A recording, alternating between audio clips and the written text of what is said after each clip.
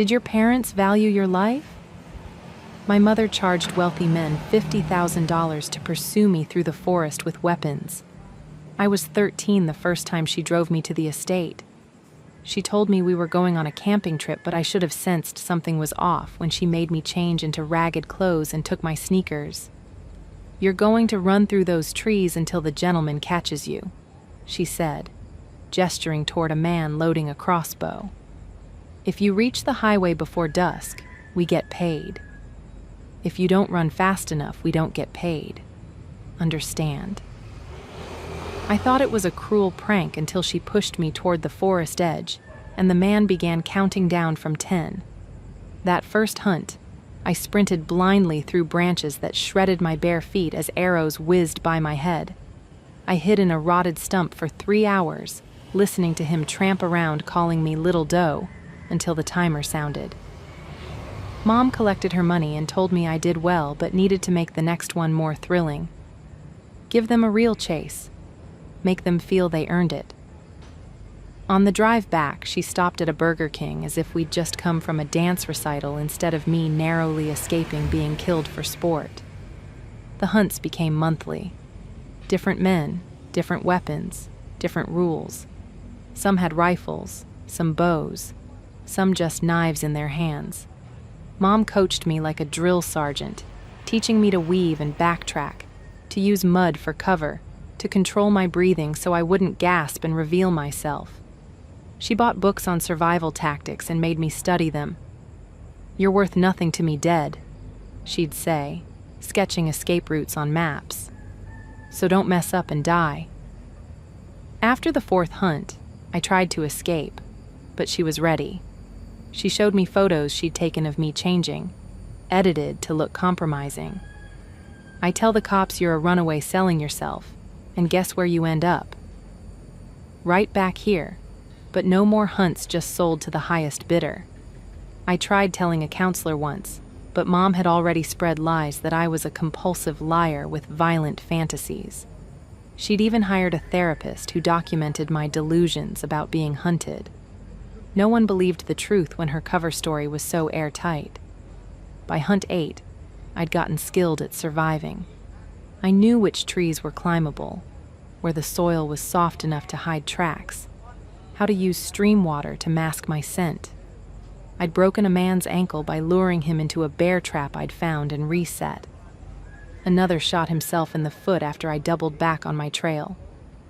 Mom started charging more for experienced prey, marketing me as a true challenge. She bought night vision cameras for overnight hunts. Hunt 10 nearly ended me.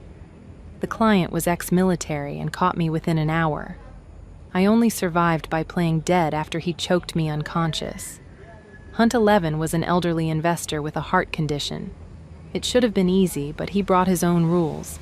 He didn't want to catch me, just wound me and watch me crawl. I still have the scar where his arrow pierced my calf. After that hunt, I told Mom I was done, and she could kill me herself. She laughed and showed me the next booking. "Next month's special, sweetheart." A group hunt, 5 men, various weapons, last girl standing. She'd found another girl to hunt with me. "Either you both make it out, or neither does. They're paying for blood this time." She showed me the girl's photo. She looked about 11, definitely trafficked. Mom had partnered with worse people, and her enterprise was growing. I started planning immediately. During supply runs, I stole rope, fishing line, and utility knife blades. I scouted the estate for new hiding spots and tested which plants could be crushed into poison for sharp edges. I wasn't just running anymore. The morning of Hunt 13, Mom drove me out early to walk the grounds. Instead, I set traps. Fishing lines strung at neck height between trees.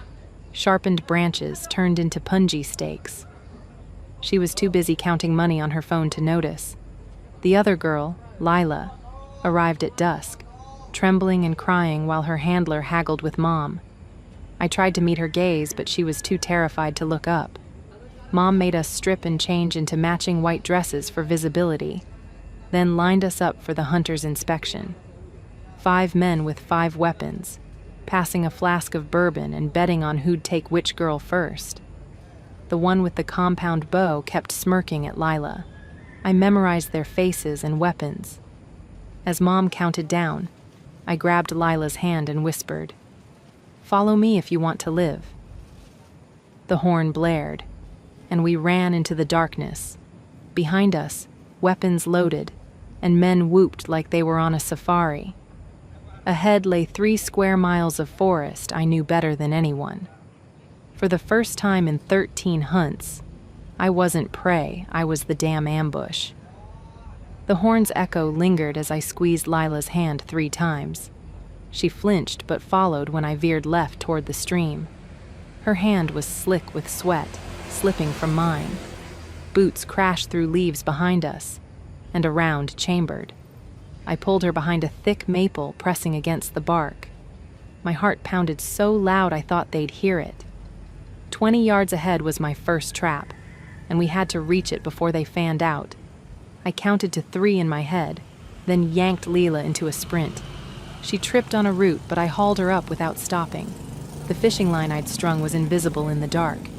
I dropped to my knees, pulling Lila down as footsteps thundered behind. The hunter hit the line at full speed, catching his throat. He fell, gagging and cursing, his rifle skittering into the leaves. We crawled toward the stream bank while he writhed, choking. The mud was cold and thick. I scooped handfuls and smeared them over Lila's white dress. She shook so hard her teeth chattered. The mud dulled the bright fabric. I rubbed more on her arms and face. Her palms bled from the fall, so I tore strips from my dress hem and wrapped them quickly. 3 rules, I whispered in her ear.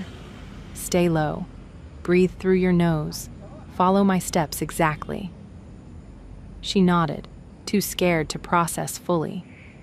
Through the trees, I heard a voice from earlier, Jasper, calling grid coordinates to the others, calm and professional, unlike the drunken amateurs. He had the compound bow and knew how to hunt. His voice neared from the east.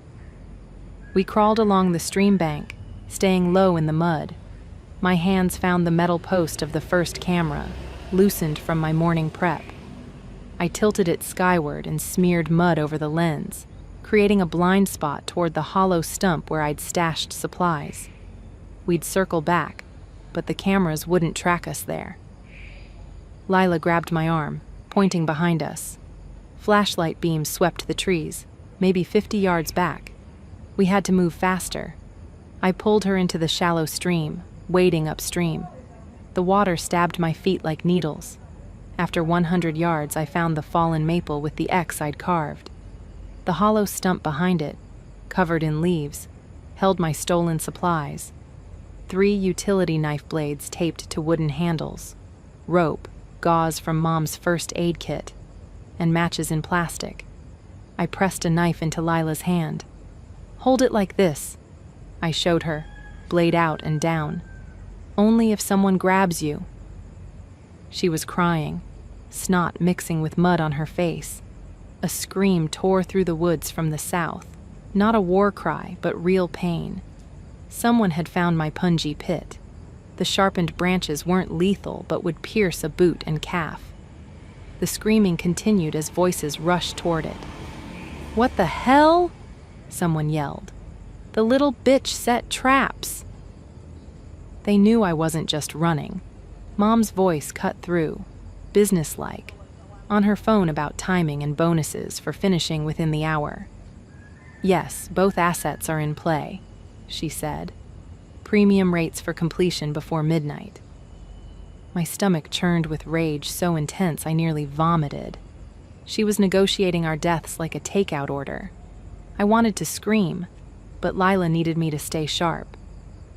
The stream curved, and I knew every rock from practice runs. "Step exactly where I step," I told Lila. "First rock stable, second shifts if you hit it wrong, skip the 4th, land on the 5th with your left foot." Lila followed perfectly despite shaking. The water muffled our breathing and washed away our scent. Upstream, 200 yards, was the maintenance shed. We could make it if we stayed in the water. More shouting came from behind, and Jasper's voice cut through. "Shut up and listen. They're smart enough to use the water. How did Mom find people willing to pay to hunt kids? Training me like a survival expert while selling these hunts was so warped. Did she learn these tactics or just invent them for profit?" "You two take the north bank, we'll take south," Jasper said, his calm scarier than the screams. At the stream's fork, I paused. The left path was faster, with known hiding spots. The right was longer but had more cover. Lila's small, cold hand trusted me completely. We stayed together, taking the right fork, moving slowly through the freezing water. Lila stumbled on a sharp rock, slicing her knee. Blood mixed with the water as I pulled her behind a boulder. I wrapped gauze tightly around her cut and taught her our signals. 1 squeeze for stop, 2 for danger, 3 for run. She squeezed twice to show she understood. The wound wasn't deep but could leave a trail. I mimicked the whistle Mom taught me to make hunts. Exciting. It echoed west of our position, and 2 hunters argued over the direction, wasting time. We moved upstream until I spotted an arrow lodged in a tree trunk at head height, still quivering Jasper's work, missing us by inches. I worked it free, careful not to break it. The carbon fiber arrow, expensive and razor sharp, was now mine. A low generator hum guided me to the power hub. Cutting the main cable would create blind spots. We climbed out and moved through thick brush to the electrical box. My numb hands fumbled the utility knife, sawing at the thick cable.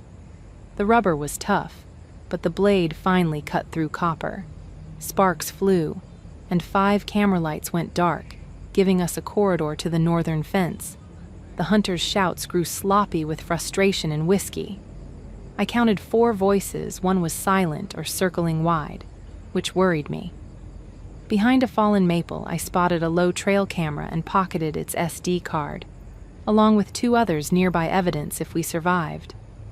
Lila whispered, "My sister. He'll hurt her if I don't make him money." The weight of protecting others hit me hard. Her handler used the same leverage as Mom. I squeezed her hand 3 times, meaning I understood.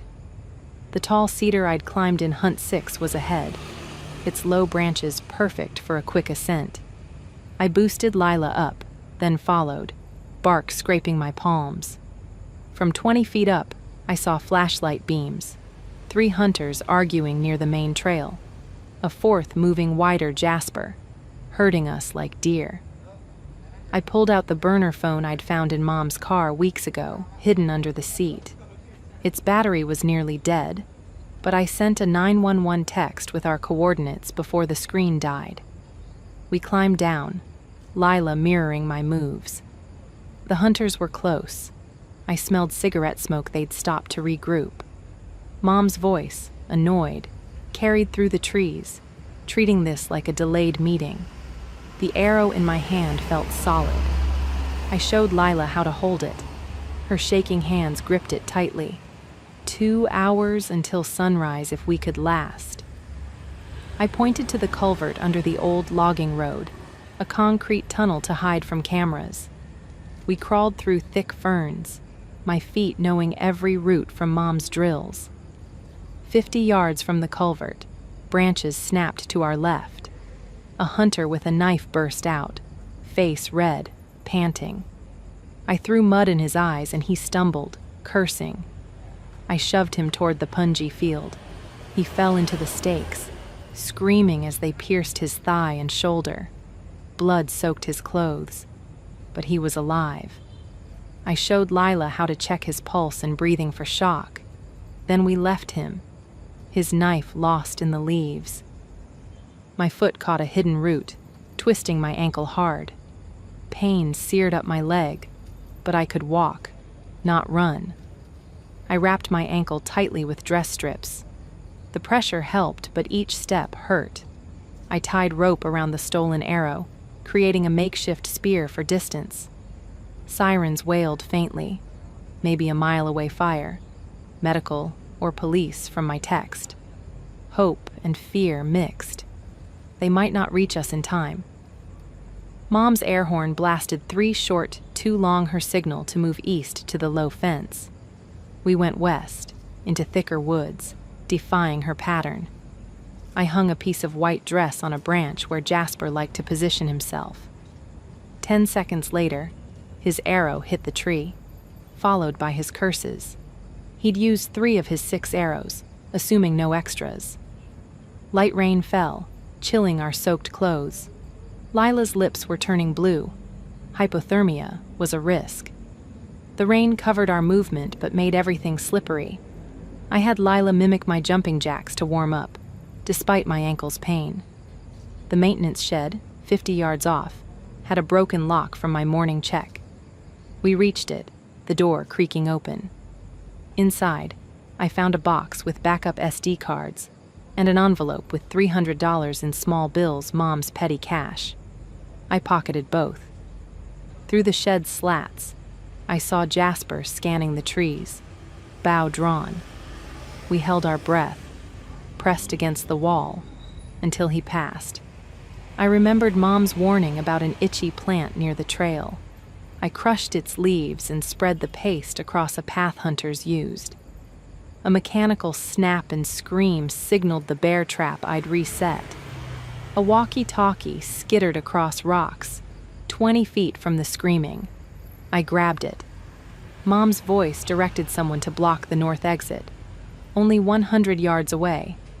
I pressed the talk button. Help. Kids. Armed men hunting. I threw the radio hard in the opposite direction, hearing it crash. Jasper's footsteps veered toward it. We slipped through the gap in their perimeter, crawling toward the culvert. The culvert's freezing water scraped our elbows and knees raw. Lila's breathing quickened into gasps. I stopped in the dark tunnel, counting aloud from 1 to 10 to calm her panic. After a minute, her breathing steadied and we crawled on. Emerging into thick brush, we saw flashlight beams sweeping as hunters realized we'd slipped past. My ankle throbbed, but stopping meant death. The rain washed off our mud, exposing us. Mom's voice on her phone discussed delays and impatient buyers. The fence appeared, but a camera's red light blinked on the gate post too high to disable earlier. The chain on the gate was thick, but the fence was standard chain link.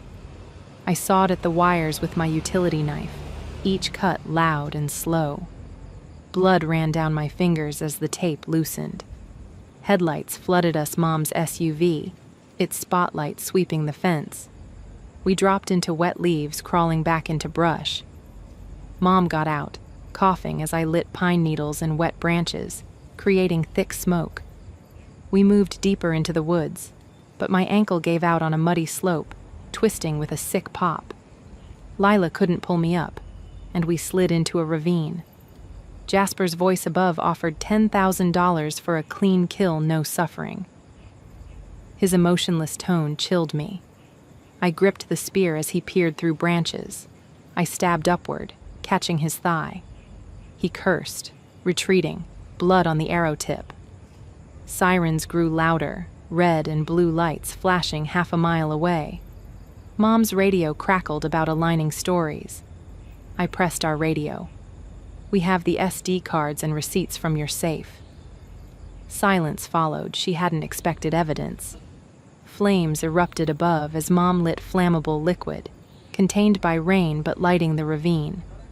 Jasper limped toward us, bow ready. Lila and I climbed the opposite side, my ankles screaming. I waved the white dress fabric toward the lights, legs shaking. Car doors slammed, and real police voices, not Mom's or the hunters, demanded answers. Mom spun a story about trespassers, but her voice cracked. A deputy spotted us, his hand on his radio, ordering weapons dropped.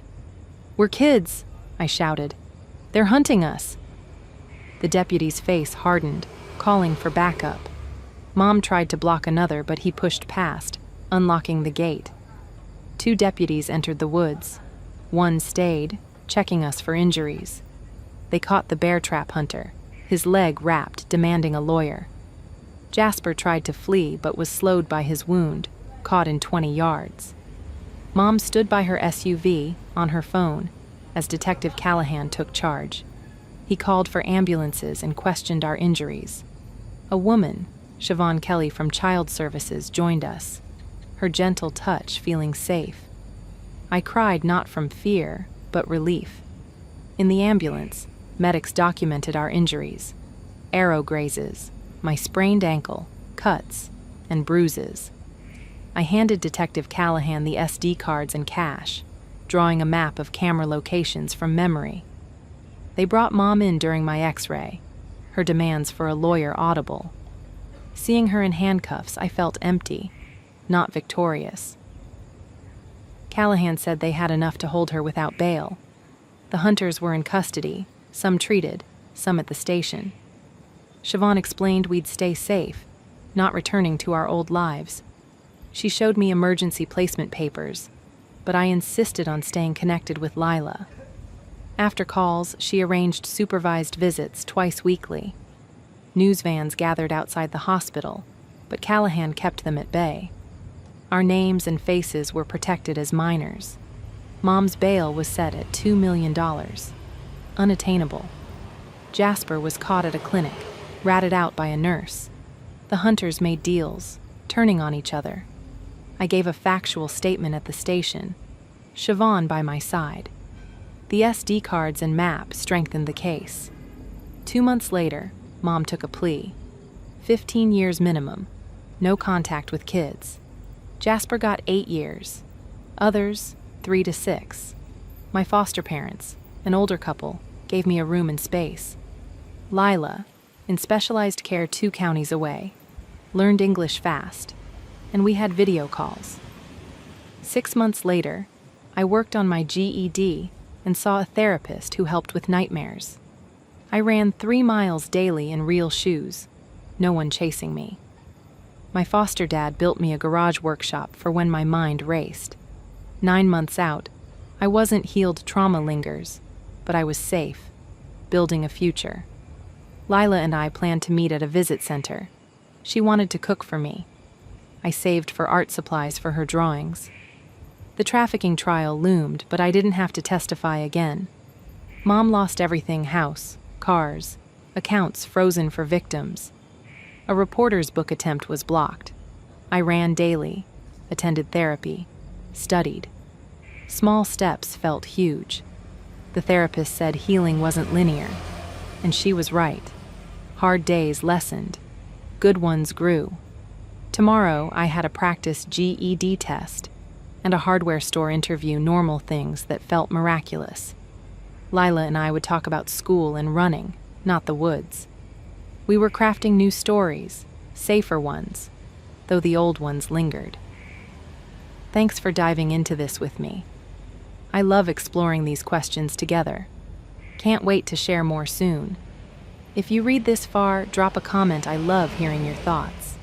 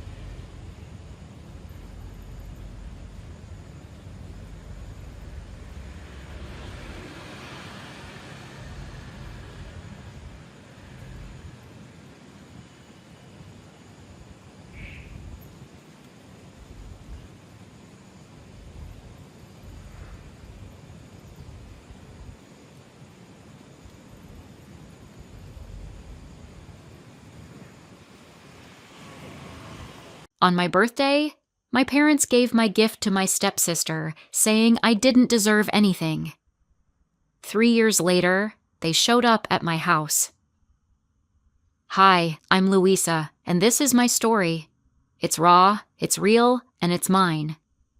3 years ago on my birthday, my parents handed my gift to my stepsister, telling me I didn't deserve anything. I left without a word. 3 years later, they showed up at my doorstep, claiming my stepsister deserved my home more than I did. I smiled and handled it. Let's dive in. I'm Louisa, 22 years old, fresh out of college with a degree in graphic design from a small university in Portland, Oregon. Earning that degree felt like climbing a mountain blindfolded, mostly because I paid for it myself. I live in the house I grew up in, a cozy but cramped place in a quiet suburb of Portland, with my mom and my stepfather, Greg. My mom married Greg 7 years ago when I was 15, and he brought along his daughter, Chloe, who's 26 now and lives with her boyfriend, Ethan, in a nearby apartment. They show up for family dinners like clockwork. From the outside, we're the picture of a blended family, smiling photos, shared holidays. But the truth? It's a mess. When Greg and Chloe moved in, my mom turned our lives upside down to make them feel at home. Chloe got my old bedroom, the bigger one with the bay window I loved. Greg's tools and boxes took over the basement where I used to sketch and paint. Every decision, every conversation revolved around making sure Greg and Chloe were comfortable. I understood blending families is tough, but somewhere along the line, I became the odd one out. Chloe's college at Oregon State was fully funded by my parents. When my turn came, it was all tight budgets, and you need to learn responsibility. I clawed my way through with a scholarship, but books, supplies, and living costs? Those were on me. 2 part-time jobs and late-night study sessions got me through. Now, I'm 3 months into a job at a small design studio in downtown Portland. The pay's modest, but it's a foot in the door.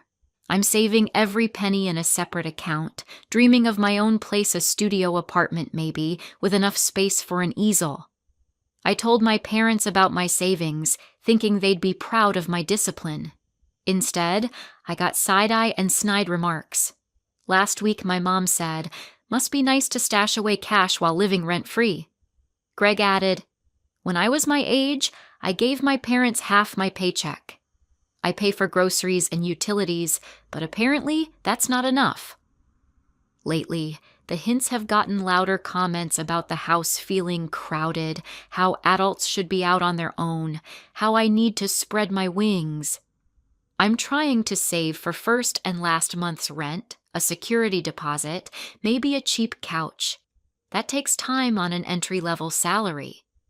Tonight, I got home from the studio, my hands still smudged with ink from a late project. Chloe and Ethan were already there, their voices bubbling from the kitchen with my mom and Greg. I caught snippets, once-in-a-lifetime chance, perfect opportunity. I assumed Ethan had landed a promotion or they were planning a trip. I headed upstairs to change, peeling off my work clothes and washing the day's grit from my face. 30 minutes later, I came down to find everyone at the dining table. My mom had made her Tuesday night lasagna, the air thick with garlic and warmth. Everyone was in high spirits, laughing, passing dishes. I slid into my seat, spooning zucchini onto my plate, when my mom cleared her throat the signal for a big announcement. "Louisa, we've got exciting news," she said, beaming at Chloe. Chloe was practically vibrating, her blonde curls bouncing. "We're going to Hawaii next month. Ethan found this incredible deal, 5 days, 4 nights at an all-inclusive resort in Maui. It's going to be amazing." "That's awesome," I said, genuinely happy for them. "You two deserve a break. You've been working hard." Ethan nodded, his grin wide. "It's perfect. All-inclusive, beachfront, the works. Total cost is about $10,000. I nearly dropped my fork. $10,000? That was half a year's salary for me.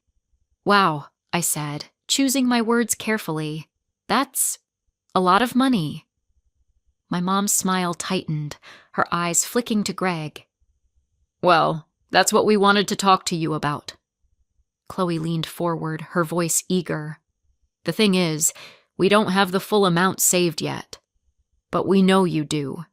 You've been socking away money in that account of yours for months. I blinked, my fork frozen midair. I'm sorry, what? We were thinking, my mom continued, her tone overly bright.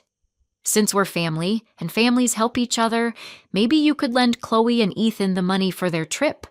They'll pay you back, of course. The room went silent, save for the clink of Ethan slicing his lasagna. I looked around the table. My mom nodded encouragingly, like this was the most reasonable request in the world. Greg watched me, his jaw set, waiting for me to agree. Chloe's eyes sparkled with hope. No, I said, my voice steady but sharp. I'm not giving you $10,000 for a vacation. That money's for my future, my apartment, my emergency fund. Greg's face darkened, his fork hitting the plate with a clatter. Your future? What about family? What about helping the people who've supported you your whole life? Supported me?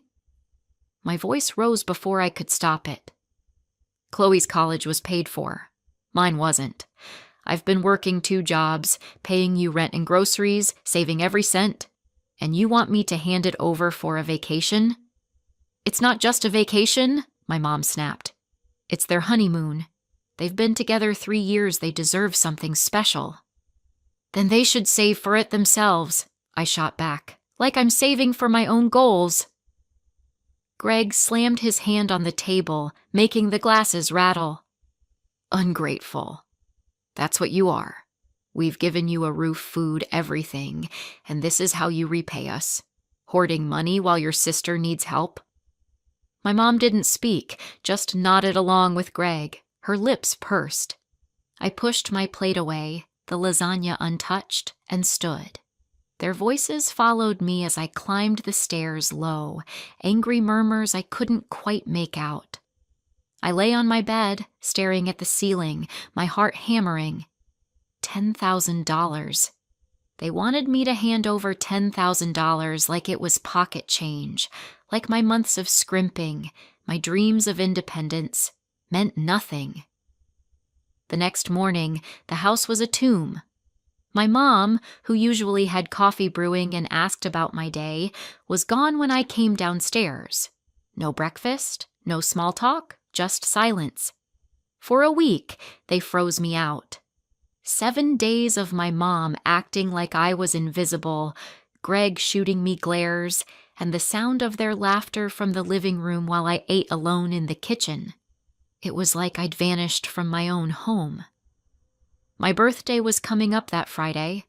I'm not big on birthdays, but I hoped it might break the ice. My mom always made a fuss homemade carrot cake, my favorite pasta, candles, the whole deal. Even in tough times, she never missed it. Thursday night, I tested the waters. So, tomorrow's the big day, I said, catching her in the hallway. She looked at me, blank. What day? My birthday. I'm turning 23. Oh, she said, shrugging, and walked away. Friday morning passed without a word. No happy birthday, no coffee, no hug. I told myself they were planning a surprise, maybe a big dinner. On my way home from work, I stopped at a bakery in downtown Portland and splurged $40 on a chocolate raspberry torte, my treat to myself.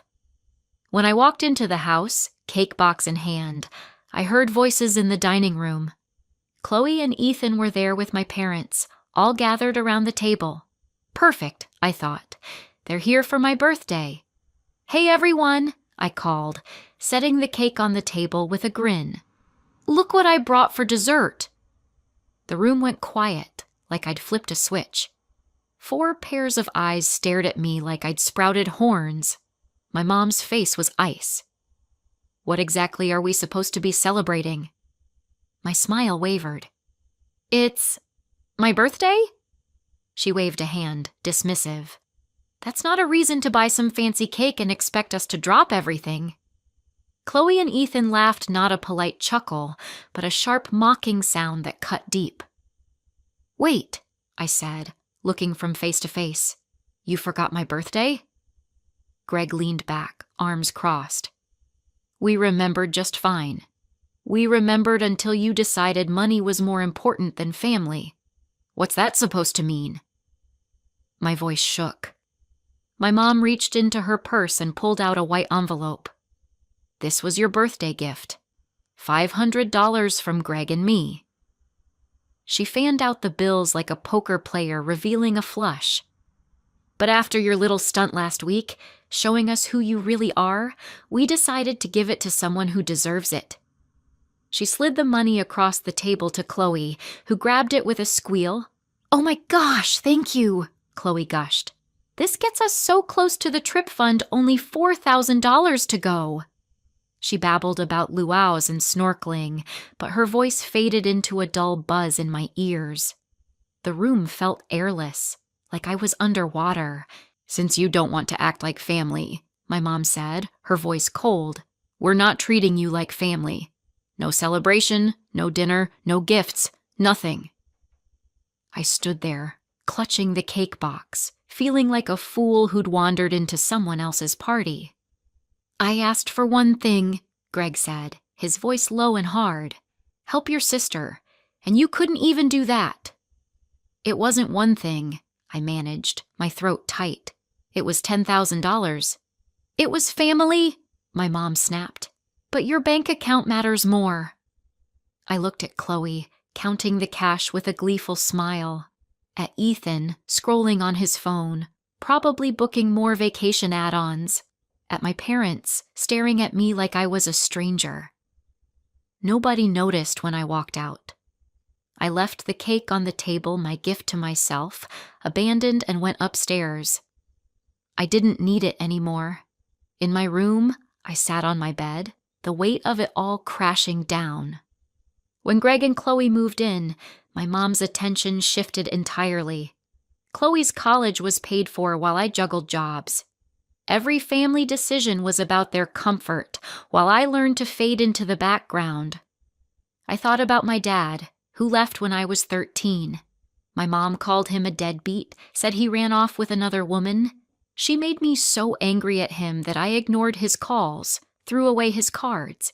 He sent child support, graduation notes, but I believed her story that he was just easing his guilt. Maybe she was right.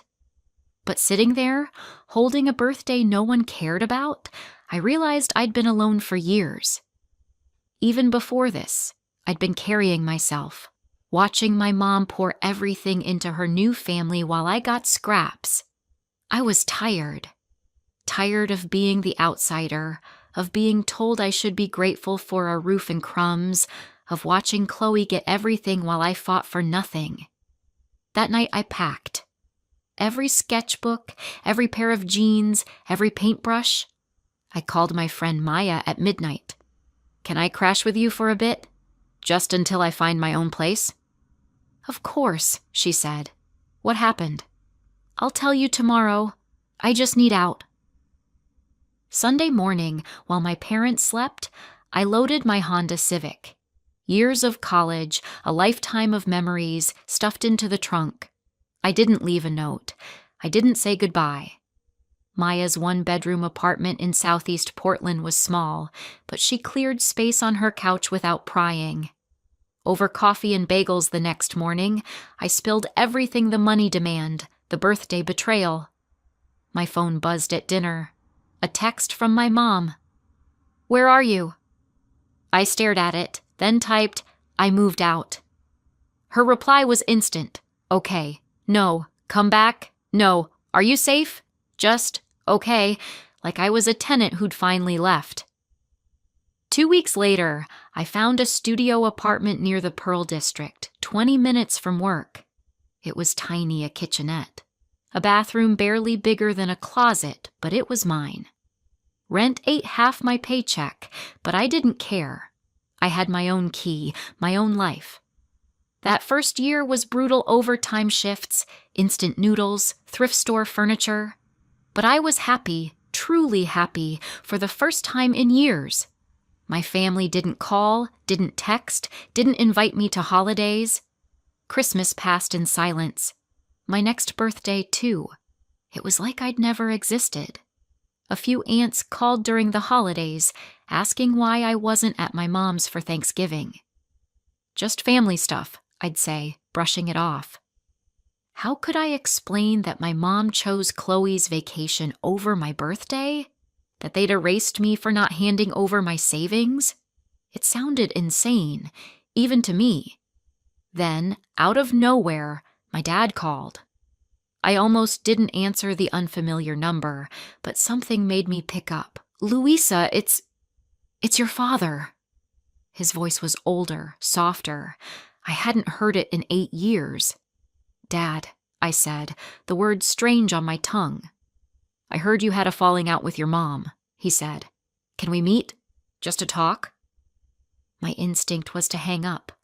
My mom had painted him as the villain abandoner, deadbeat, but alone in my tiny apartment, cut off from everyone, I thought, what's there to lose?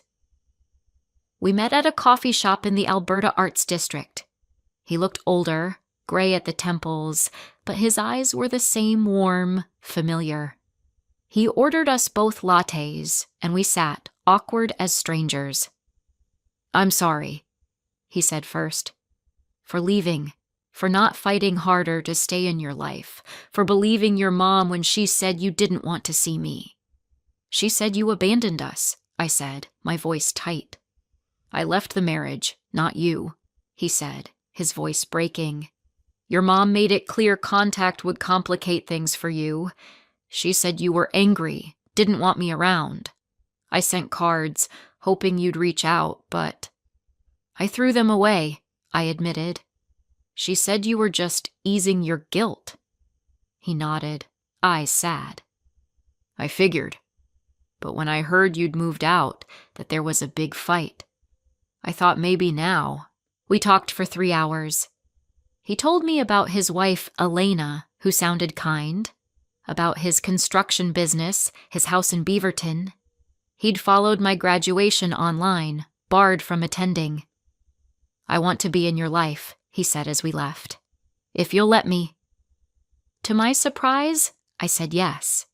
Elena was everything he'd described, warm, funny, welcoming. She asked about my designs, remembered Maya's name, made me feel like I belonged. It was strange, having a step-parent who actually cared. My dad had done well a nice house, a steady business. He'd show me blueprints, ask my opinion on layouts, treat my ideas like they mattered. It was a kind of pride I hadn't felt in years. When I turned 26, they threw me a surprise party. Just a small gathering Dad's coworkers, Elena's brother, but it was for me. The cake had my name in blue icing, my favorite color. When Dad handed me an envelope, I expected a card. Instead, there were house keys. "It's small," he said, nervous. "A 2-bedroom in a good neighborhood. Mortgage is paid off. I thought you'd want something permanent, not just renting." I stared at the keys, then at him, then at Elena, who was grinning like she'd pulled off a heist. "You bought me a house? You're my daughter," he said. "You deserve something yours." I cried right there in their living room, happy, overwhelmed tears. The house was perfect. Small, cozy, with a tiny yard and big windows that flooded it with light. I spent weeks painting, buying real furniture, making it mine. A month later, I posted a photo on social media, me in front of my house, keys in hand, captioned, "Grateful for my own place." My phone rang while I was unpacking dishes. My mom's name on the caller ID froze me. We hadn't spoken in 3 years. "Louisa, honey," she said, her voice syrupy, like we were best friends. "I saw your picture. The house is beautiful. I was just wondering how you afforded it." Of course. Not, "I'm proud," Not, how are you? Just money. That's not your business, I said. I'm your mother, she pressed. I'm concerned. On your salary, there's no way you could afford that. I hope you're not into anything shady. Shady? I laughed, bitter. I'm fine. I don't want to talk. Maybe we could meet, she said. I've missed you. I don't want to see you, I said, and hung up, my hands shaking as I went back to unpacking. Weeks later, I was planting lavender in my backyard when I heard voices in my driveway. My mom, Greg, Chloe, and Ethan, striding toward my door like they owned it. I met them on the porch. What are you doing here? They pushed past me into my house, eyeing the hardwood floors, the new sofa, my paintings on the walls. Chloe's gaze was sharp, envious. This is nice, Greg said, touching my quartz countertop. Real nice. Must have cost a fortune. How'd you afford this? My mom demanded. I know your salary. This is impossible. My father gave it to me, I said, calm. My mom's face flushed. That bastard. Abandons his family, then swoops in with money like some savior. He left you, I said. Not me. Big difference. He's a traitor, she spat. Walked out on his responsibilities. You want to talk about traitors? My voice rose. You chose your new family over me, took my birthday money, gave it to Chloe, treated me like garbage. Chloe cut in. That's ancient history.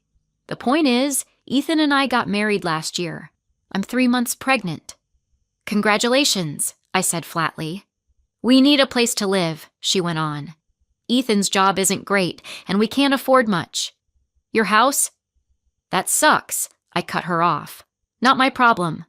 It is your problem, my mom said. You don't deserve this house. Give it to Chloe and the baby. I laughed, incredulous. Are you serious? Why would I give away my house? Because you owe your family, my mom said. You broke us apart with your selfishness. Make it right. You disowned me, I said, because I wouldn't fund Chloe's vacation. You chose money over family. You chose money over us, Greg said. Now choose family. Get out, I said, pulling out my phone. All of you, or I'm calling the police. They left, hurling insults selfish, ungrateful, heartless. I locked the door and called my dad. They want me to give Chloe my house, I told him.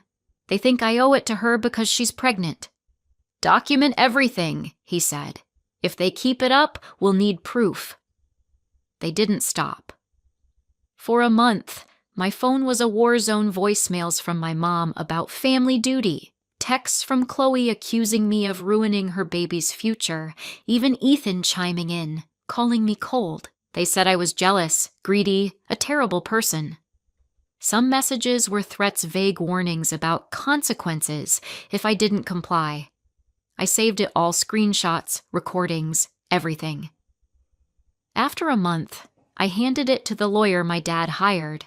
She sent a cease and desist letter, warning of legal action for harassment and attempted property theft. It went out certified mail and email, undeniable proof of receipt. The messages stopped within a week. Silence. Just like that. That was 6 months ago. I'm 27 now, still in my cozy house, still at the design studio, still having Sunday dinners with my dad and Elena. My life is quiet, peaceful, mine. I hear whispers through mutual friends. Chloe had her baby, a girl. My mom tells everyone I abandoned them, obsessed with money. She plays the victim, claims she doesn't know why I cut contact. I don't bother correcting her. The people who matter know the truth. The rest can believe what they want. My dad asks about my projects, remembers Maya's birthday, celebrates my wins. Elena sends me gardening tips and cat memes. They make me feel like I belong. I sometimes wonder what would have happened if I'd given Chloe that $10,000. I'd probably still be in that childhood bedroom, invisible, watching them get everything while I got nothing. Instead, I'm here, in my own home, surrounded by people who value me. I chose myself. It was the best decision I ever made.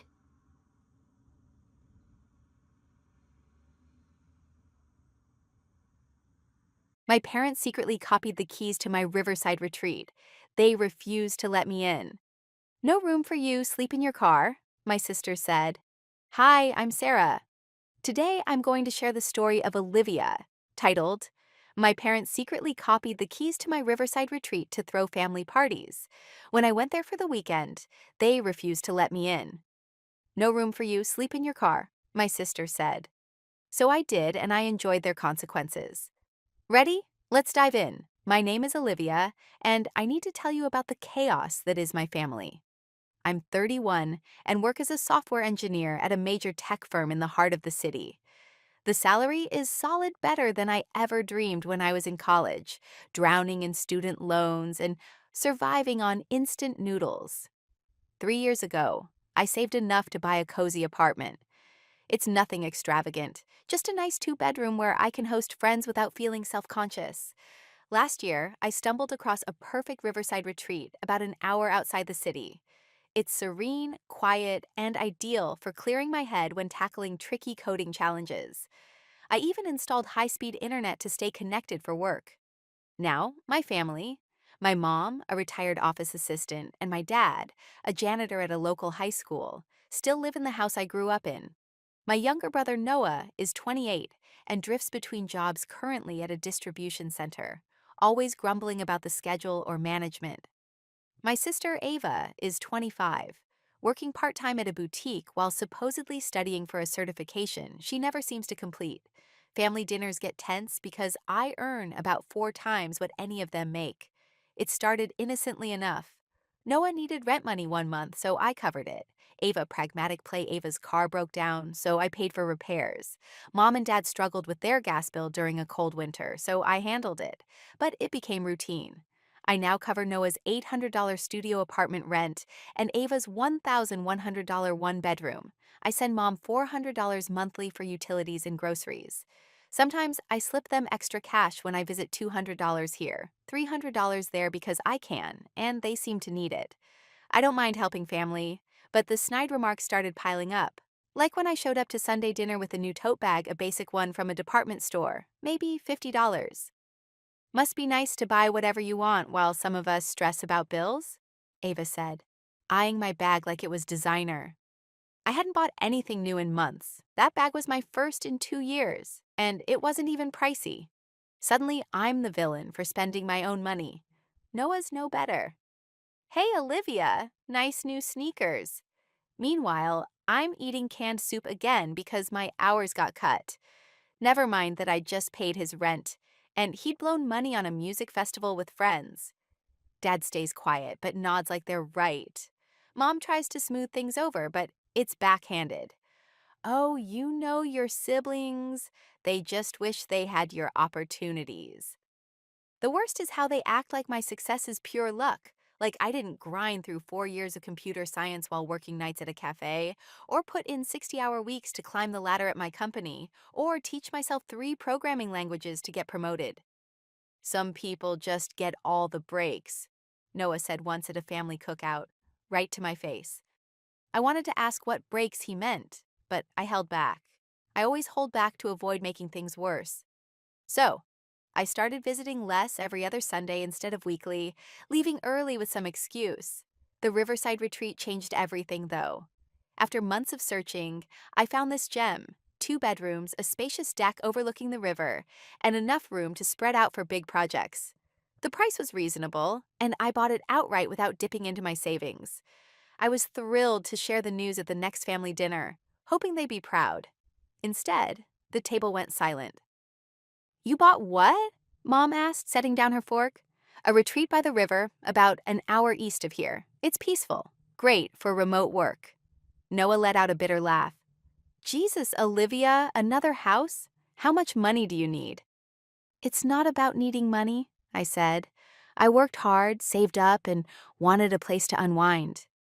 Unwind, Ava echoed. Must be nice. Some of us can't relax in our own apartments because we're worried about rent. I help with your rent, I said, keeping my tone even. Right, but imagine what that money could have done, Mom said, gesturing vaguely. We could have replaced the windows here or fixed the garage or upgraded the heating system. You should have talked to us first, she added. I stared at her. Talk to you? It's my money, Mom. I decide how to spend it. The silence was brutal. Dad stared at his plate. Noah shook his head like I'd betrayed them. Ava smirked like she'd won something. I'd love to see this place, Ava said, breaking the tension. Sure, I replied, already regretting it. I'll send you the address. Come by next weekend. I drove up Friday evening, spent a quiet night unpacking, and set up my workspace.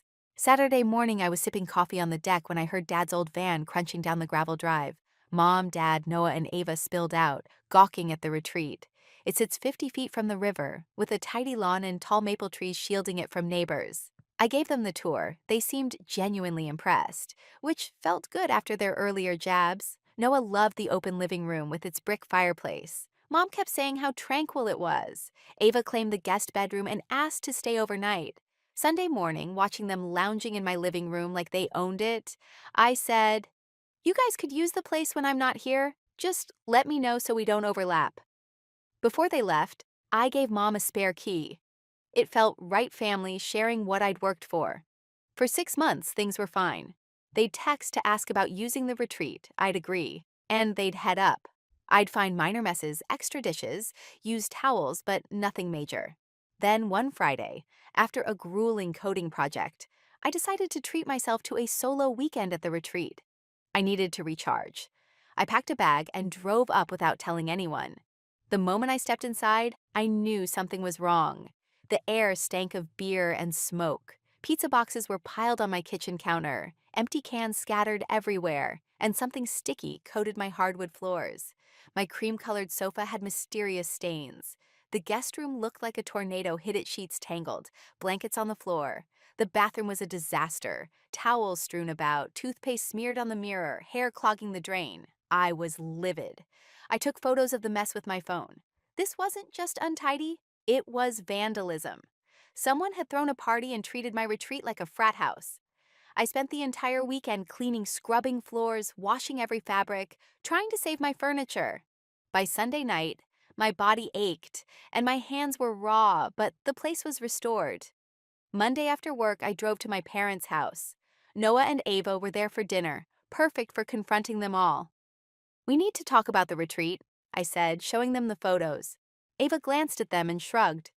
Oh, that. Yeah, I had some friends over last weekend. Some friends? I said. Ava, look at this food in the carpet, beer spills, cigarette burns on my deck chairs. It's your house, she said, waving a hand. So you clean it up. I stared at her. You made the mess. Noah nodded like she'd made a valid point. She's right, Olivia. You're the homeowner. You can afford a cleaning service anyway, Mom added. You're always bragging about your job. Dad leaned back. You're making a big deal out of nothing. This is just normal wear and tear. Normal? I held up a photo of ketchup smeared on my living room wall. This is normal? You're being dramatic, Ava said. Family doesn't keep score over cleaning. Something broke inside me. I want the key back, I said, holding out my hand to Mom. Olivia, don't be rash, she started. The key. Now none of you are allowed back until you learn some respect. Mom's face hardened. She pulled the key from her purse and slapped it into my hand. I headed for the door.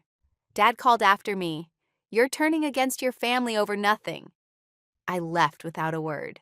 3 months passed without a call from them. No apologies, no requests for money, no check-ins. I kept paying their rent and utilities, though, because that's what I'd always done. I rarely visited the retreat. Work was intense and the place felt tainted. But after wrapping a massive project, I took a week off to reclaim my riverside haven. Friday evening, I packed groceries and clothes, eager for 7 days of reading on the deck and light work. But when I pulled into the driveway, every light in the house was blazing. Music blared so loud I heard it over my car engine. I thought it was a break-in, but burglars don't throw dance parties. I tried unlocking the front door, but my key wouldn't turn. Someone had left theirs in the lock from the inside. I knocked hard.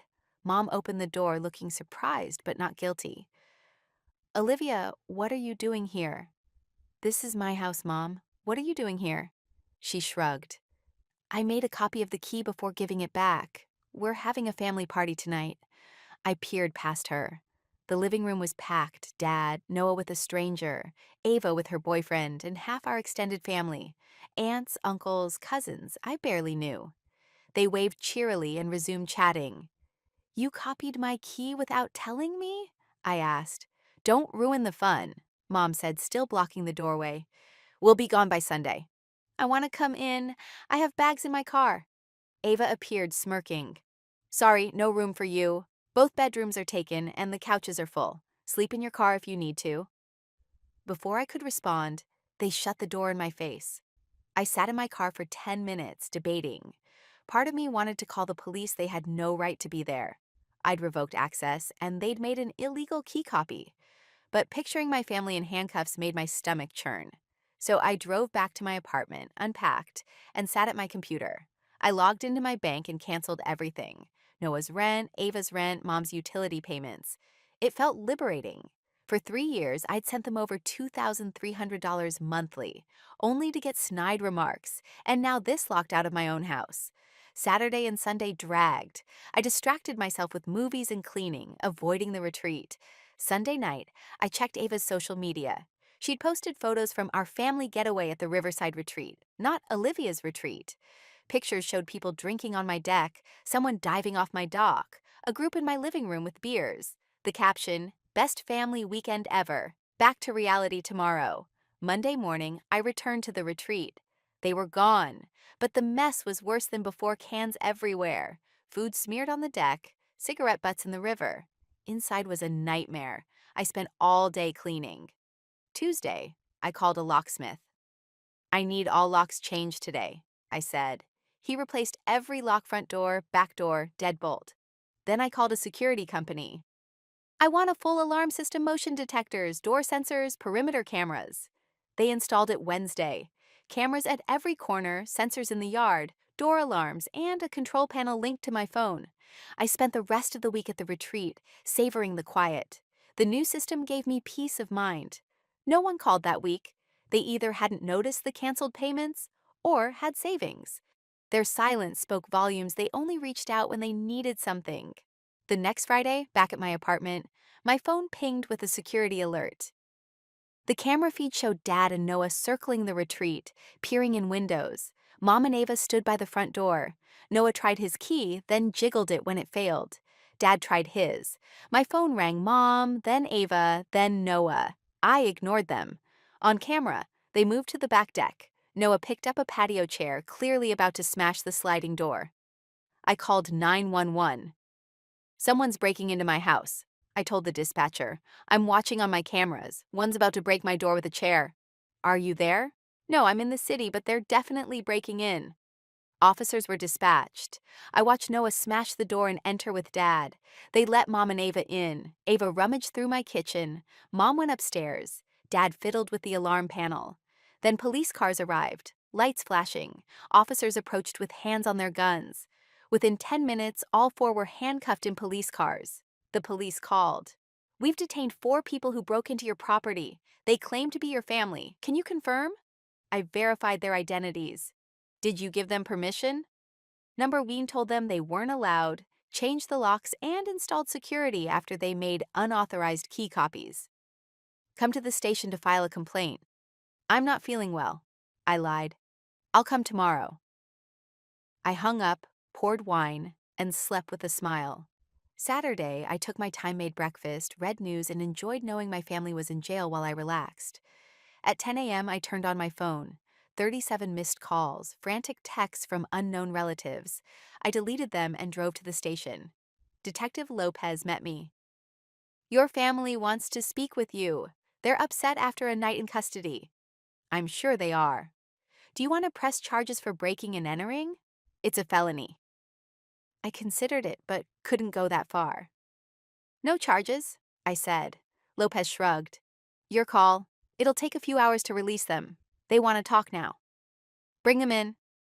They looked rough, tired, scared, disheveled. Mom's hair was a mess, Ava's makeup streaked, Dad furious, Noah confused. Olivia, thank God, Mom said, reaching for me. This is a misunderstanding. I stepped back. You broke into my house. We're family, Ava sobbed. You can't abandon us. Watch me. Noah spoke up. Just pay our bail, Olivia. We'll fix this at home. I'm not paying anything. Figure it out. Dad slammed the table. You're leaving your parents in jail? You broke into your daughter's house and act like victims? We just wanted to use it for the weekend, Mom said. You weren't there? Because I changed the locks after you copied my keys, trashed my place, and told me to sleep in my car. Ava glared. It's just a house. My house, bought with my money I shared while you complained it wasn't enough. I paused. And I stopped paying your bills. Noah, your rent bounced. Ava, yours too. Mom, no more utility money. Want my help?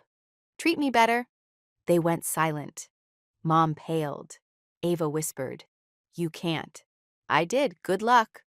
I walked out. Over the next weeks, relatives I barely knew called, including my cousin Mia, who said Mom and Dad promised her my retreat for her birthday party. You should have asked me, I told her. They said it was fine. They don't own it, Mia? She hung up. Friends relayed gossip. Noah and Ava moved back with Mom and Dad, unable to pay rent. Mom and Dad struggled with bills. Dad took extra shifts. Mom considered part-time work. Everyone called me selfish, saying I'd let money change me. I blocked them all. For the first time, I kept my entire paycheck, and it felt incredible. A month later, I was back at the retreat, enjoying the calm. The security system ensured no interruptions. I spent the weekend coding and reading on the deck. My family still thinks I'm the villain, expecting me to forgive them and resume payments. But I don't care. I was their bank for years, enduring their criticism and disrespect. They showed their true colors when they locked me out and told me to sleep in my car. I'm done until they learn to treat me like a person, not an ATM.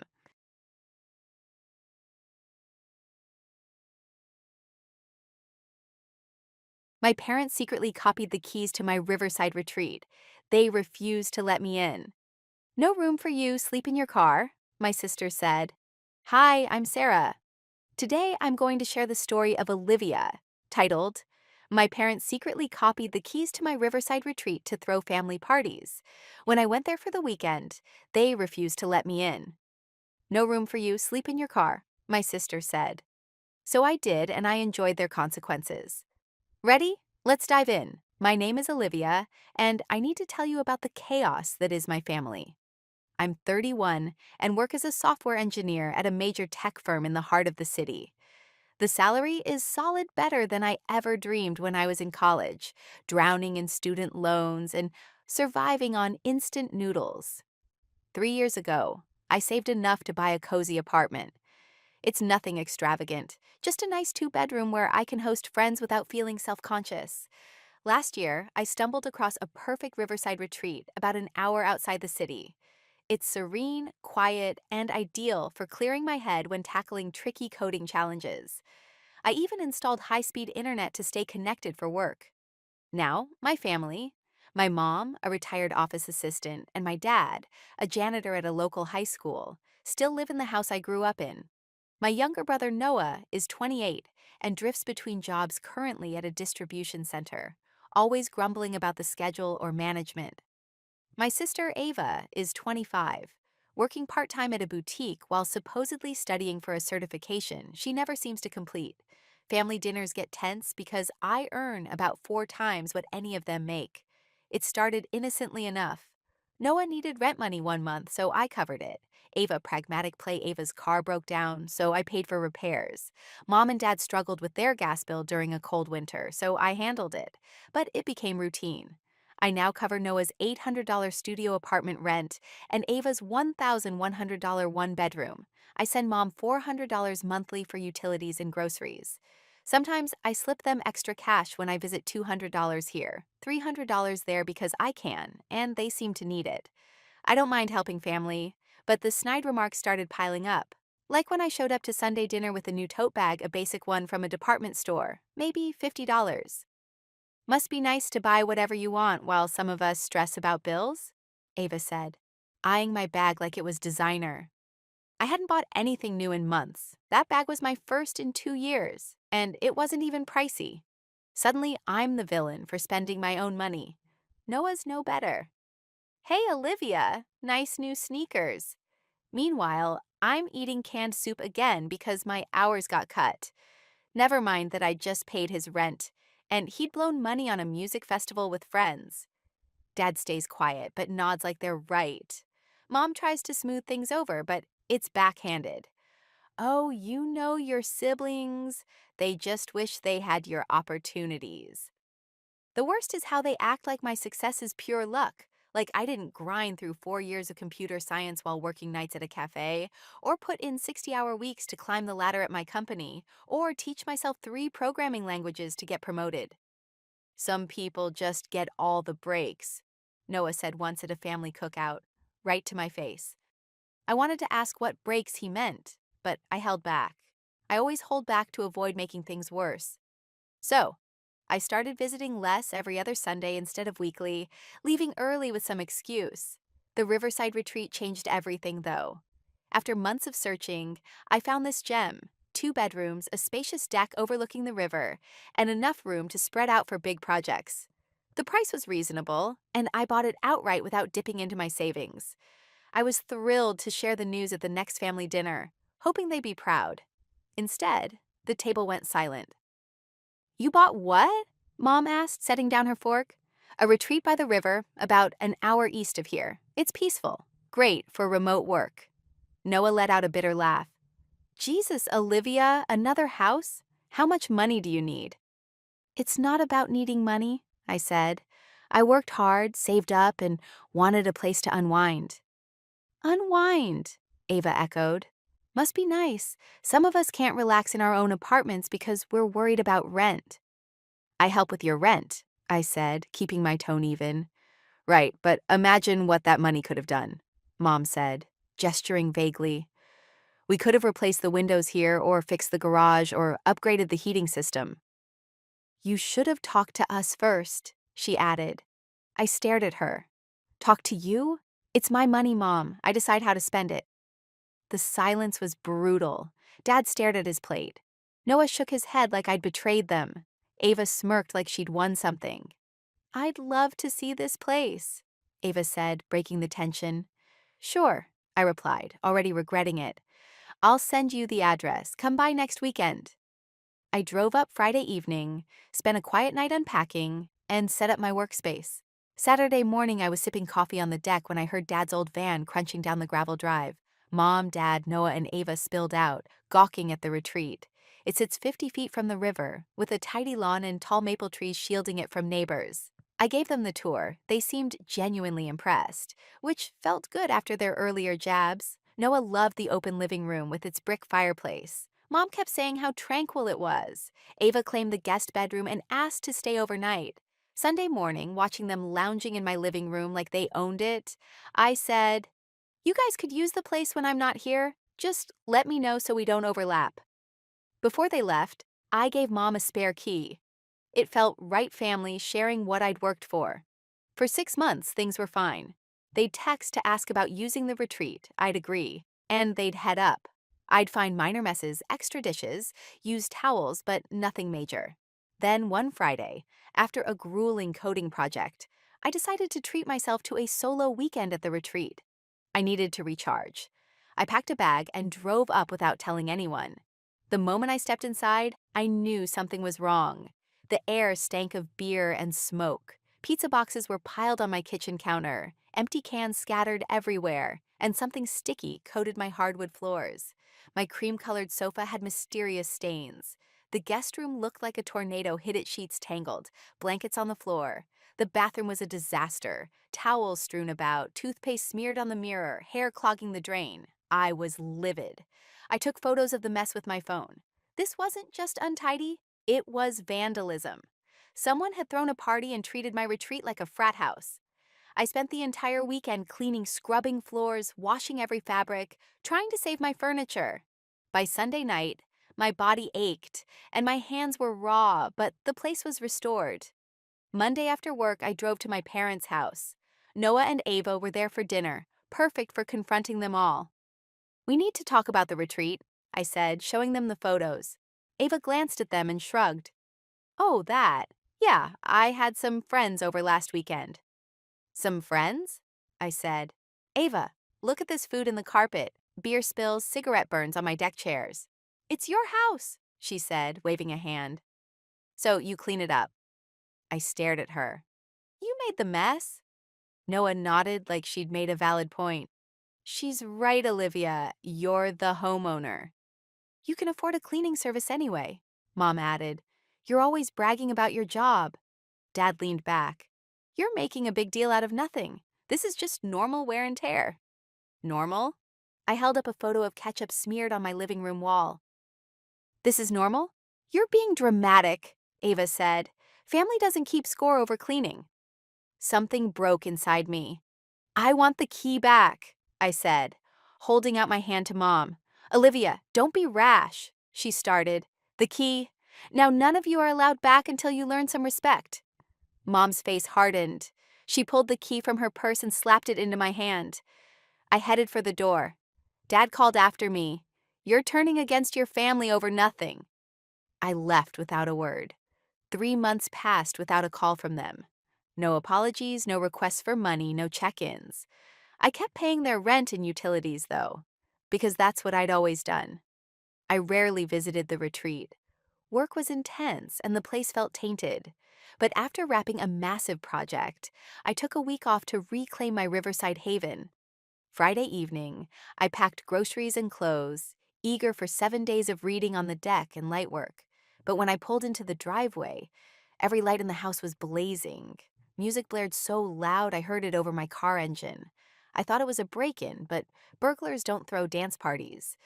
I tried unlocking the front door, but my key wouldn't turn. Someone had left theirs in the lock from the inside. I knocked hard. Mom opened the door, looking surprised but not guilty. "Olivia, what are you doing here?" "This is my house, Mom. What are you doing here?" She shrugged. "I made a copy of the key before giving it back. We're having a family party tonight." I peered past her. The living room was packed. Dad, Noah with a stranger, Ava with her boyfriend, and half our extended family. Aunts, uncles, cousins I barely knew. They waved cheerily and resumed chatting. "You copied my key without telling me?" I asked. "Don't ruin the fun," Mom said, still blocking the doorway. "We'll be gone by Sunday." "I want to come in. I have bags in my car." Ava appeared, smirking. "Sorry, no room for you. Both bedrooms are taken and the couches are full. Sleep in your car if you need to." Before I could respond, they shut the door in my face. I sat in my car for 10 minutes, debating. Part of me wanted to call the police. They had no right to be there. I'd revoked access, and they'd made an illegal key copy. But picturing my family in handcuffs made my stomach churn. So I drove back to my apartment, unpacked, and sat at my computer. I logged into my bank and canceled everything. Noah's rent, Ava's rent, Mom's utility payments. It felt liberating. For 3 years, I'd sent them over $2,300 monthly, only to get snide remarks, and now this locked out of my own house. Saturday and Sunday dragged. I distracted myself with movies and cleaning, avoiding the retreat. Sunday night, I checked Ava's social media. She'd posted photos from our family getaway at the Riverside retreat, not Olivia's retreat. Pictures showed people drinking on my deck, someone diving off my dock, a group in my living room with beers. The caption, "Best family weekend ever. Back to reality tomorrow." Monday morning, I returned to the retreat. They were gone, but the mess was worse than before. Cans everywhere, food smeared on the deck, cigarette butts in the river. Inside was a nightmare. I spent all day cleaning. Tuesday, I called a locksmith. "I need all locks changed today," I said. He replaced every lock, front door, back door, deadbolt. Then I called a security company. "I want a full alarm system, motion detectors, door sensors, perimeter cameras." They installed it Wednesday. Cameras at every corner, sensors in the yard, door alarms, and a control panel linked to my phone. I spent the rest of the week at the retreat, savoring the quiet. The new system gave me peace of mind. No one called that week. They either hadn't noticed the canceled payments or had savings. Their silence spoke volumes. They only reached out when they needed something. The next Friday, back at my apartment, my phone pinged with a security alert. The camera feed showed Dad and Noah circling the retreat, peering in windows. Mom and Ava stood by the front door. Noah tried his key, then jiggled it when it failed. Dad tried his. My phone rang Mom, then Ava, then Noah. I ignored them. On camera, they moved to the back deck. Noah picked up a patio chair, clearly about to smash the sliding door. I called 911. "Someone's breaking into my house," I told the dispatcher. "I'm watching on my cameras. One's about to break my door with a chair." "Are you there?" "No, I'm in the city, but they're definitely breaking in." Officers were dispatched. I watched Noah smash the door and enter with Dad. They let Mom and Ava in. Ava rummaged through my kitchen. Mom went upstairs. Dad fiddled with the alarm panel. Then police cars arrived, lights flashing. Officers approached with hands on their guns. Within 10 minutes, all four were handcuffed in police cars. The police called. "We've detained 4 people who broke into your property. They claim to be your family. Can you confirm?" I verified their identities. "Did you give them permission?" Number Ween told them they weren't allowed, changed the locks, and installed security after they made unauthorized key copies. "Come to the station to file a complaint." "I'm not feeling well." I lied. "I'll come tomorrow." I hung up, poured wine, and slept with a smile. Saturday, I took my time-made breakfast, read news, and enjoyed knowing my family was in jail while I relaxed. At 10 a.m., I turned on my phone. 37 missed calls, frantic texts from unknown relatives. I deleted them and drove to the station. Detective Lopez met me. "Your family wants to speak with you. They're upset after a night in custody." "I'm sure they are." "Do you want to press charges for breaking and entering?" "It's a felony." I considered it, but couldn't go that far. "No charges," I said. Lopez shrugged. "Your call. It'll take a few hours to release them. They want to talk now." "Bring them in." They looked rough-tired, scared, disheveled. Mom's hair was a mess, Ava's makeup streaked, Dad furious, Noah confused. "Olivia, thank God," Mom said, reaching for me. "This is a misunderstanding." I stepped back. "You broke into my house." "We're family," Ava sobbed. "You can't abandon us." "Watch me." Noah spoke up. "Just pay our bail, Olivia. We'll fix this at home." "I'm not paying anything. Figure it out." Dad slammed the table. "You're leaving your parents in jail? You broke into your daughter's house and act like victims?"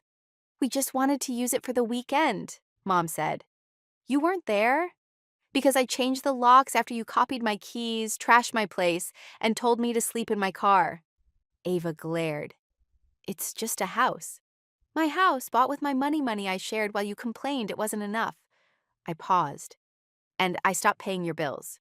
"Noah, your rent bounced. Ava, yours too. Mom, no more utility money. Want my help?" "Treat me better." They went silent. Mom paled. Ava whispered, "You can't." "I did. Good luck." I walked out. Over the next weeks, relatives I barely knew called, including my cousin Mia, who said Mom and Dad promised her my retreat for her birthday party. "You should have asked me," I told her. "They said it was fine." "They don't own it, Mia?" She hung up. Friends relayed gossip. Noah and Ava moved back with Mom and Dad, unable to pay rent. Mom and Dad struggled with bills. Dad took extra shifts. Mom considered part-time work. Everyone called me selfish, saying I'd let money change me. I blocked them all. For the first time, I kept my entire paycheck, and it felt incredible. A month later, I was back at the retreat, enjoying the calm. The security system ensured no interruptions. I spent the weekend coding and reading on the deck. My family still thinks I'm the villain, expecting me to forgive them and resume payments. But I don't care. I was their bank for years, enduring their criticism and disrespect. They showed their true colors when they locked me out and told me to sleep in my car. I'm done until they learn to treat me like a person, not an ATM.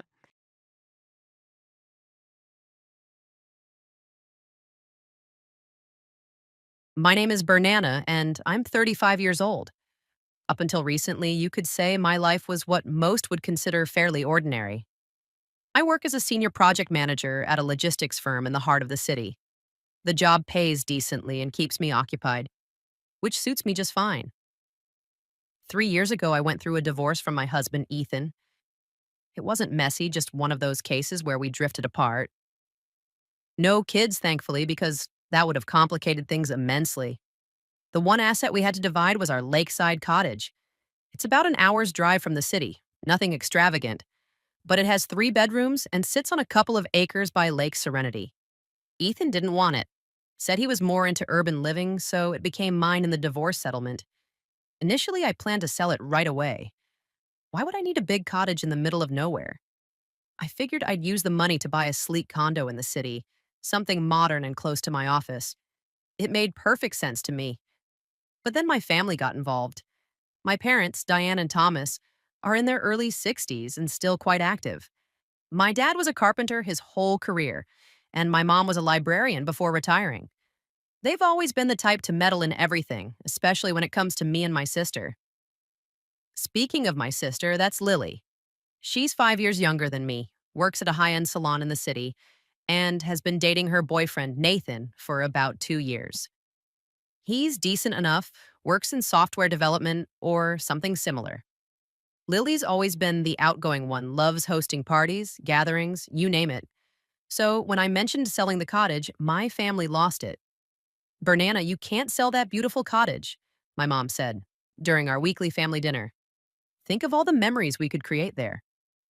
"Yeah, sis," Lily added. "It could be our family's getaway spot. We could have picnics, holiday parties, everything." I tried explaining that I didn't need a lakeside cottage sitting empty most of the time, but my mom got that determined look she used to give me as a kid when she really wanted something. "Please, Bernana," she said, grabbing my hand across the table. "Keep the cottage. For the family, for me." When my mom pulls the puppy dog eyes and says, "For me," it's nearly impossible to refuse. I've always had a soft spot for my family, especially my parents. They worked hard their whole lives and never asked for much. So I agreed to keep the cottage. Instead of selling, I took out a mortgage on a nice condo in the city. Luckily, my job allowed me to save enough for a substantial down payment, so the monthly payments aren't too bad. The condo is ideal 2 bedrooms, modern kitchen, close to work and shops. The first thing I did after keeping the cottage was install a security system. As a single woman, and with the cottage being fairly isolated, I wanted peace of mind. I had cameras installed around the property and got an alarm system tied to a monitoring service. It cost me about $3,000, but it was worth it. I also gave my mom a spare set of keys. She was thrilled. Over the next 3 years, the cottage became the unofficial family gathering spot. My parents would head out for weekend retreats. Lily would take Nathan there for romantic getaways. During holidays, we'd all cram in me, my parents, Lily, Nathan, sometimes my mom's sister Ellen and her husband, my dad's brother Greg and his family. I felt good about my decision. Sure, I was paying a mortgage on my condo when I could have owned it outright, but seeing my family happy made it worthwhile. Plus, my job was going well and I could handle the payments easily. Lily started bringing Nathan around more, and it was clear they were getting serious. Nathan's parents, Susan and Richard, even joined a few of our gatherings. They seemed nice, maybe a bit reserved compared to our family, but pleasant enough. Then, one Tuesday evening, my mom called me at home. "Bernana, honey, I wanted to let you know we're planning a big family get-together this Friday at your lakeside cottage," she said. "It's going to be me and your dad, Lily, Nathan, his parents Susan and Richard, plus Ellen and Greg's family. Can you make it?" I sighed. "I wish I could, Mom, but I have a critical project meeting on Friday. I'll probably be stuck at the office late." "Don't worry, dear," she said in her usual warm tone. "Your work comes first. We'll have fun without you." "Thanks for understanding, Mom." She hung up, and I went back to my TV show, not giving it much thought. But Friday morning changed everything. I was prepping for the big meeting when my boss called. "Bernana, bad news," he said. "The VP and her assistant both came down with the flu overnight. We're postponing the project meeting until next week." "Oh, okay," I said, secretly relieved. Those meetings were always intense. "Take the afternoon off if you want," he added. "Not much else going on today." After hanging up, I sat there for a moment. My family was at my cottage having a blast, and I suddenly had a free Friday afternoon. Why not surprise them? I smiled to myself. It had been ages since I'd done something spontaneous. I could show up with some goodies and join the fun. They'd be thrilled to see me. I got dressed quickly and stopped by a favorite bakery in the city. I picked up a selection of their best treats: lemon scones, berry tarts, some gourmet cookies, the kind of stuff that always puts smiles on faces. When I pulled into the driveway of my lakeside cottage, I saw all the lights on and several cars parked outside. My parents' old Subaru, Lily's silver hatchback, Nathan's dark blue SUV, and a couple of others I recognized as belonging to my aunts and uncles. Everyone was there. I grabbed the bag of pastries and quietly got out of my car. I wanted to make this a real surprise, so I decided to sneak in through the front door with my key. I could hear voices and laughter from inside, which made me smile. They sounded like they were having a great time. I slipped my key into the lock as quietly as possible and turned it slowly. The door opened silently. I stepped inside, holding my breath to avoid making noise. The voices were coming from the living room, and it sounded like a full house. I was just about to step in and shout, "Surprise!" when I heard my mom say something that stopped me cold. "I'm telling you, Bernana is just so unbelievably foolish," my mom said, and everyone laughed. My stomach dropped. Did my mom just call me foolish? "She does whatever we tell her," she went on. "Like a little marionette, it's almost too easy." More laughter. I pressed myself against the wall, my heart racing. "Remember when we convinced her not to sell this cottage?" My dad chimed in. "She was all set to sell it and buy a condo outright. But we fed her some sob story about family traditions, and bam, she keeps the cottage and takes out a mortgage instead. And now we get to use this gorgeous place whenever we want, while she's stuck paying for that condo," my mom added. "The girl has no spine at all." I couldn't breathe. This couldn't be real. Then Lily's voice cut through the laughter. "Oh, you guys should hear this. I regularly ask Bernana to help cover my rent. I just call her up, fake some tears about how tight money is, and she always says yes. Every single time." "How much does she give you?" someone asked. "Usually about $800, Lily replied. "Sometimes more if I really play up the broke act." The room burst into laughter again. Then I heard my Aunt Ellen's voice. "That reminds me of when I called Bernana about 6 months ago. Told her I needed money for emergency surgery, said it was going to cost $2,000 and I didn't have it." "And she just gave it to you?" someone asked. "Didn't even ask for proof," Ellen laughed. "No hospital bill, nothing. Just transferred the money to my account the next day." "So what did you actually spend it on?" my mom asked. "New bedroom furniture," Ellen said proudly. "Got this stunning bed frame and nightstand set. Bernana basically redecorated my bedroom for me." Everyone found this hilarious. Then my Uncle Greg spoke up. "I've got one too. Last year, when Bernana thought I was having car trouble, she offered to lend me $1,500 for repairs. I took the money and bought a kayak instead." I felt nauseous. All these years, all the times I'd helped my family, when they said they needed money, they were lying, using me. Then I heard Nathan's father, Richard. "You know, it's really something to have a family member like Bernana," he said. "Someone with money who just hands it out whenever you ask. Like having your own personal bank that never asks questions." "That's exactly what she is," my mom agreed. "A walking cash machine. The best part? She never even asks for the money back. Just gives it away like she's running a charity." "We need to keep this gravy train rolling," my dad said. "Can't let her get too clever and start saying no." My mom's voice grew excited. "Actually, that's perfect timing. Because I've been thinking about our next big ask. Lily and Nathan are probably getting engaged soon, right, Lily?" "We've been talking about it," Lily said. "Nathan's been looking at rings." "Perfect," my mom continued. "When that happens, we'll convince Bernana she needs to pay for the wedding. I'm thinking we can get at least $10,000 or $15,000 out of her, maybe more if we play it right." "How are you going to convince her?" someone asked. "Easy," my mom replied. "We'll tell her it's what families do, that she's the successful one, so she should help her little sister have the perfect wedding. We'll guilt her into it if she even thinks about saying no." I heard glasses clinking. Here's to clueless relatives with cash, someone said, and everyone laughed and cheered. And here's to Banana, the gift that keeps on giving, my mom added. I stood there in the hallway, clutching the bag of pastries, feeling like my world had shattered. These people, my own family, thought I was an idiot. They'd been manipulating me for years, taking my money, using my cottage, and mocking me behind my back.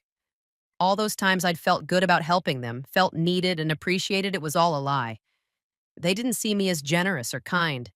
They saw me as foolish and gullible. I turned around quietly and headed back to the front door. I had to get out before they realized I was there. My hands shook so badly I could barely turn the door handle.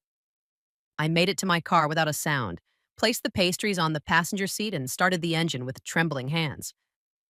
I drove away slowly, trying to keep my emotions in check until I was far from the cottage. When I got back to my condo, I collapsed on the couch and sobbed for hours. I spent the entire weekend replaying what I'd heard and deciding what to do. Part of me wanted to call them immediately and confront them, but then I realized something. I needed to wait and see their next move. They'd just planned to get me to pay for Lily's wedding. Let's see how that plays out. I didn't have to wait long. 2 weeks later, my phone rang on a Tuesday evening. It was my mom, sounding overjoyed. Banana, oh honey, I have the best news, she gushed. Lily and Nathan got engaged. He proposed last night with this stunning ring. Lily's ecstatic. That's wonderful, I said, playing along. I bet she was totally surprised. She was. And Banana, we want to throw an engagement party to celebrate. I was thinking we could have it at your lakeside cottage in a couple of weeks. Would that be okay? Here it comes, I thought. Of course, Mom. You know the cottage is always available for family events. There was a pause, and I could almost hear her building up to the big ask. Banana, honey, there's just one small issue, she said, her voice suddenly worried. What's wrong, Mom? Well, we want to make this party really special for Lily and Nathan. You know, with nice catering, decorations, the works. But we're a little short on funds right now. I bit my tongue to keep from laughing. Oh no, that's awful.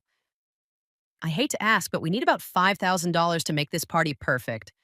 For the catering, decorations, a beautiful engagement cake. I know it's a lot, but Lily only gets engaged once, you know? There it was, the exact plan I'd overheard 2 weeks ago. $5,000, I said, sounding concerned. That's a lot. I know, but you earn good money at your job, and Lily's your only sister. This is such a big moment for her. I could practically hear her holding her breath, waiting for me to cave. Mom, I wish I could help, but I don't have that kind of money right now, I said. I just had some unexpected expenses, some repairs on my condo that wiped out my emergency fund. I could sense her disappointment, but she tried to hide it.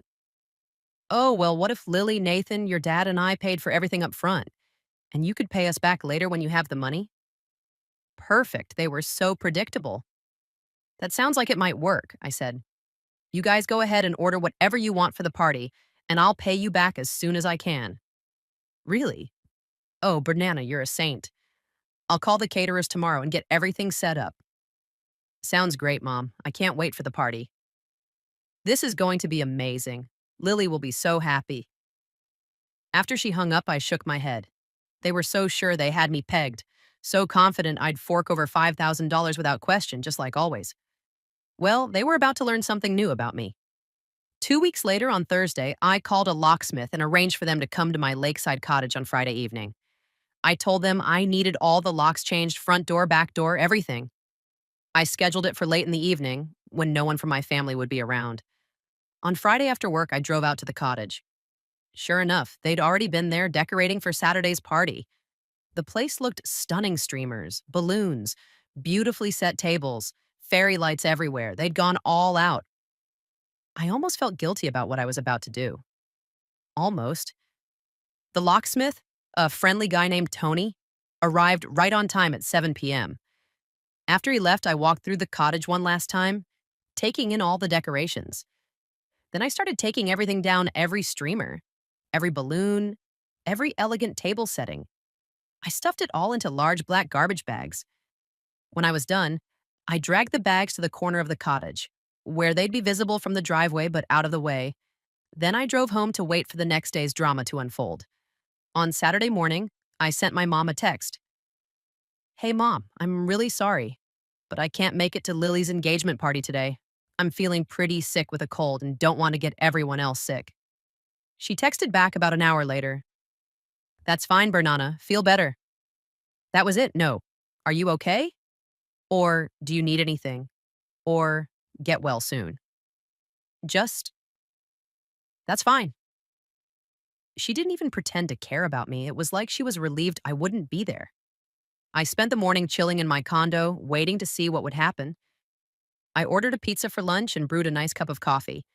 Then I settled in to watch some TV. Around 2 p.m., my phone started ringing. It was my mom.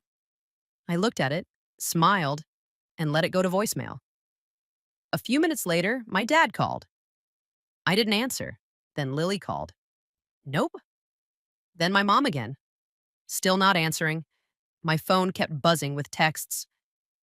After about 20 minutes of constant notifications, I glanced at them. Bernana, we're at the cottage, but our keys don't work. Mom, the locks are different.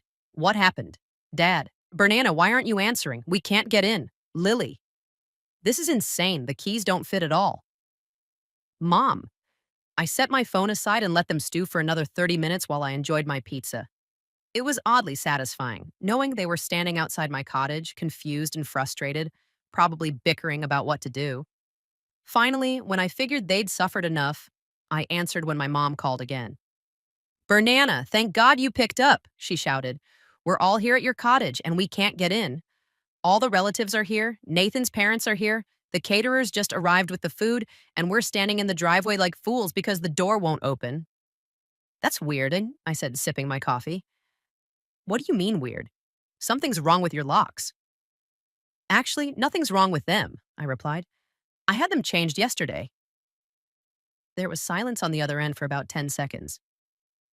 You changed the locks? My mom stammered. Why would you do that? Well, I overheard you call me foolish about a month ago, I said casually. You and everyone else were having a good laugh about how clueless I am. Another pause. Bernana, honey, I think you misunderstood something, she said, switching to her sweetest voice. We would never say anything like that about you.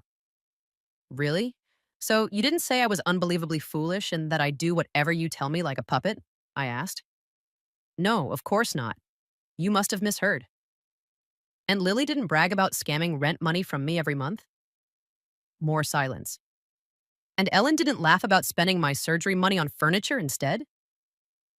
Bernana, you're not making sense, my mom said, her voice trembling. I heard the whole conversation, Mom. Every word. About how I'm a walking cash machine. About how you plan to get me to pay for Lily's wedding. About the toast you all made to clueless relatives with cash. The line went quiet again. I could hear voices in the background, probably everyone asking what was going on. Look, even if you heard something like that, my mom said finally, you have to understand we were just joking. We didn't mean it. I laughed. Joking? You think it's funny to take thousands of dollars from me while calling me an idiot behind my back? Bernana, you're being ridiculous. We're family. Family helps each other out. You're right, Mom. Family should help each other. But what you've been doing isn't helping. It's stealing. I heard Lily's voice in the background, yelling, and then she was on the phone. Bernana, you're being a total jerk, she screamed. We've already decorated the cottage. Everyone's here, the food's here. You're ruining my engagement party.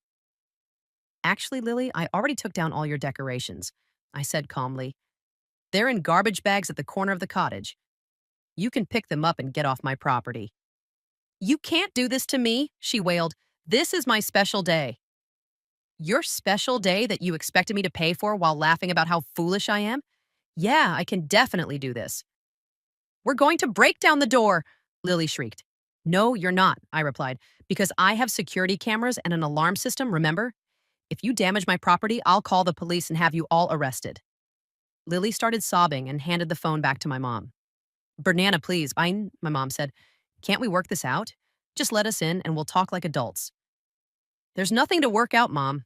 I heard exactly what you all think of me. The talking's over. But we spent $5,000 on this party, she said desperately. I burst out laughing.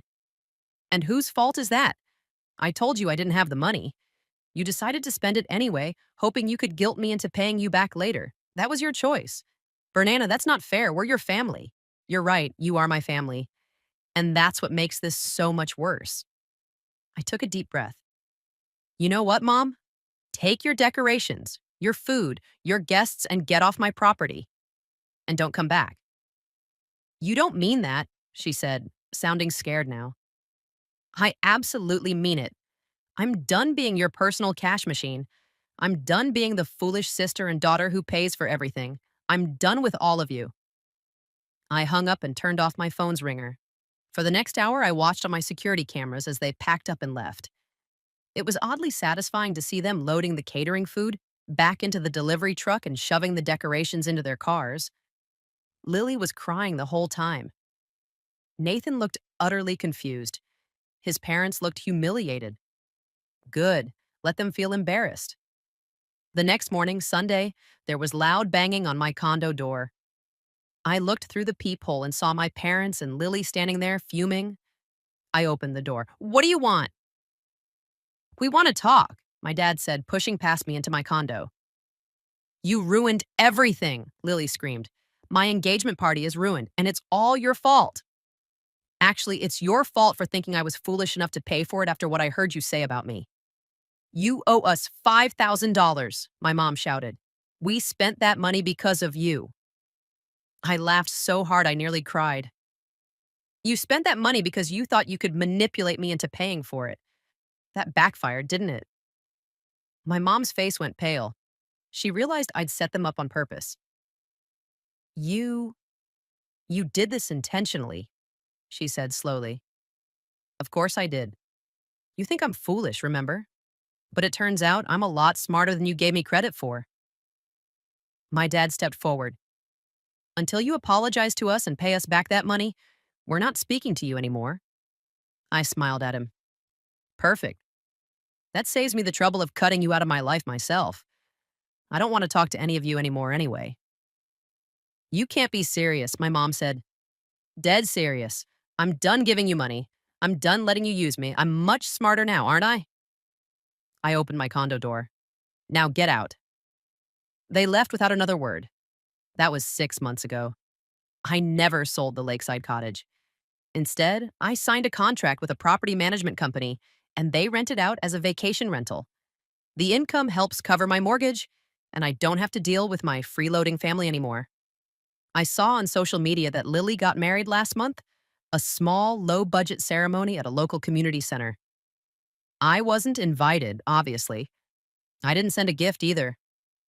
My parents and Lily have tried reaching out a few times through mutual friends, but I ignore them. I'm not interested in reconciling. They showed me exactly what they think of me, and I believe them. I'm actually happier now without them in my life. Turns out I'm not as foolish as they thought I was. I'm just done being their fool.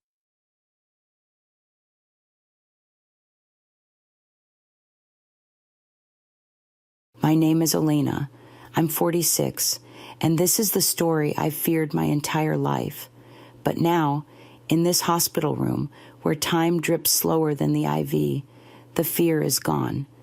There is only presence and silence, thick, almost tangible, like that pause in a theater, just before the lights come on. My mother lies in a hospital bed. She's 86, hemorrhagic stroke, coma. She doesn't speak, doesn't respond. A machine breathes for her. Her body is weak, fragile, hooked up to tubes and monitors.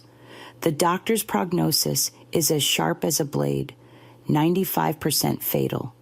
I sit beside her, holding her hand. Outside the window, the earth shakes, another air raid siren. We're in a frontline city. You can hear sirens in the distance, but in here, silence, still, heavy, the kind of silence where you don't just hear your heartbeat, you start to remember. My mother, I don't even know how to begin, because with her there were never soft beginnings. She was sharp, direct, like a well-honed knife. You couldn't hug her. Her hands were always full, laundry basins, buckets, pots, documents, market bags. She had me at 40.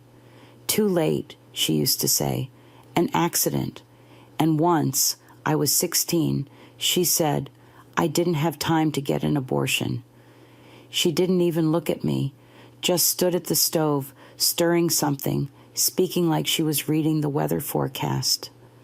I didn't respond. I walked out and stood in the rain until I was soaked to the bone. That was the first time I truly felt like a mistake. Since then, I learned to become a shadow, not to get in the way, not to ask, not to expect.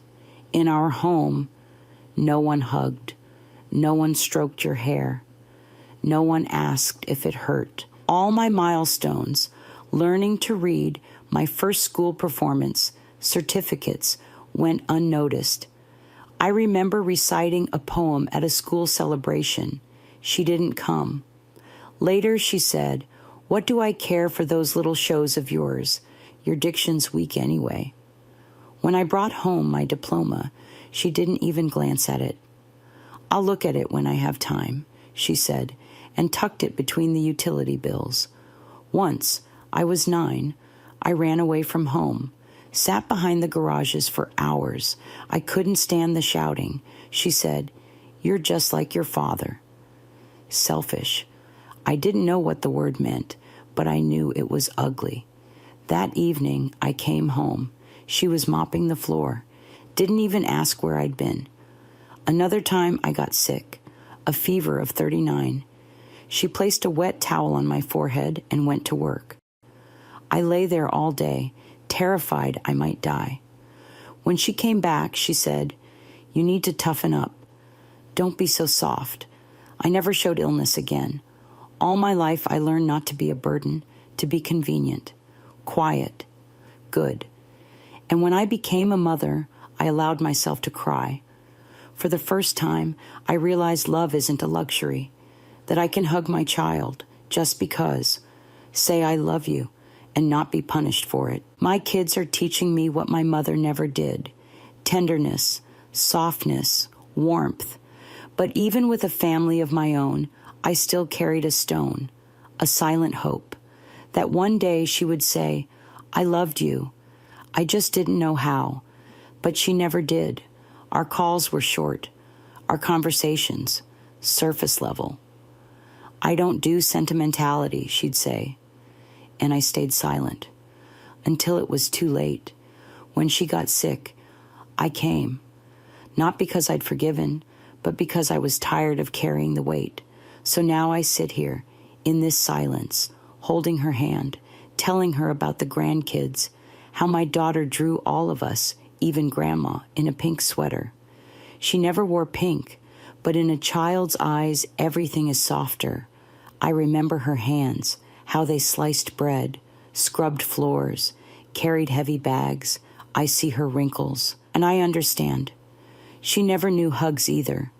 She raised 3 kids alone after her husband's betrayal. She survived and never allowed herself to break. I tell her the words I once wished to hear: "You matter. You're here. You're alive." And in that moment, I realize I'm no longer the wounded child. I'm a woman, and I can speak for myself, without fear, without anger, without demand, just with love, the kind I grew myself. That's catharsis, not waiting for someone to change, but changing yourself, not begging for permission to exist, just being. I don't know if she hears me, but I say it anyway. I love you, not for the tenderness you couldn't give, but for the life you gave me. And now I understand. I've won. Not because I was right, but because I didn't break. I stayed kind, alive, for the first time, without pain, without bitterness, without being a shadow, just living. Mom, I'm letting you go. Go in peace, without fear, without guilt. I'll hold you as long as I can, and then I'll let go. And I'll live, not in the shadows, but in the light, not in waiting, but in full presence. I'm your daughter, the one you didn't want, but the one who chose you and stayed until the end. I'm seeking justice for the nurses who tortured my grandfather. My grandfather, suffering from Parkinson's, lived in a care facility in Willow Creek, Oregon. Every time I visited, I saw new bruises on his frail body. The nurses claimed they came from falls, supposedly common with Parkinson's. But one nurse, Clara, always smirked when she said it. I felt something was wrong, but had no proof until a janitor named Leo pulled me aside in the parking lot, just before quitting, saying he had to tell me something. He showed me that the nursing staff kept a betting chart in their lounge, wagering daily on which residents would fall and how often. My grandfather was on that chart as Trembling Tom, with nurses betting on whether he'd fall more or less than 3 times a shift. My hands shook with rage as Leo showed me a photo he'd snapped that morning. There was my grandfather's nickname, with dollar amounts next to different nurses' names. Clara had bet $20 on 4 or more falls that Friday. Another nurse, Denise, wagered he'd fall during his shower. I wanted to scream and lash out right there.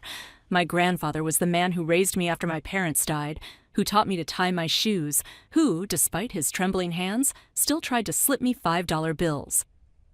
I marched to the administrator's office with Leo's photo, but she glanced at it and called it a misunderstood morale tool for tracking incidents.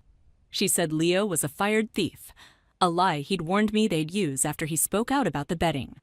I demanded my grandfather's incident logs, which listed 17 falls in the past month, all marked unwitnessed and blamed on his condition's progression. Shaking with anger, I asked why he fell so much more here than at home in Eugene. The administrator said care facilities were different from homes, and I shouldn't compare. In my grandfather's room, I found him in his chair, a fresh bruise under his eye that wasn't there yesterday. My heart broke. He whispered that Clara had put his cane out of reach that morning, forcing him to hobble to the bathroom alone. He said Clara and Denise often did this, placing items just beyond his grasp, daring him to move without support. They'd call him urgently for pills, then act surprised when he fell, rushing to obey.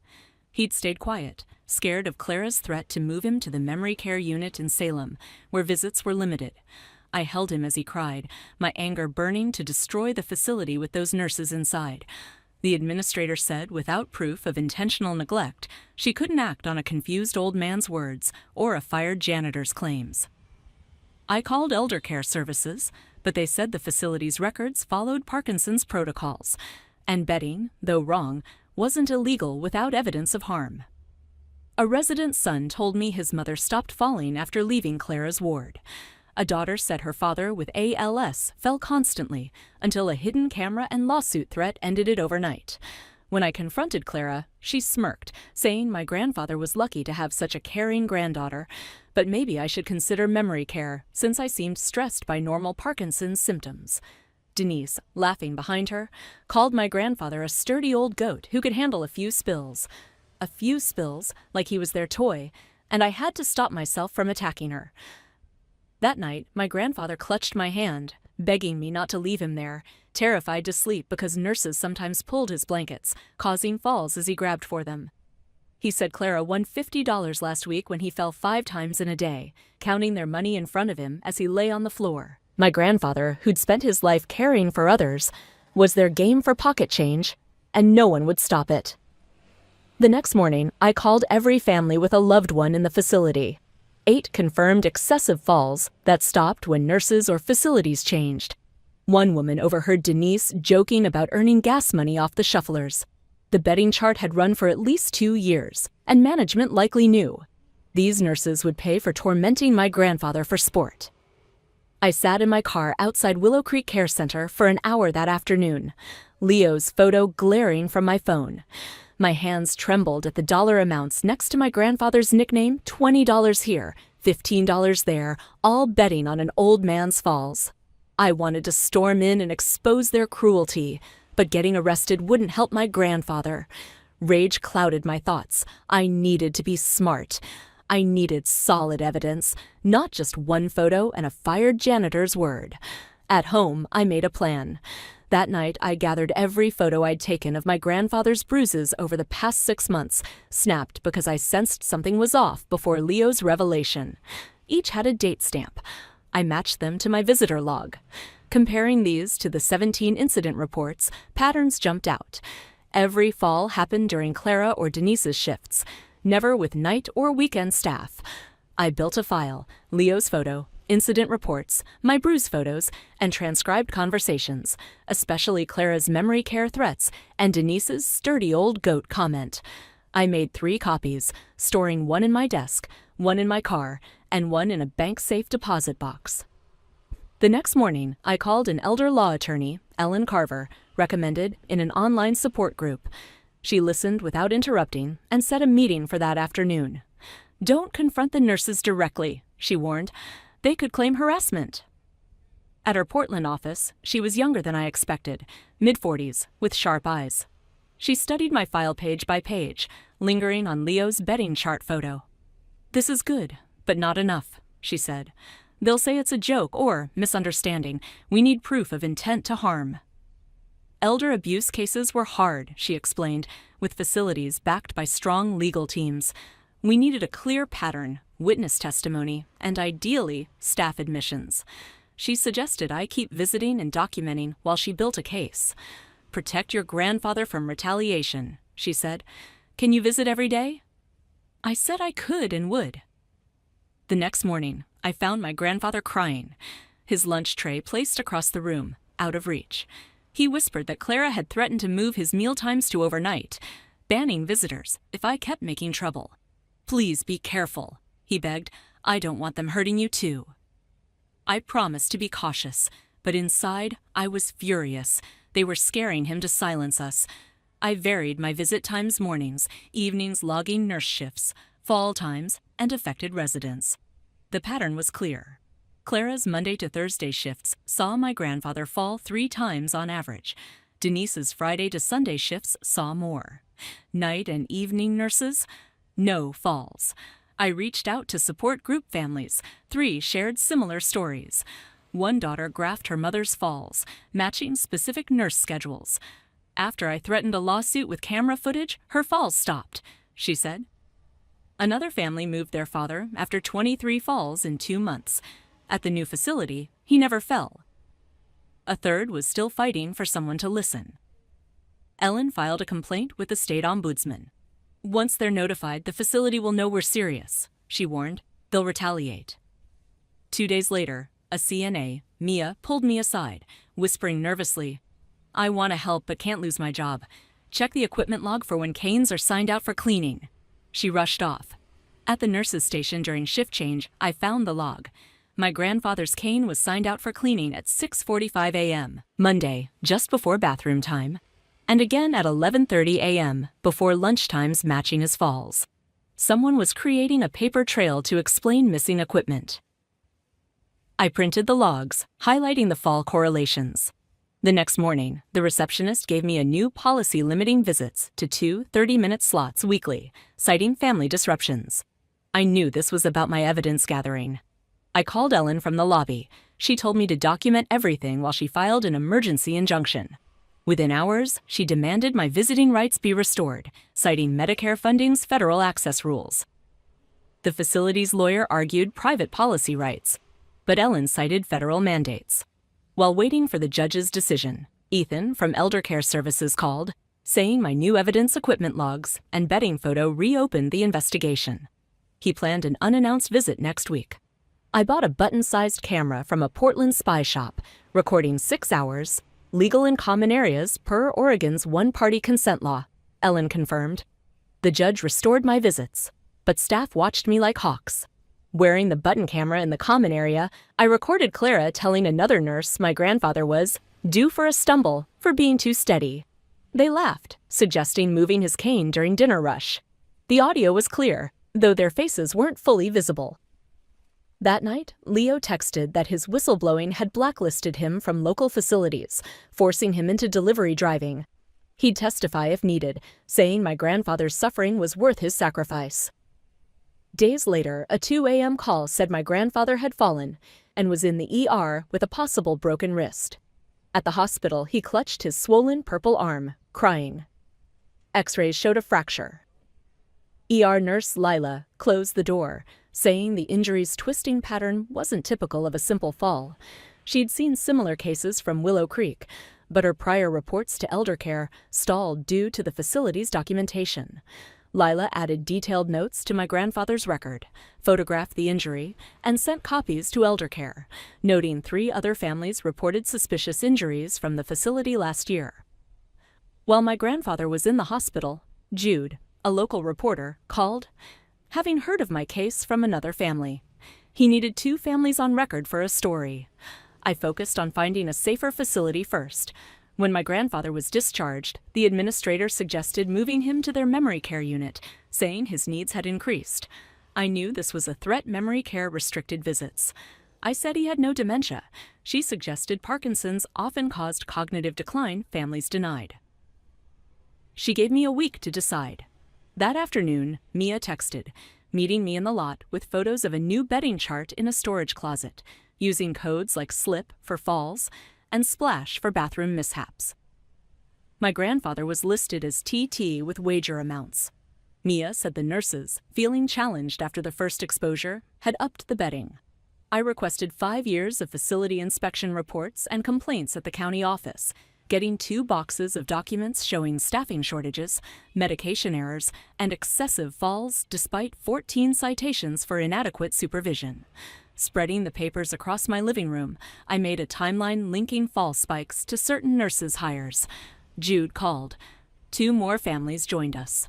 One had a mother whose hip broke after staff unlocked her wheelchair brakes on purpose. Another's hidden camera caught staff placing obstacles and spilling water without warning signs during Clara's shift. A certified letter from the facility's corporate lawyers accused me of harassment via baseless claims and social media, threatening legal action. Ellen's response cited whistleblower protections, calling their threats illegal intimidation. Ethan's unannounced inspection caught Denise moving a resident's cane out of reach, documenting it as deliberate endangerment. Online, I found the facility's private equity owner made $40 million yearly, treating $2 million in fines as business costs. During a visit, my grandfather said Clara was turning residents against him, saying my actions could close the facility, leaving them homeless, isolating him at meals.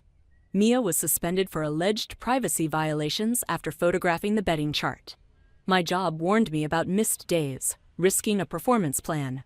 The ombudsman's visit found violations, but let the facility operate pending a correction plan. Jude's article, with the Johnsons and Parkers on record, exposed the bedding, prompting more families to share stories. A woman's mother died after 14 falls in 2 weeks. Another's father stopped falling after moving. By Monday, 17 families were ready to speak out. Tuesday, Denise confronted me, admitting the bedding was harmless fun, while denying pushing anyone, recorded on my phone. That evening, my grandfather, with uneaten meals beside him, showed worse Parkinson's symptoms from stress. Ellen filed for an emergency transfer, but a hearing was set 2 weeks out, needing stronger evidence. I found Denise's Twitter posts joking about shufflers and today's earnings with cash photos, screenshotting before they vanished. The facility's email claimed new safety training, but no one was fired. Mia whispered that Clara planned a staged fall during an inspection to discredit complaints. I helped families install discrete cameras, catching Denise and Clara creating hazards. Ethan substantiated neglect, but couldn't close the facility. Days later, Denise was suspended and Clara reassigned. Corporate offered $75,000 for my silence, which I refused. Another fall left my grandfather with stitches and more fear. Lila resisted corporate pressure to change her injury report. Jude's follow-up article, with blurred video evidence, went viral, drawing national attention. The facility sued me and Jude for defamation, demanding $500,000. Ellen countersued for abuse and negligence. At a care plan meeting, the facility rewrote my grandfather's records to show natural decline. Leo's deposition detailed the bedding and incidents. A state survey issued $30,000 in fines for immediate jeopardy violations. I found a spot at a smaller facility in Corvallis where staff knew residents' names. Clara filed a harassment complaint, warning me off staff contact. 7 families met, planning a civil lawsuit despite its long timeline. On moving day, my grandfather apologized, thinking his falls caused trouble. At the new facility, he flinched at quick movements, showing trauma. Clara and Denise got new healthcare jobs, unpunished. Mia, blacklisted, drove delivery. The old facility's new oversight was fake. Falls continued off camera. My grandfather's spirit faded, his mobility gone. Legal battles dragged, with growing bills. I joined advocacy groups, pushing for oversight laws, but progress was slow. I worked night shifts at a grocery store to cover costs, exhausted but determined. Patricia, a new contact, reported her mother's 4 falls at Willow Creek, nicknamed Spinner, on the betting chart. I shared my evidence, filling 3 boxes. The fight wasn't the swift justice I'd hoped for, but a grueling battle. Driving past Willow Creek, I saw Clara's new workplace, my hands shaking as before. She and Denise went on, while my grandfather's light dimmed. Sundays, I held his trembling hand as he slept peacefully at the new facility. Justice was this quiet moment costly, incomplete, but all we had. Thanks for joining me in this journey. I loved diving into these questions with you. Catch you in the next one. Subscribe for more stories like this.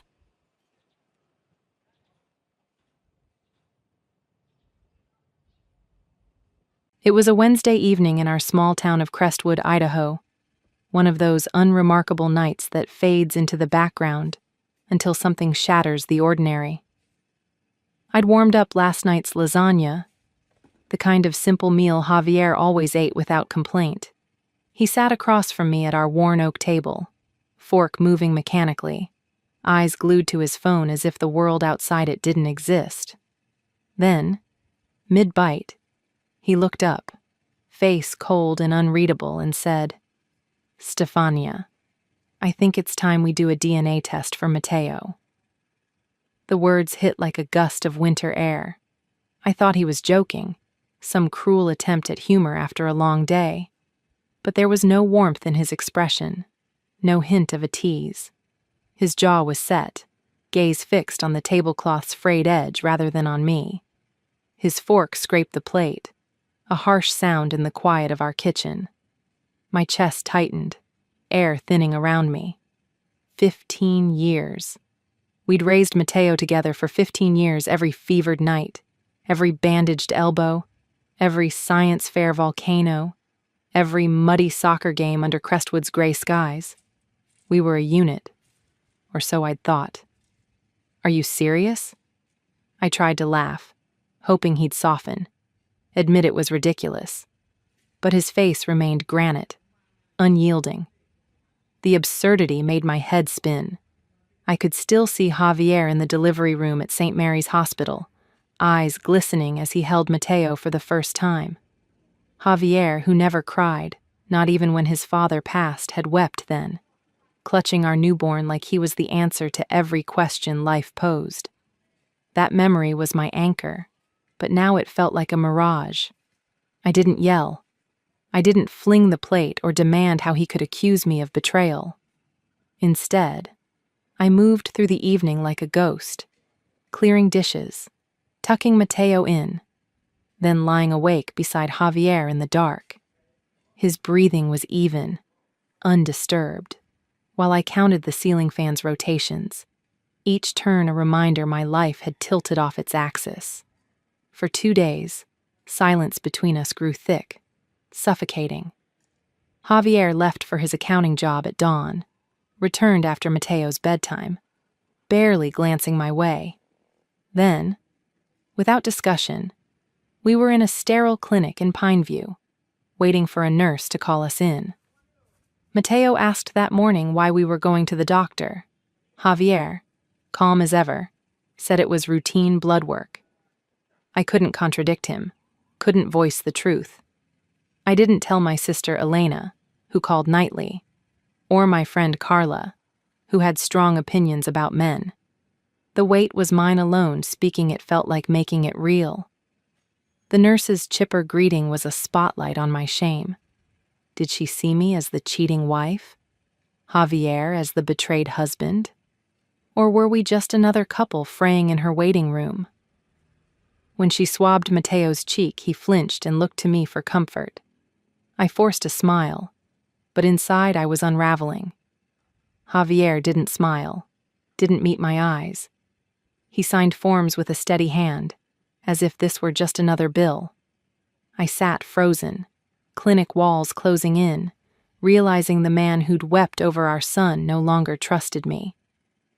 This test wasn't just about Mateo's paternity. It was about our marriage's foundation. Days that followed were like wading through fog. Javier spoke only when necessary. Words clipped. He left before sunrise, came home after dark, ate quickly, my presence a burden. I tried to act normal, folding his sweaters, leaving his thermos by the door, setting the table with care. But silence built a wall, growing taller daily. Mateo noticed first. One evening, pushing carrots around his plate, he whispered, "Mom, is Dad mad at me?" His dark eyes pleaded for a fix. My throat closed, but I managed a smile. "No, sweetheart. He's just tired. Work's tough." The lie stung, but what could I say? That his father doubted his existence? That our family teetered on a knife's edge? When Elena called, her voice warm, I wanted to confess. She'd always been my rock, but I said I was exhausted. She paused, then said, "Stefania, Javier's always had this edge. Remember when he grilled me about watching Mateo as a baby? He worried about silly things. I thought it was care, but sometimes I think he doesn't trust anyone." Her words cut, stirring a memory.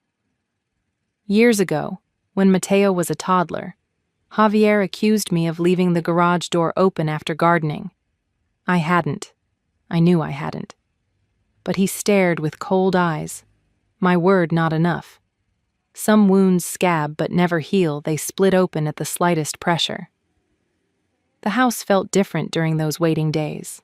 Less a home, more a clinic cold, sterile, heavy with dread. Javier moved like a stranger, silent, detached. I noticed small things. He took his laptop to the den, shut the door. A new habit. One morning, it was password locked when it had been open, filled with budgeting spreadsheets and car maintenance articles we never tackled. He carried his phone everywhere: bathroom, garage, anywhere my eyes couldn't follow. At night, he turned away in bed, asleep in minutes, while I lay awake, fridge humming downstairs. I counted clock ticks, each a drip in an empty cave. I wondered what sparked this doubt. Had someone said Mateo didn't look like him? Had a coworker joked carelessly? It was absurd Mateo had Javier's cheekbones, wavy hair, same scowl when frustrated. But logic didn't matter. Doubt rooted in Javier's mind, spreading like weeds. By the fifth night, silence was unbearable. I watched him bury himself in a car magazine, ignoring me, realizing he wasn't just questioning Mateo, he was questioning me. All I could do was wait for a paper to absolve or shatter everything. The morning of the results, I couldn't touch my coffee. The mug sat cold, steam gone, as I chewed my lip raw. My hands trembled, nails digging into palms. Mateo had left for school. Thank goodness I couldn't let him see me like this. Javier drove to the clinic in silence, gripped tight on the wheel, knuckles pale. I stared out. Crestwood streets blurring gas station, library, old oak by the park. My stomach churned with every turn. At the clinic, the receptionist's bright smile mocked us. "Mr. and Mrs. Navarro, come in." My legs wobbled down the sterile hallway to the doctor's office. He sat behind a wide desk, glasses low, face heavy with bad news. He shuffled papers, each page a drumbeat in my chest. "Are you ready?" Javier didn't flinch. "Yes." His voice was too steady. I nodded, throat tight. The doctor tapped the papers. "Results show 0% paternity probability. Mr. Navarro is not Mateo's biological father." The words hit like a blow, breath catching, room tilting. Javier leaned back, exhaling, as if he'd known. But the doctor continued, eyes on me, concern replacing professionalism. "There's more. We tested maternal DNA as a control. Mrs. Navarro, Mateo is not biologically related to you either. My heart stopped. I stared, waiting for a retraction. What? My voice was a whisper. He shook his head. We ran it 3 times. Results are consistent. Mateo is not related to either of you. The floor vanished. The doctor's voice faded, lips moving without sound. Javier shifted, but I felt only a hollow ache. Mateo, not mine. Not even mine. Javier stood, pacing, voice sharp. I knew something was off. I knew it. His hands waved. He turned, eyes like knives. You had one job, Stefania. One. Look at this mess. I opened my mouth. No words came. I had carried Mateo, felt his kicks, nursed him through nights, but a paper said otherwise. We drove home in silence heavier than any argument. Javier slammed the guest room door, gone from our bed, from me. That night, I sat at the kitchen table with a shoebox of keepsakes, Mateo's hospital bracelet, newborn photo, St. Mary's discharge papers.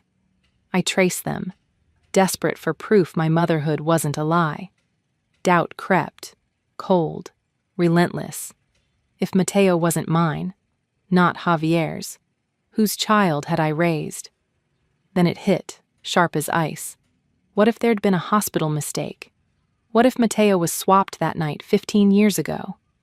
After Javier shut himself away, I pulled the shoebox from the closet's top shelf, hands shaking. I spread its contents under the kitchen's dim light bracelet. Creased birth records, faded photos. One stopped me. Me, pale from surgery, holding Mateo, a young nurse behind, eyes wide, startled as if caught. Her badge was crooked, dark hair loose. I'd never noticed her expression, but now it haunted me. The longer I stared, the more a terrible thought took hold. What if Mateo was switched, not stolen, in the maternity ward's chaos? Next morning, I called St. Mary's, voice unsteady, explaining the test, my suspicion. The operator's tone was cold. I'm sorry, Mrs. Navarro. Records are confidential without a court order. Confidential stung like a slap. My world crumbled, and they offered bureaucracy. I hung up, hands trembling, but wasn't done. Driving to St. Mary's after 15 years felt like revisiting a war zone. The lobby was brighter, walls whiter, but the parking lot unchanged the spot where Javier paced while I labored. I sat in the car, gathering courage, then walked in, antiseptic and stale coffee hitting like a wave. At the desk, I whispered, I need to speak about a possible newborn mix-up from January 2010. Urgent. The clerk's eyes flickered with pity, suspicion. Without a court order. I cut her off, voice breaking. I'm not asking for names. Check who gave birth that day. My son might have been switched. Please. She hesitated, slipped into the back. 10 minutes later, an older woman appeared, silver hair in a tight bun, badge reading Margaret Ellison, Patient Services Director. Her eyes were kind, cautious. I remember you, she said. Emergency C-section. Tough one. We almost lost you. My breath hitched. You remember me? 35 years here, she said. Some cases stay. In her office, door closed. I spilled everything test. Javier's coldness. Nurse's photo. She listened, nodding, face solemn. She pulled a dusty folder. January 2010, she murmured. Half digital then. Some paper remains. Her finger traced notes. 3 other deliveries, 2 boys, 1 girl. Yours the only C-section. My pulse roared. Could a mistake have happened? She sighed. Short-staffed. 2 nurses out. It's possible. Possible echoed like a gunshot.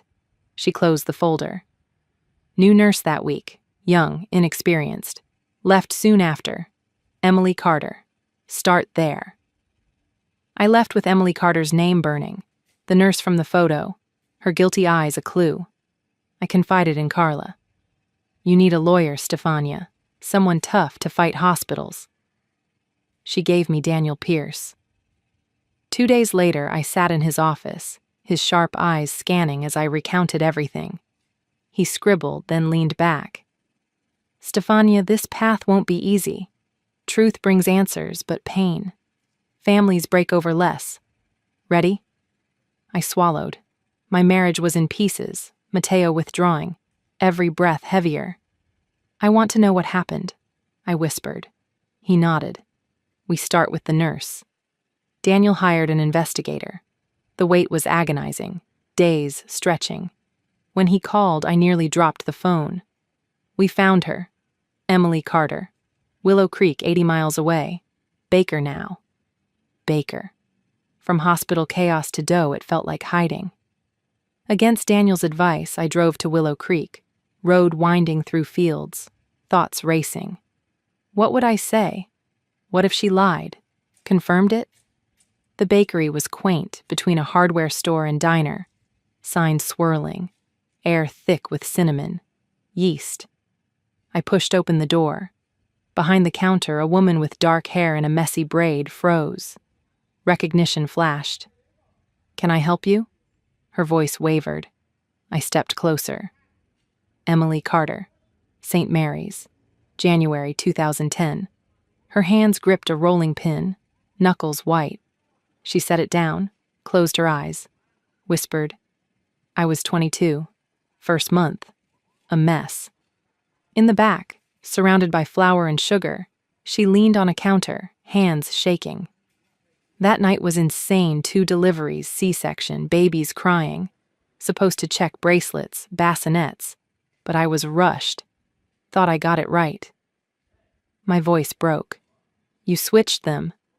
Tears welled. Not on purpose. When I realized, I told my supervisor.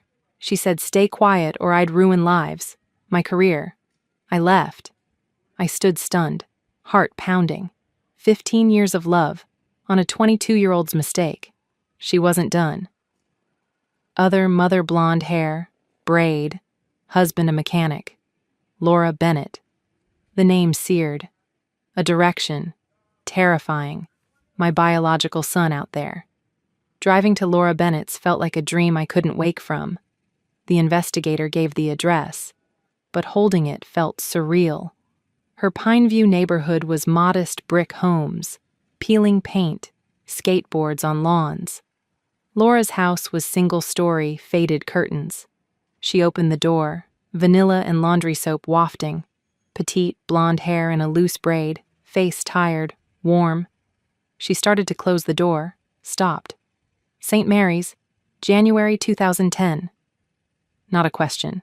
I nodded. Can I come in? She stepped aside. Inside, cozy worn furniture, knitted throw, pop music from upstairs.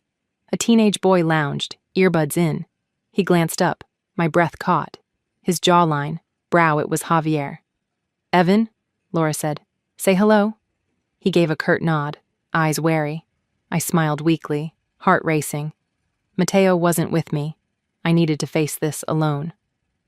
Laura sat, twisting hands. I felt something wrong, she said. Evan's blood type doesn't match ours. Doctor said it happens, but I knew. Her words mirrored my pain. 2 mothers, same doubt, 15 years. I think our sons were switched, I said, voice trembling. She covered her face, tears spilling. Dear God. Silence, heavy. I whispered, will you do a DNA test? For Evan, Mateo, us? She nodded. Yes. Waiting for results was torture, worse than the first. Not just confirming Javier's suspicions, learning if my motherhood was a lie. When Daniel called, I was at the table, Mateo upstairs. Hands shook, nearly dropped the phone. Stefania, test confirms. Evan Bennett is your biological son. Mateo is Laura's. Words gutted me. I slid to the floor sobbing, clutching the phone. Not because I lost Mateo, nothing erased 15 years, but one mistake rewrote our lives. I pressed my forehead to knees, whispering to Mateo's photo, wide smile, wavy hair. You are my son. No paper, no blood, changes that. Javier grew colder. Even after truth about Evan Mateo, he seemed relieved to distance himself. Left earlier, stayed out later, barely spoke. I focused on Mateo, holding him close, reminding him my love was unshaken. But suspicion grew. Checking our bank account to pay bills, I saw it. Hotel charge in Pineview. Dinner for two at a restaurant I'd never visited. Bakery receipt for pastries I never tasted. Hands shook, gripping the table. That night I confronted Javier as he tossed keys on the counter. "Who did you buy pastries for?" He froze, scoffed. "Don't start, Stefania." My voice rose. "Hotel, restaurant, pastries. Think I'm stupid?" He stared, shrugged. "It's nothing." Something broke 15 years of loyalty, raising Mateo through doubts, enduring coldness. I slapped him, sound echoing. "Don't say it's nothing. You doubted me, Mateo, and now you're running." He grabbed his coat, stormed out, door slamming. He didn't come home for 3 nights. Mateo asked where he was. I said, "He's not here." 4th day, a courier delivered divorce papers. Javier's signature neat, final, like I was a deal closed. I sat, tears falling. Not just a marriage ending every hope for a family. Gone. Beneath pain, fragile relief. No more tiptoeing around his temper. Silences. The man who wept in the delivery room was gone. Meeting with Laura was set for a park by Clearwater River. Neutral ground. Mateo walked beside me, hood up, hands in pockets.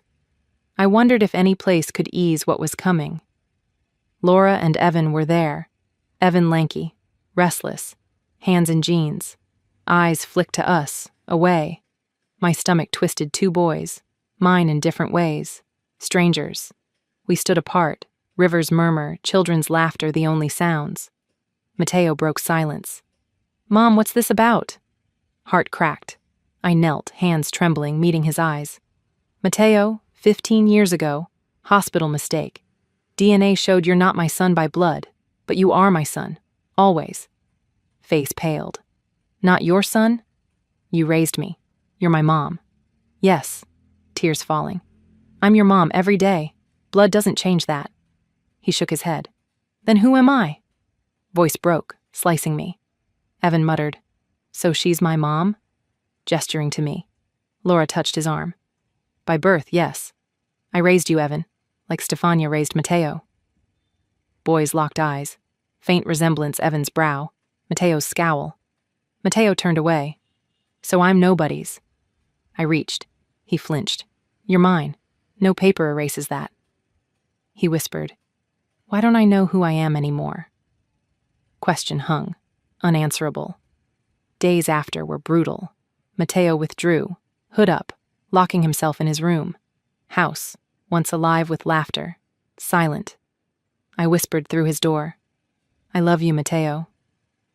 Never changes. Some nights he shifted but never replied. One evening on the porch he spoke, voice trembling. "If I'm not yours by blood, who am I?" I sat close, not crowding. "You're mine, not DNA. Paper's love makes you mine." He didn't pull away. Small victory. I met Daniel again. Papers spread on his desk. "Hospital won't budge without a fight. If ready, we'll sue." I stared at legal jargon every sleepless night. Mateo's tears. "I'm ready." Voice steady. "All the way." Lawsuit wouldn't undo past, but demand truth. Weeks later, spring afternoon, I sat on porch, blanket over knees, air fresh with grass. In yard, Mateo. Evan tossed basketball. Awkward, then fluid. Not brothers, not strangers. 2 boys altered by mistake, finding rhythm. I watched, hope flickering after darkness. Lost marriage, certainty of son, but not Mateo. Never him. Faced truth, survived. Scars don't define, they remind we endured. Boys laughed, ball thumping. I closed eyes, sound anchoring me. Still a mother, enough.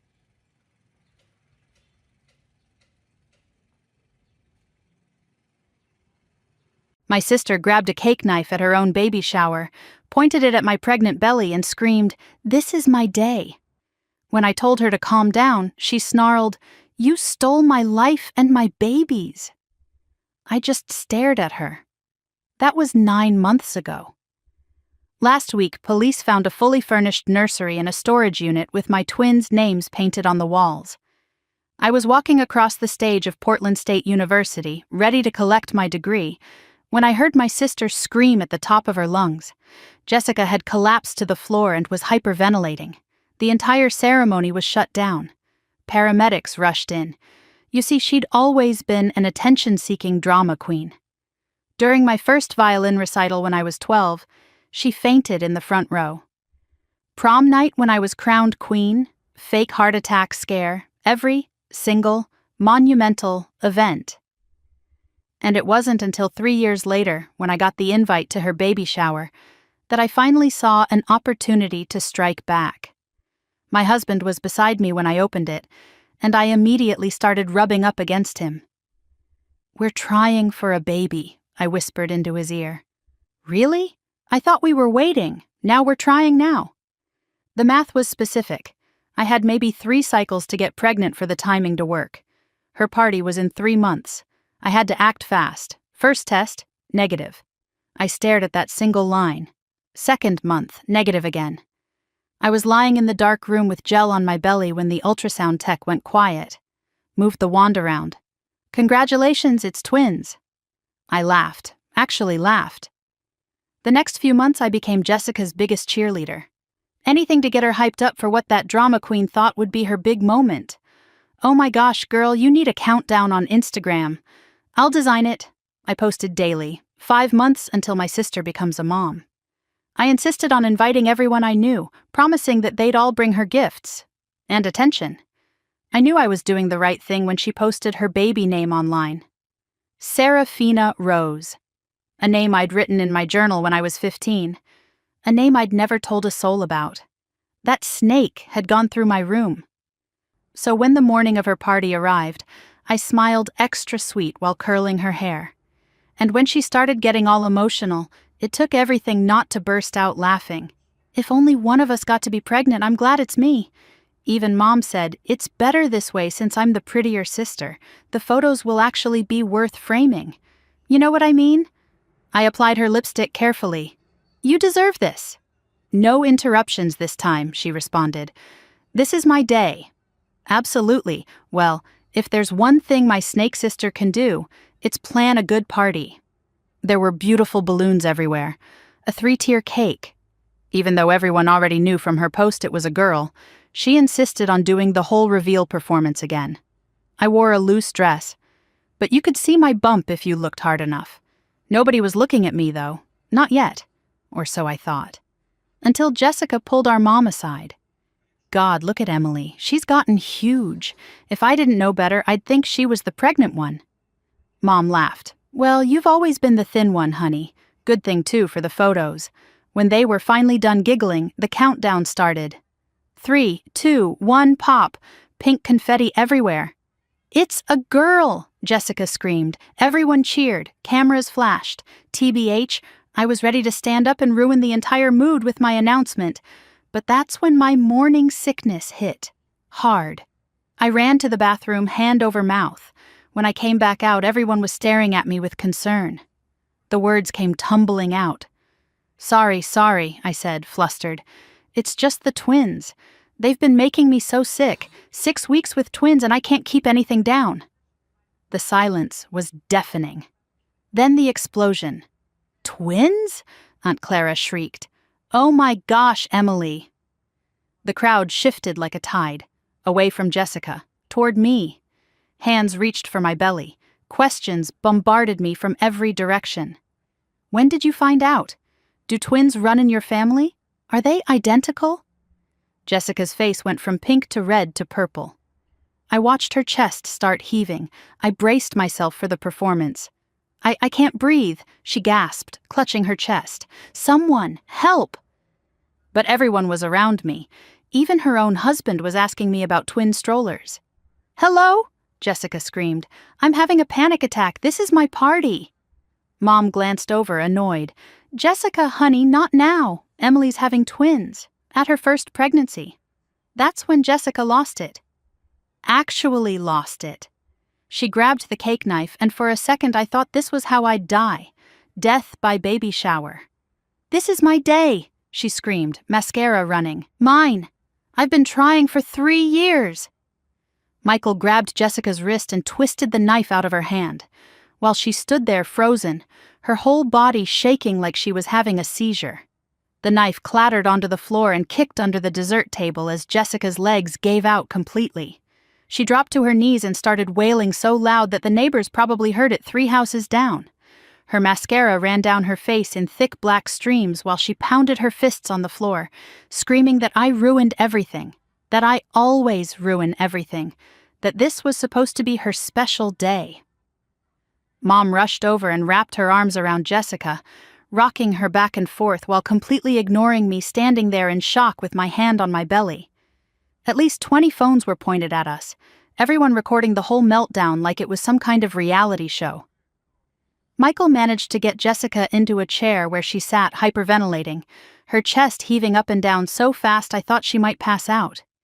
He whispered something in her ear over and over, probably trying to calm her down, while the rest of the guests just stood around awkwardly, not knowing where to look or what to do. James grabbed my arm and pulled me toward the door, his face completely white. He asked if I was okay, and said we needed to leave right now before things got worse. That's when Mom stormed over and slapped me hard across the face, the sound echoing through the whole room like a gunshot. She screamed that I was a selfish jerk who couldn't let Jessica have one single day without making it about me.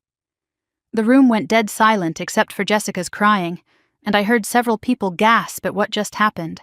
My cheek burned like fire, and I touched it without thinking, feeling the heat spreading across my face. James stepped right between Mom and me, telling her to back off or he'd call the cops himself. Sophie appeared next to me and announced loud enough for everyone to hear that she was calling 911 if anyone else laid a hand on me.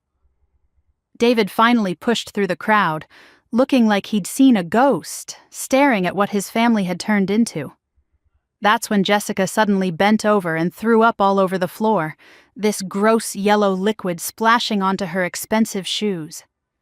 Michael jumped up saying they needed to go to the hospital right now because she was having contractions from all the stress.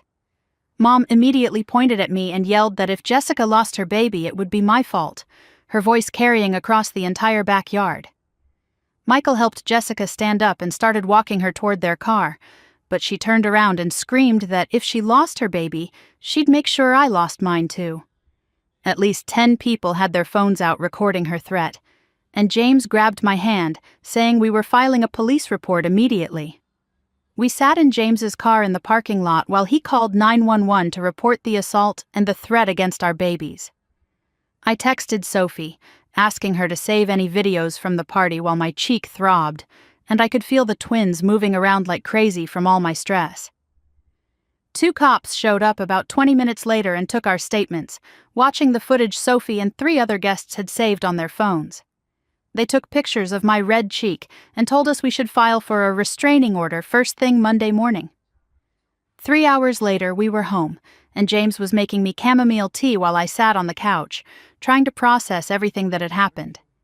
He sat down next to me and admitted he was scared of what Jessica might do next, suggesting we should stay with his parents for a few days just to be safe. I told him no way was I letting her drive me out of my own home after everything she'd done over the years. My phone started blowing up with notifications as videos from the party went viral on TikTok and Instagram, with hashtags like baby shower meltdown and psycho sister. Comments poured in calling Jessica crazy and mom abusive, while other people said I was wrong for announcing my pregnancy at her party, even if she had it coming. The doorbell started going off at 7 the next morning, like someone was holding it down. James jumped out of bed and looked through the peephole while I stayed under the covers. Diane stood there with her face all red and puffy from crying. She kept pressing the doorbell over and over and started pounding on the door with her fist. James told me to stay back and opened the door just a crack with the chain still on. Diane immediately stuck her fingers through the gap and tried to push it open while screaming about the videos. She demanded I come to the door and take everything down right now. Her voice got louder and louder until she was basically shrieking about how I'd ruined Jessica's life and destroyed our family. James kept his shoulder against the door and told her she needed to leave. Diane started kicking the door and screaming that I was a monster who'd always been jealous of my sister. The neighbors started coming out of their apartments to see what was happening. Mrs. Lopez from next door stood in her bathrobe, recording everything on her phone. Diane saw all the people watching and started yelling even louder about how I'd planned everything to hurt Jessica. She said I was evil and had always wanted to destroy my sister's happiness. James finally told her he was calling the police if she didn't leave immediately. How did Jessica know about that journal name from when Emily was 15? That means she must have been sneaking through Emily's stuff for years. I wonder if the twins moving around during all that stress is normal, or if babies can really feel. Diane backed away from the door but kept screaming from the hallway about how I'd regret this. She left after about 20 more minutes of yelling threats at our door. My phone rang an hour later with David's name on the screen. His voice sounded completely exhausted when I picked up. He said Jessica was still in the hospital under observation, and the doctors were worried about her blood pressure. He begged me to come to a family meeting to work this out before things got worse. I could hear the desperation in his voice when he asked me to please just talk to them.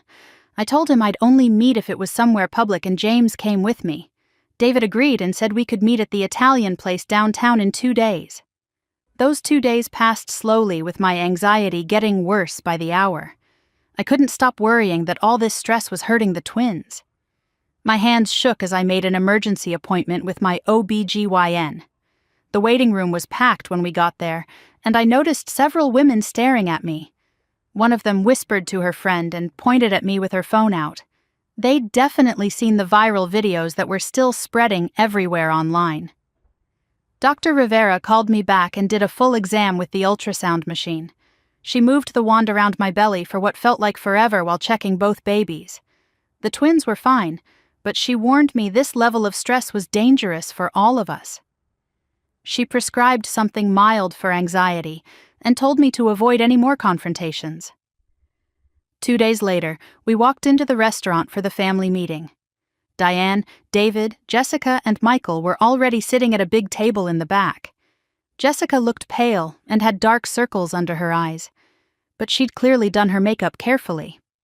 The second we sat down, Diane started demanding I apologize for everything. She said I needed to admit I'd planned the whole thing to hurt Jessica. Jessica sat there playing victim and wiping fake tears while saying I'd always been jealous of her. She claimed I couldn't stand that she was prettier and more loved by everyone. Michael just sat there silently, but I saw him flinch when Jessica said that. David tried to calm everyone down and suggested we all just move forward peacefully. Diane kept cutting him off and raising her voice about how I'd traumatized her pregnant daughter. Other people in the restaurant started looking over at our table. Jessica suddenly reached into her purse and pulled out a thick envelope. She slid it across the table with this nasty smirk on her face. I'm suing you for intentional infliction of emotional distress and endangering my baby. Her lawyer thought she had a really strong case and could get serious damages.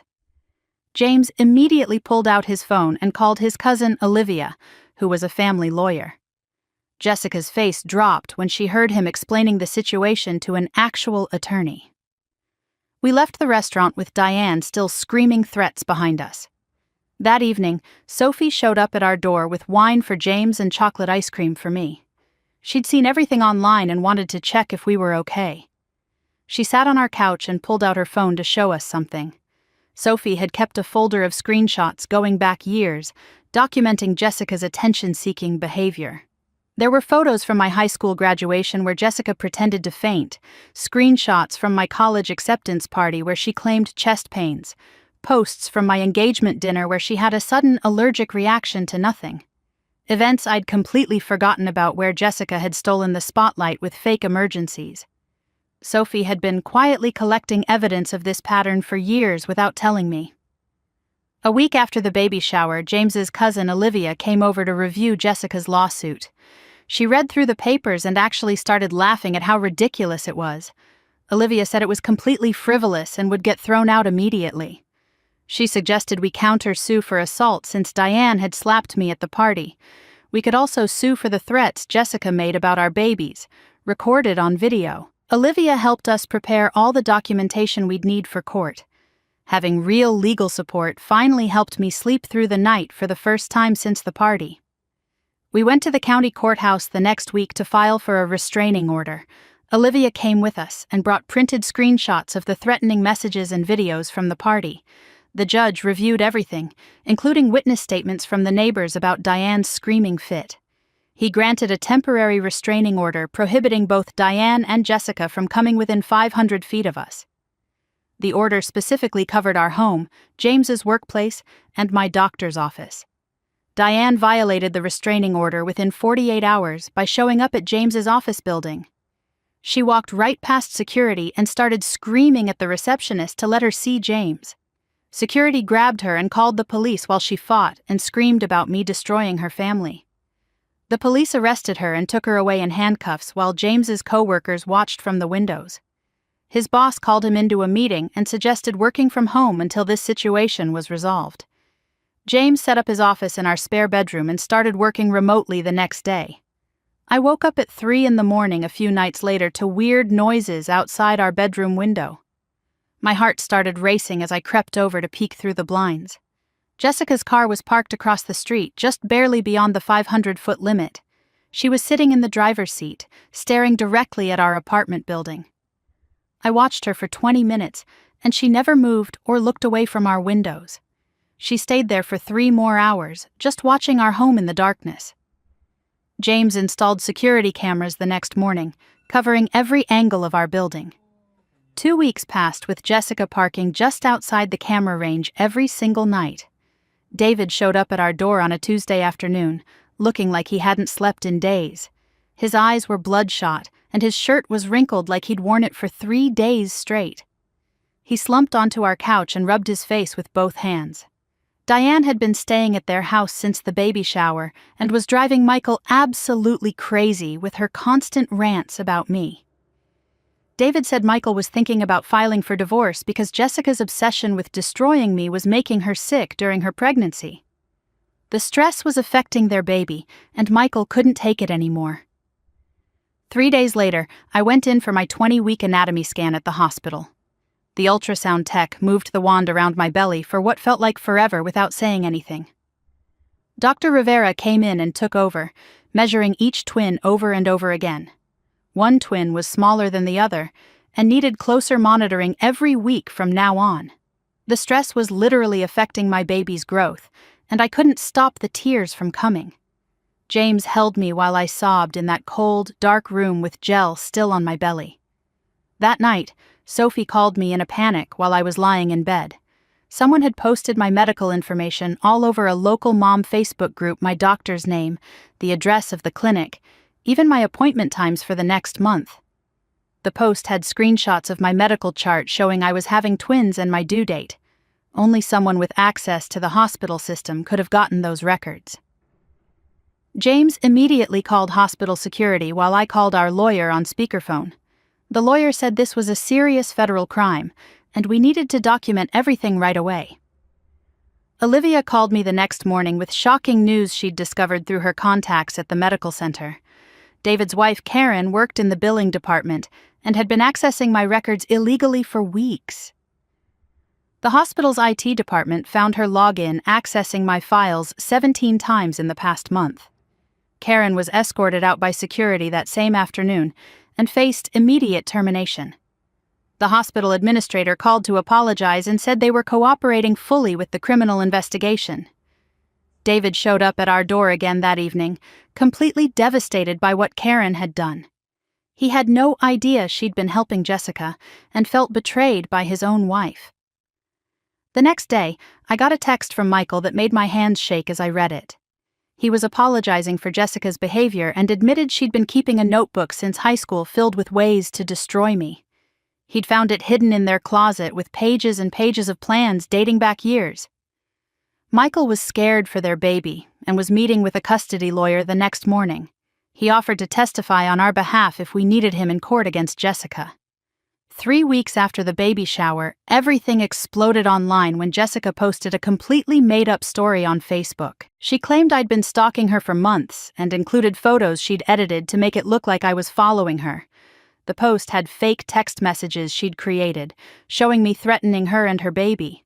Within hours, the post had been shared hundreds of times in Portland mom groups. Strangers started sending me death threats through Facebook and Instagram. Someone posted our home address in the comments, saying I deserved whatever happened to me. James contacted the FBI that afternoon about the cyberstalking and death threats.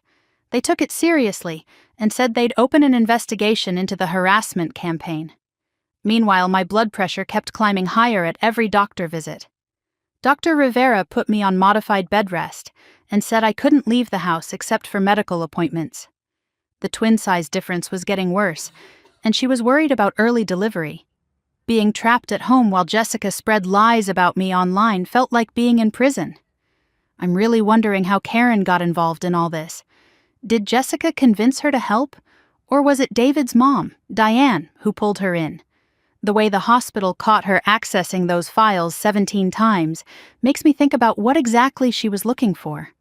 I watched from bed as the hate comments poured in on every social media platform. Sophie started taking screenshots of everything for a defamation lawsuit she was helping us file. She documented every lie, every threat, every piece of harassment for our legal team.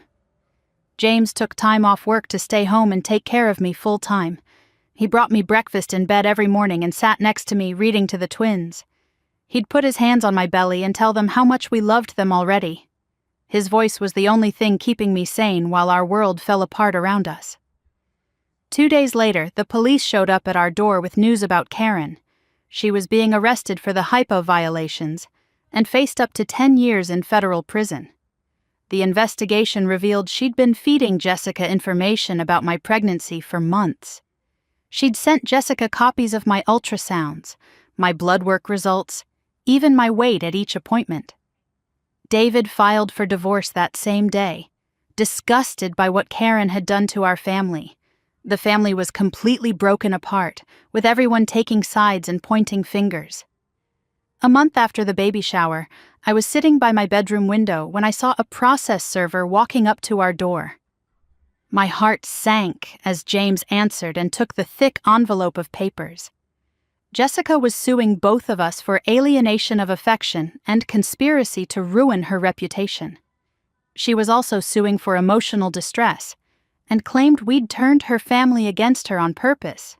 The lawsuit demanded $500,000 in damages plus legal fees. We were already spending thousands on our lawyer for the restraining order and criminal cases. Now we needed a civil attorney too, and the bills were piling up faster than we could pay them.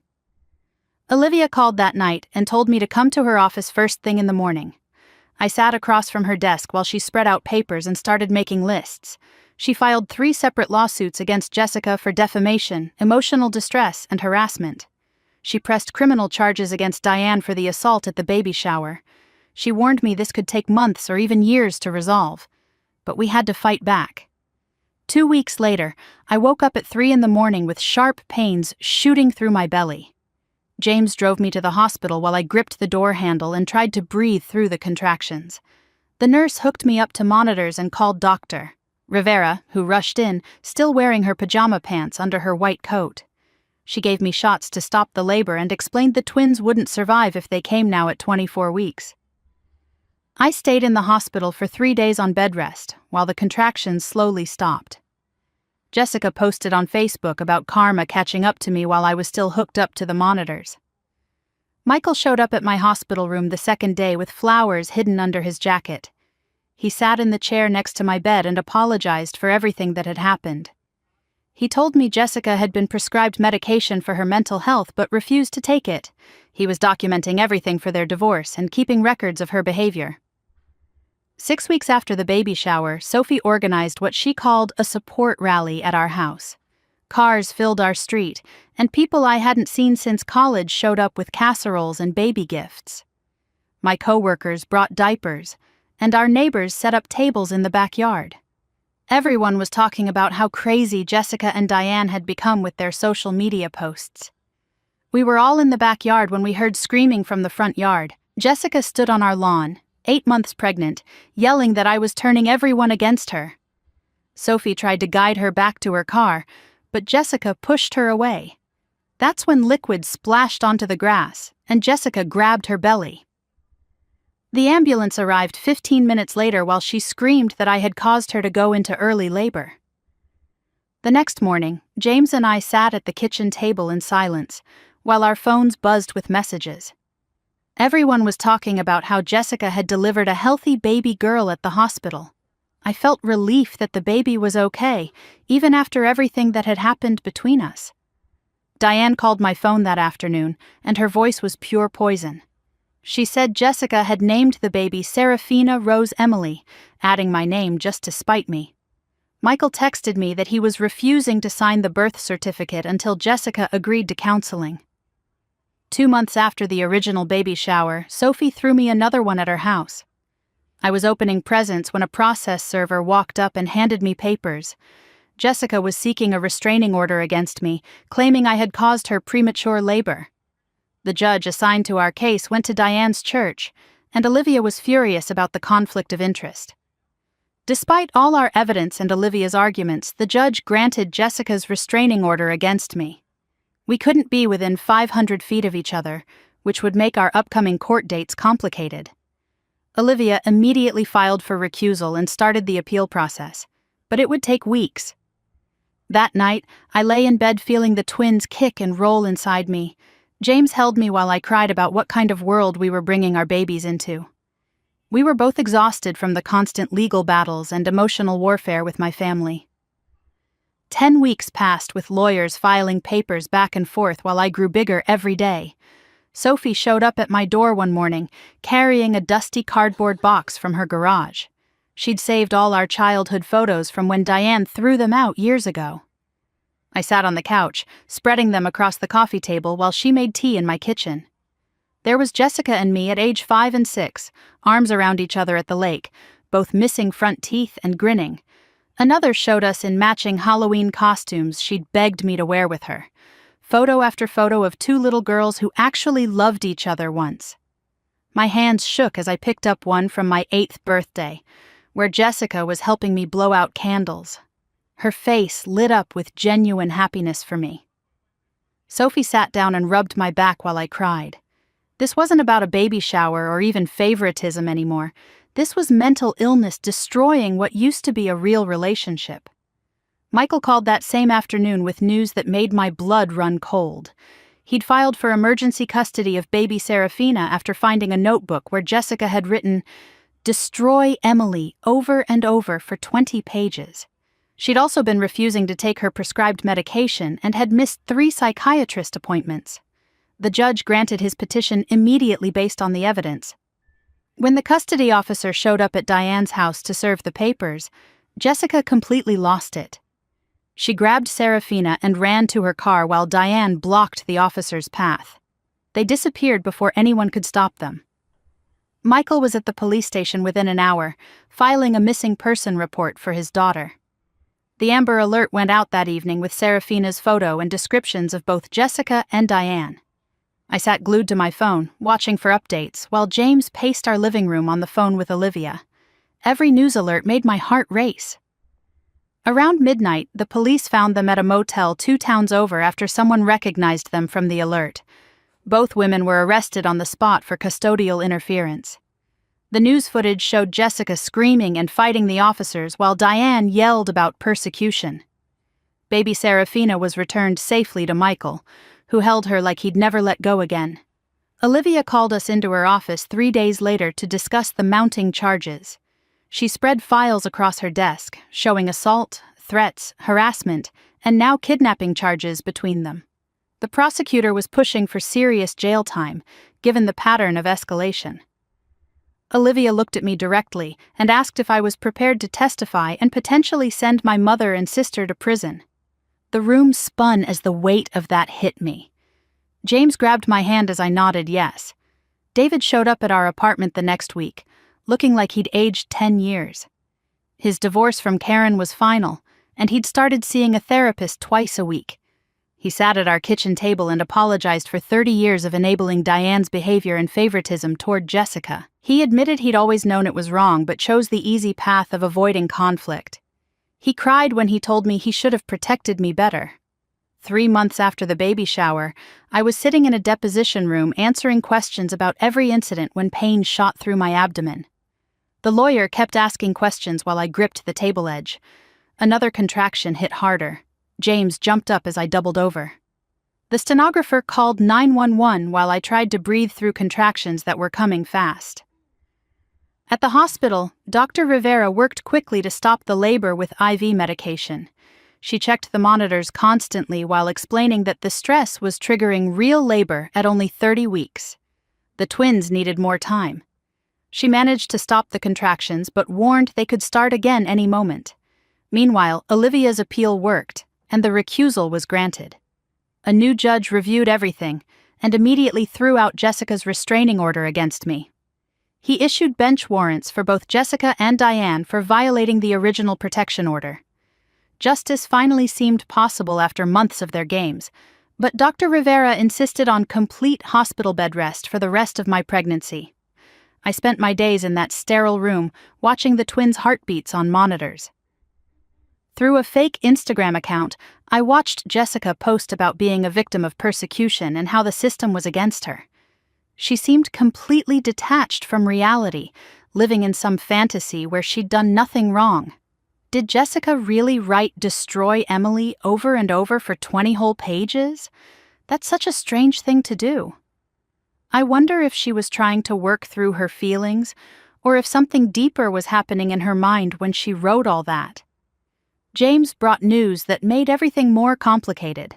His company was transferring him to Denver with a big promotion and full relocation assistance.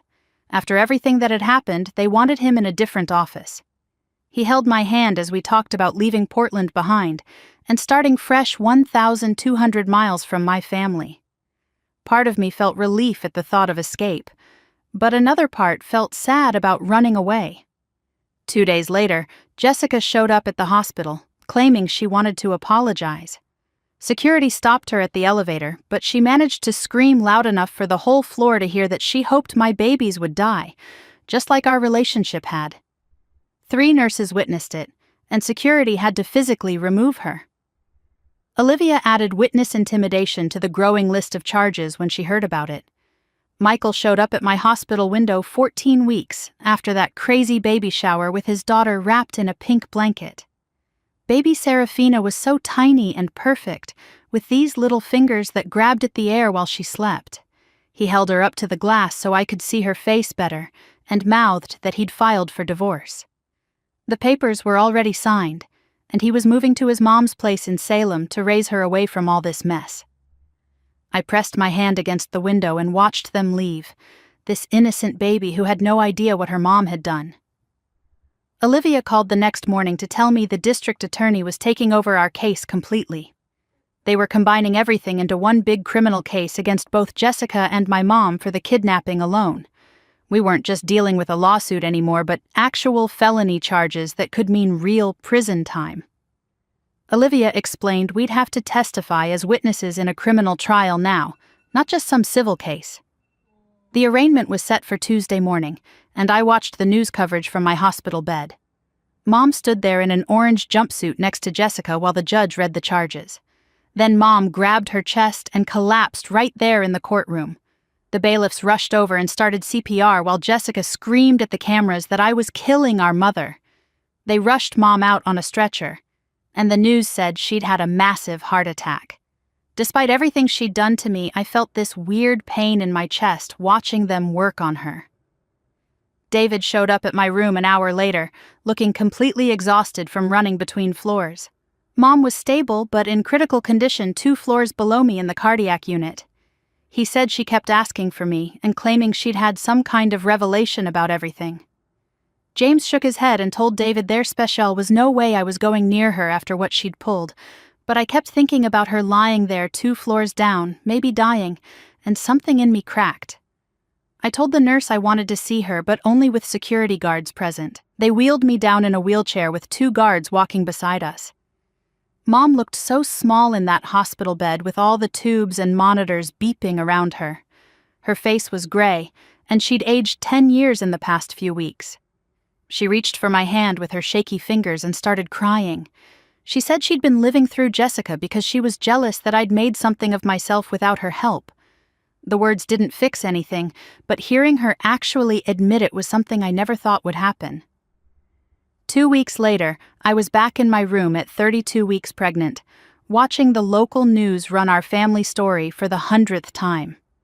The headline "Portland Family Feud Turns Criminal" scrolled across the bottom while they showed photos from Jessica's Instagram.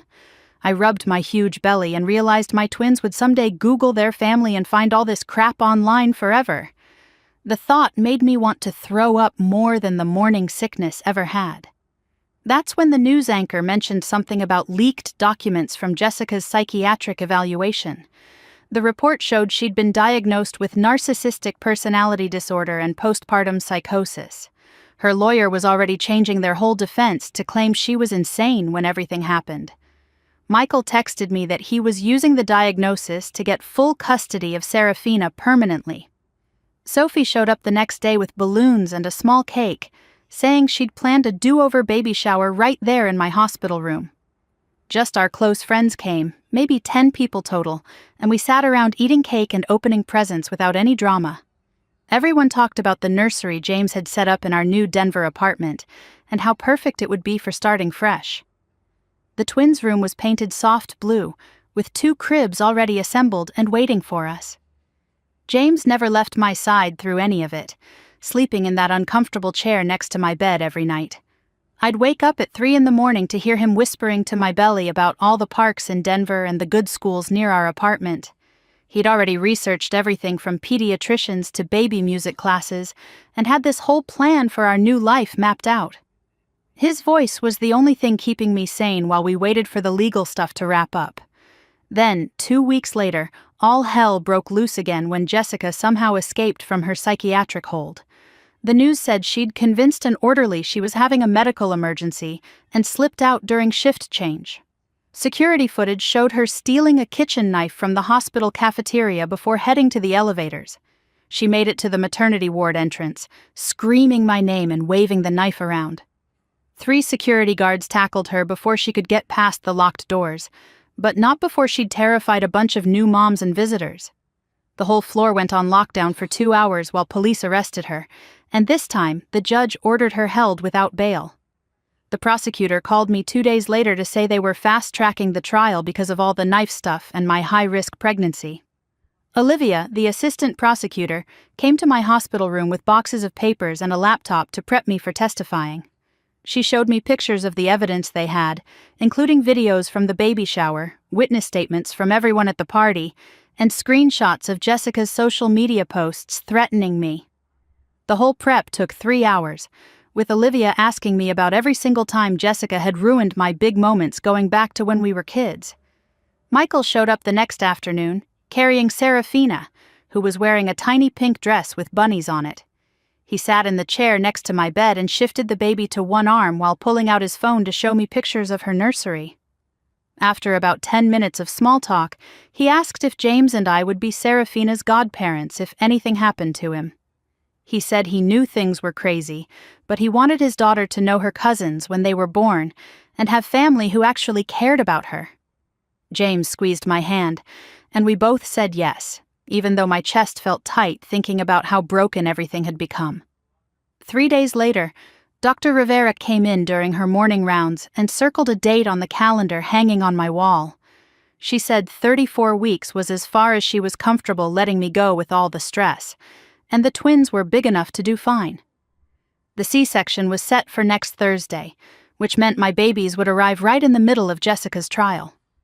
I spent that whole night staring at that red circle on the calendar, feeling like the universe had some sick sense of timing. The morning of my testimony, Olivia set up the video equipment in my hospital room, while a nurse checked my blood pressure every 10 minutes. The judge's face appeared on the laptop screen first, then the jury box, and finally the defense table, where Jessica sat in an orange jumpsuit staring straight ahead. Olivia had warned me not to look at her. but I couldn't help it and saw her lips moving like she was talking to herself. The prosecutor asked me to describe the baby shower incident, and I told them everything from the cake knife to the vomiting to her screaming about it being her day. Then he asked about our childhood, and I listed every recital, graduation, birthday, and achievement she'd sabotaged with fake medical emergencies or dramatic scenes. The jury members kept glancing at each other and writing notes while one woman in the front row had her hand over her mouth. When they asked about the pregnancy announcement, Jessica suddenly looked up, and our eyes met through the screen for just a second before she went back to muttering.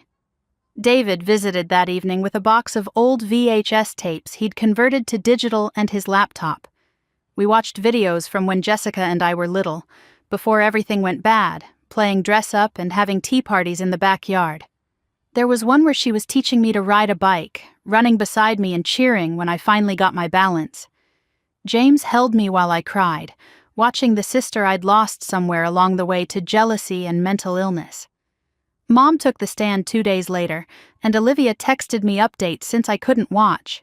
She admitted to hitting me at the shower and told the court she'd always favored Jessica because she was prettier and more outgoing. The prosecutor asked if she'd noticed Jessica's pattern of disrupting my events, and Mom said she thought I was being dramatic about it. But when they showed her the timeline of every incident mapped out on a board, even she had to admit it looked planned. Mom begged the judge to send Jessica to treatment instead of prison, saying she was sick, not evil. But the prosecutor pointed out that understanding right from wrong meant she was responsible for her choices. The next morning, they played the baby shower videos for the jury, and Olivia said several people looked sick watching it. What makes someone decide to wave a knife around in a hospital maternity ward? The way Jessica tricked that orderly shows she was thinking clearly enough to plan her escape, but then lost all control when she got close to Emily's floor. The knife threat was bad enough, but the way Jessica had smiled while holding it made it worse. When they got to the part where she screamed about it being her day, she suddenly stood up in court, yelling that I'd doctored the footage. The judge ordered her to sit down, but she kept screaming that I'd paid someone to edit the videos until the bailiffs had to physically remove her from the courtroom. Sophie stopped by that afternoon with 2 tiny outfits, soft blue blankets, and a photo album she'd been putting together. She'd asked everyone we knew to write messages for the twins, and collected them all with pictures of James and me throughout my pregnancy. Reading through the well wishes from friends, co-workers, and even some of the nurses made me realize how much love these babies had waiting for them despite all the chaos. Michael testified the following day, and the prosecutor had him bring a cardboard box to the witness stand. Inside was a notebook they'd found in Jessica's closet titled Operation Destroy Emily, with entries dating back to high school. He read pages out loud describing detailed plans to ruin my prom, my college acceptance celebration, my engagement party, and dozens of other events. Some entries had drawings of me crying or lists of ways to upstage me at different occasions. Even Mom looked shocked when they showed close-ups of the pages on the courtroom screens, according to Olivia's texts. Michael's voice cracked when he read an entry from right after my wedding, where Jessica wrote about wanting to burn my dress or put something in my food to make me sick. The prosecutor asked him about finding the notebook, and Michael said he'd discovered it while packing up their apartment after her arrest. During his testimony about the baby shower itself, Jessica started screaming from her seat that the baby wasn't his, and she'd prove it. She yelled that she'd kill everyone who betrayed her, including me, the babies, Michael, and anyone who took my side. The judge ordered her removed, but she kept screaming threats until 4 bailiffs dragged her out while she tried to bite one of them. The judge immediately ordered a psychiatric evaluation and said she'd be held at the state mental facility until further notice. 2 weeks later, the judge made it official and declared Jessica couldn't stand trial because she was too sick mentally. The court sent her to the state hospital for treatment that could take years. Diane's case went forward on its own since she was mentally fine, just mean. James held my hand tight when we heard the news in our apartment. We both knew this was just the start of a long road ahead. The next morning, my doctor scheduled my C-section for exactly 35 weeks since the twins weren't growing enough inside me anymore. James and I spent that last night before surgery lying in the hospital bed together, talking about how we'd raise our babies away from all this crazy family stuff. We promised each other we'd break the cycle and give them normal childhoods full of love, not drama and fights. When they wheeled me into surgery the next morning, James suited up in scrubs and held my hand behind the curtain while they cut me open. At 7:23 a.m., our son was born, 3 pounds and crying loud. At 7:24 a.m., our daughter followed, even smaller but fighting hard. James cried when he held them for the first time, these tiny perfect babies we'd made together.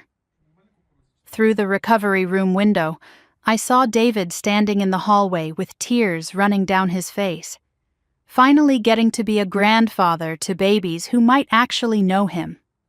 The nurses took our twins straight to NICU, where they'd need help breathing and eating for a while. 3 days after the birth, David came to visit with news about Diane's trial. She'd been convicted of assault and harassment, but only got 2 years probation and mandatory therapy sessions. The judge banned her from contacting us unless we reached out first, which we never would. David said she was finally starting to accept what she'd done wrong, but I didn't care about her redemption story. A week later, Olivia brought mail to the NICU while I was holding my tiny son against my chest for skin-to-skin time. The letter was from Jessica's psychiatric facility, and my hands shook as I opened it. She'd written to apologize, but also to announce she was pregnant again with Michael's baby from before their separation. Michael showed up an hour later, completely broken by the news that he'd be tied to Jessica forever now through 2 kids.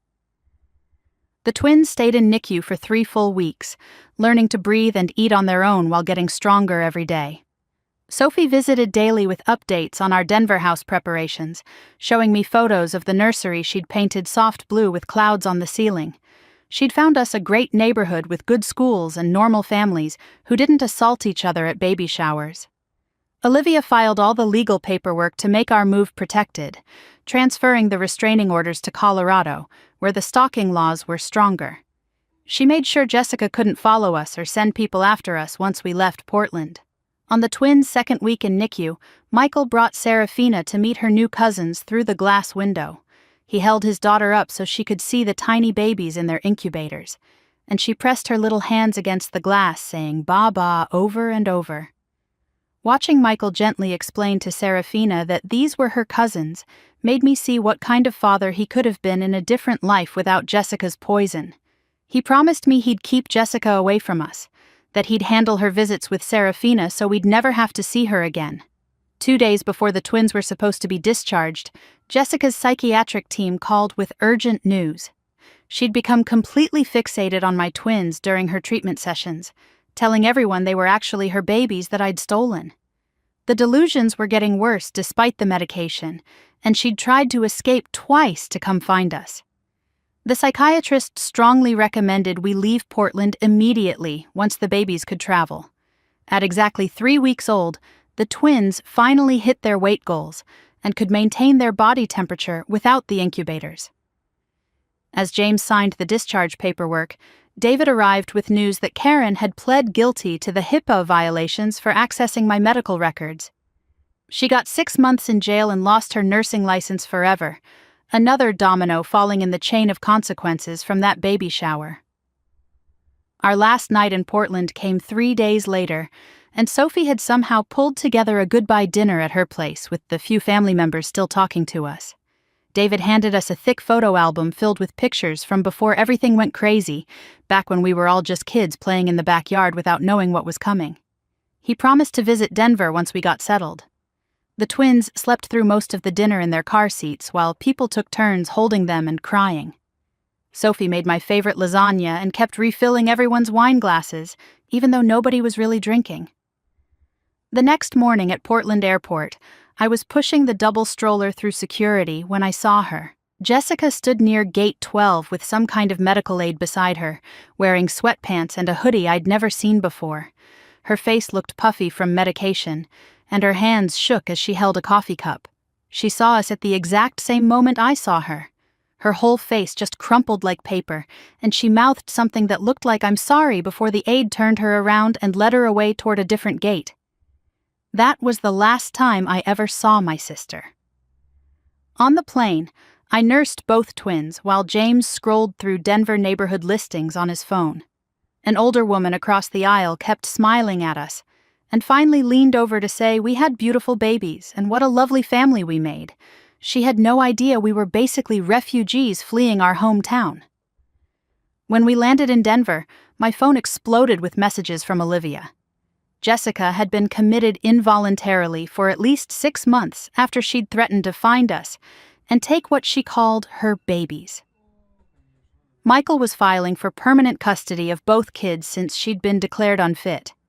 The legal battles would keep going without us there. Our new house in Denver was perfect, with its big windows and quiet street, but I couldn't relax. Every doorbell made me jump. I checked the locks 3 times before bed and studied every face at the park like they might be someone Jessica sent.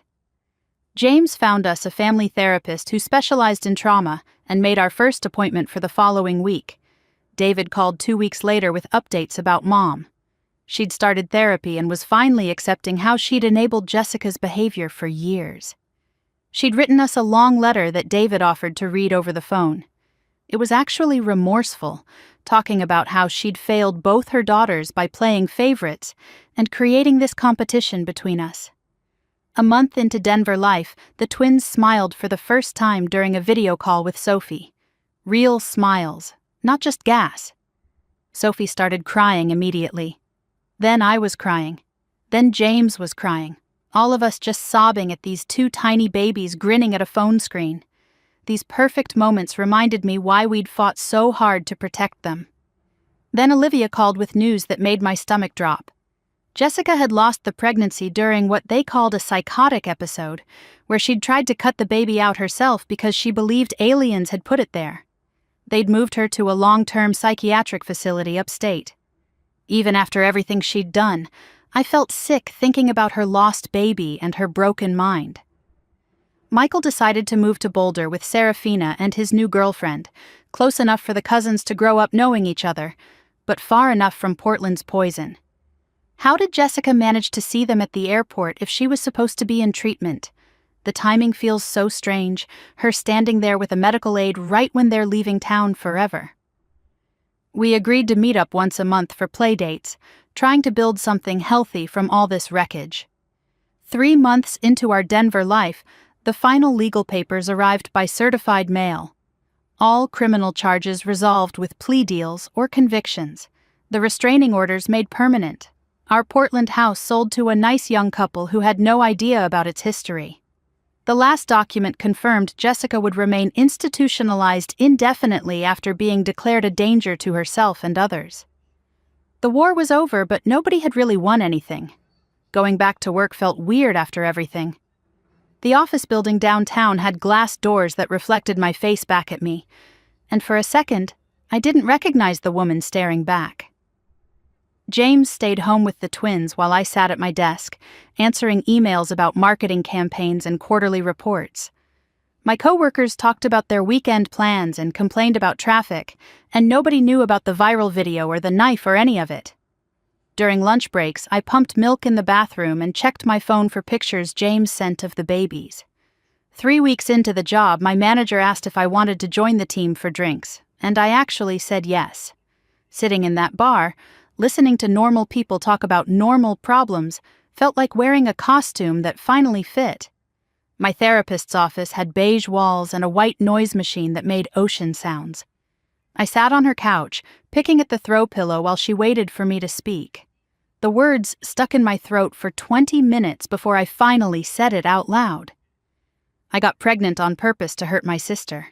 Not for love or wanting a family, but for revenge. The therapist didn't look shocked or disgusted, just nodded and asked how that made me feel now. Empty, I told her. Empty and guilty and somehow still angry. She said healing meant accepting all the ugly parts of how we got here. 6 months in Denver meant the twins were turning 1, and David called, asking if he could visit. I almost hung up, but James grabbed the phone and said yes before I could stop him. David showed up at our door, holding a wrapped box and looking older than I remembered. He handed me the gift without meeting my eyes and said Diane made it, but couldn't come herself. Inside was a quilt made from fabric scraps in every shade of blue and green. Tucked into the corner was a small envelope with Diane's handwriting. I didn't open it. Not then. David played with the twins for an hour, helped them blow out their birthday candles, then left without asking for anything more. The quilt went in the closet, but not the trash. Sophie called 2 months later, saying she got a job offer in Denver. Within a week, she had an apartment 3 blocks away and was at our place every evening after work. She brought takeout and held the babies while James and I ate with both hands for once. The twins reached for her whenever she walked in, and she started keeping diapers and formula at her place just in case. Michael visited too, bringing his new girlfriend, who didn't know our history and just saw us as Michael's normal sister with a normal family. We had game nights and barbecues, and nobody mentioned Portland or baby showers or anything from before. 8 months in Denver felt like the right time for something we should have done differently the first time. James suggested it while we were washing dishes, just casual like he was mentioning the weather. We could renew our vows, he said. Do it right this time, just us and the people who actually matter, no big production or competition or family drama. I kissed him with soapy hands and said yes. The ceremony happened in our backyard with Sophie, Michael, his girlfriend, and baby Serafina, who Sophie was babysitting for the afternoon.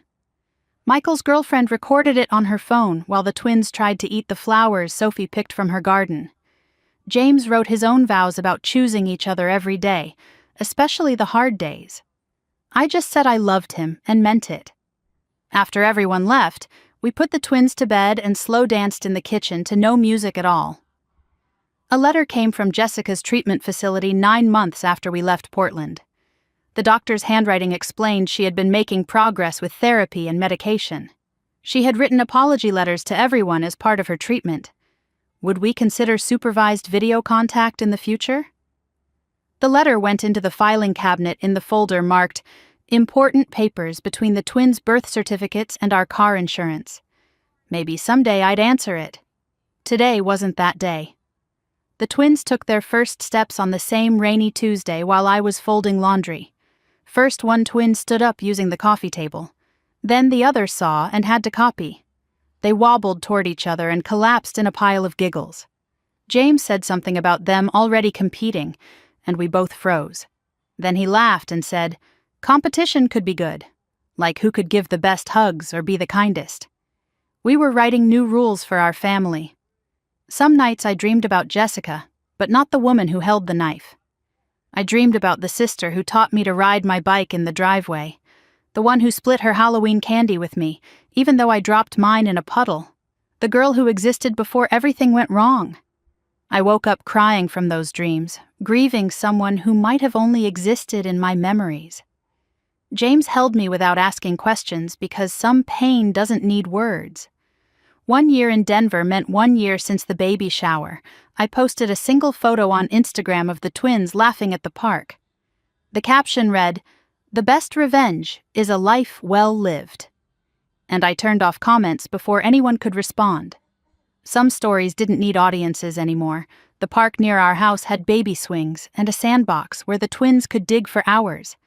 James pushed them while I sat on the bench with my coffee, watching our little family that we built from chaos. A woman sat down next to me and commented on how calm and happy we all looked together. For the first time, I believed her.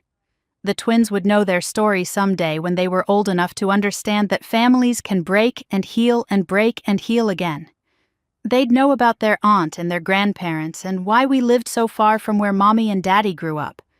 But today, they just knew that Daddy made airplane noises when he pushed them high, and Mommy always had goldfish crackers in her purse, and their world was safe and small and full of love. That was enough. That was everything. That's it for today. Thanks for exploring all these questions with me. What a ride just wondering about stuff together. See you next time. Subscribe for more content like this.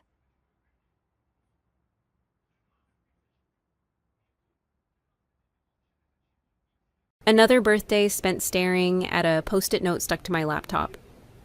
Ava, need you to handle the Thompson account today. Also pick up Mom's dry cleaning. No happy birthday. No acknowledgement that I'm turning 28 today. Just another list of errands. I'm Ava, and I've spent the last 6 years working for my family's wealth management firm, where being a Harper Langston means everything, except when it comes to actually being treated like family. Girl, tell me you're not working on your birthday again.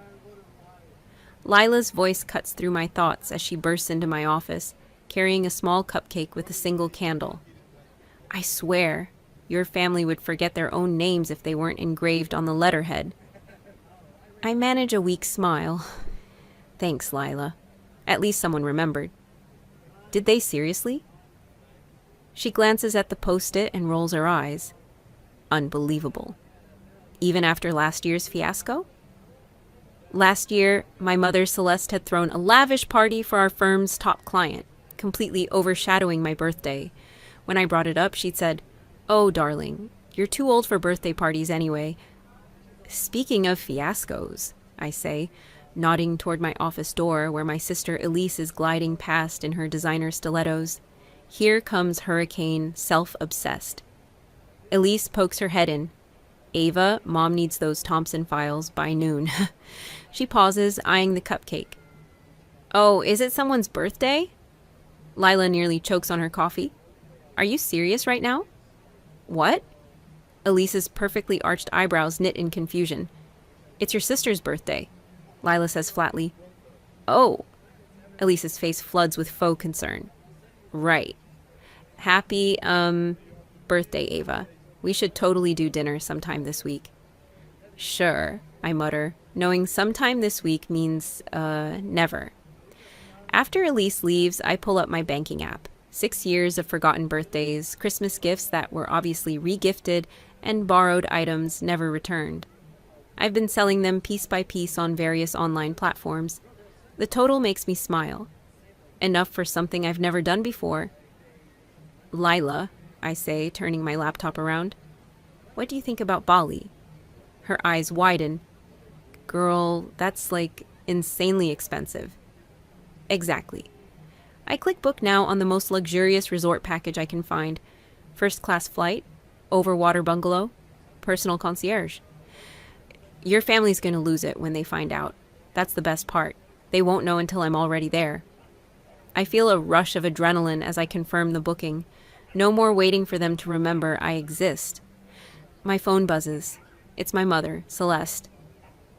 "Ava, where are those Thompson files?" "Still working on them, Mom." "By the way, do you know what day it is?" "Wednesday." "Look, just get those files done. Your father's planning a fundraiser and we need to free up some capital." "Of course." Another fundraiser. Another chance for my mother to parade around in couture gowns while I crunch numbers in the background. After hanging up, I start planning my escape. 2 weeks in paradise, all to myself. No family drama, no last-minute errands, no being the forgotten daughter. "You're really doing this?" Lila asks, watching me book everything. Watch me. I pull up Instagram and start following luxury travel accounts. For once, I'm going to be the one they're jealous of. "What about the office?" I laugh. "They want those Thompson files? They can do them themselves. I've got 6 years of unused vacation days." As I finish the bookings, my father sweeps into my office without knocking. "Ava, darling, I need you to coordinate with the caterers for next week's fundraiser." I look up at him. Something's shifting inside me. Excuse me? I said no, I'm taking a vacation starting tomorrow, but the fundraiser isn't my problem. I stand up, gathering my things. I'm sure Elise can handle it. She's so good at everything, right? My father's face turns an interesting shade of red. "We'll discuss this at home." Actually, we won't, because I won't be there. I grab my bag and the cupcake Lila brought. I've got some packing to do. As I walk out of the office, Lila trailing behind me, I feel lighter than I have in years. My phone starts buzzing with messages from my family, but I silence it without looking. "You know they're going to lose their minds when they see your vacation photos, right?" Lila grins. I smile back. feeling the satisfaction of revenge served ice cold. That's exactly what I'm counting on. The moment my feet touch the warm teak deck of my overwater bungalow, I know I've made the right decision. 48 missed calls and countless unread messages later, here I am, surrounded by nothing but turquoise water and endless sky. Miss Ava, would you like a tour of your bungalow? My personal concierge, Leo, stands at a respectful distance, hands clasped behind his back. Yes, please. I follow him through sliding glass doors into what feels like another world. The bungalow is bigger than my apartment back in Seattle, with floor-to-ceiling windows that make the ocean feel like part of the room. Your private infinity pool is here, Leo gestures to the deck, and this glass floor panel allows you to view marine life from your living room. I crouch down, watching colorful fish dart beneath my feet. For the first time in years, I feel myself truly breathing. Your family has been trying to reach the resort, Leo mentions carefully. Hotel policy is to protect guest privacy, unless I say otherwise. I finish for him. Thank you. I'd like to keep it that way. After Leo leaves, I change into my swimsuit and settle onto a lounger. My phone buzzes again. This time it's Lila on WhatsApp. Girl, your Instagram story is breaking the internet. Her message reads, your sister is having a meltdown in the office. I smile and open Instagram, posting a photo of my feet propped up against the infinity pool's edge, endless ocean in the background. Caption, sometimes you have to choose yourself first. Within minutes, the comments start rolling in. Elise, why didn't you tell us about this trip? Mom's worried sick. Celeste, call home immediately, young lady. Nora, living your best life. I ignore them all and order a mango daiquiri from the resort's app. When it arrives, I take another photo, making sure my designer sunglasses, bought with the money from selling Mom's thoughtful regifted scarf, are visible. My phone rings. It's my brother Julian. Unlike the others, I actually answer. Hey, stranger, he says, and I can hear the smile in his voice. Quite a show you're putting on. Enjoying the drama? Elise called me in tears, saying you've lost your mind. Mom's threatening to fly out there. I laugh. They don't even know which resort I'm at. True, he pauses. For what it's worth, I'm sorry I forgot your birthday too. You're the only one who's actually apologized, Julian. Well, you know me. The family letdown who moved away. Speaking of which, these photos are giving me serious vacation envy. Mind if I join you next week? Really? I sit up straighter. Yeah, I could use a break from the startup life. Plus, I want to hear all about how you pulled this off. Before I can answer, my phone beeps with another call. Elise again. Sorry, Julian, can I call you back? Hurricane Self-Obsessed is on the other line. Have fun, sis. And hey, happy belated birthday. I switch calls. Yes, Elise? How dare you post those photos? She shrieks. Do you know how this makes us look? Mom had to cancel her lunch with the Wilsons because she's so upset. Oh no, not the Wilsons, I deadpan, taking another sip of my daiquiri. However, will the family survive? This isn't funny, Ava. Where did you even get the money for this? Remember that Gucci bracelet you borrowed last year? And those designer shoes Mom re-gifted me that were 2 sizes too small? Amazing what people will pay for authentic luxury items. Silence on the other end. Then, you sold our gifts? Hard to call them gifts when they were never really meant for me. I'm telling Mom. Go ahead. While you're at it, tell her I just booked a sunset cruise and a private beach dinner. Oh, and a spa day tomorrow. I hang up and immediately post another photo, me blowing a kiss to the camera with the caption, Paradise found. Leo appears with fresh towels. Excuse me, Miss Ava. Would you like me to arrange a private yoga session for tomorrow morning? The deck is perfect for sunrise practices. That sounds wonderful. I pause. Actually, could you take a photo of me in the infinity pool? He obliges, capturing me floating on my back, arms spread wide, pure bliss on my face. The sunset paints the sky in shades of coral and amber behind me. As I review the photo, another message pops up from Lila. Your mom just stormed into your office looking for your travel documents. Should I tell her you shredded them all last week? I reply with a single emoji. Then I turn off my phone, slide into the infinity pool, and let the warm water wash away 28 years of being the good, reliable daughter. Tomorrow I'll post more photos. Tomorrow I'll let them squirm a little more. But right now, in this moment, I'm exactly where I need to be. Far away from everything and everyone who ever made me feel small. Day 3 in paradise, and my Instagram feed has become a masterclass in elegant revenge. Each post is carefully curated. Breakfast on my private deck, yoga at sunrise, snorkeling with sea turtles. The comments section has turned into a battlefield. My phone lights up with a FaceTime call from Lila. I prop it against a coconut while sipping my morning smoothie. Girl, you will not believe what's happening here, she says, ducking into the supply closet at work. Your mother just had a complete meltdown in the conference room. Do tell. I adjust my designer sunglasses, another converted gift. So she's showing everyone your posts, right? Saying how ungrateful you are, how she's given you everything. Then Nora, from accounting. She pulls up receipts, showing how your mom's been underpaying you compared to other employees with the same experience. I nearly choke on my smoothie. Nora did what? Turns out she's been gathering evidence of workplace discrimination for months. Your mom's face turned so red, I thought she was going to explode.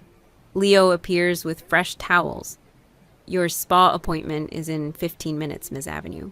Would you like me to escort you? Thank you, Leo. I turn back to Lila. Duty calls. Keep me posted? Wait, one more thing your dad's been asking about the Thompson account.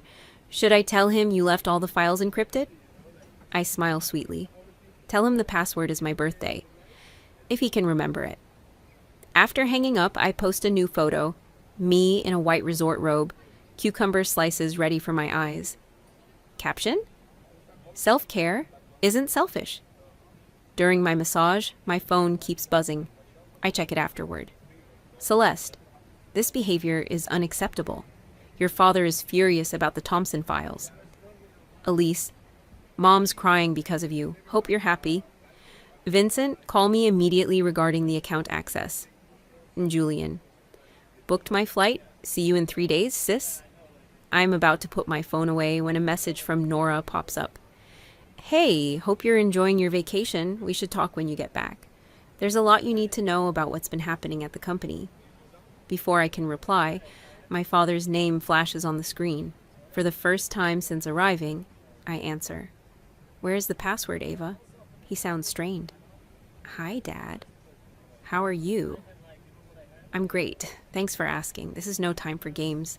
We have a meeting with the Thompsons tomorrow. Interesting. When's my birthday, Dad? What? What does that have to do with... Just answer the question. Silence. Then, is it February? Wrong?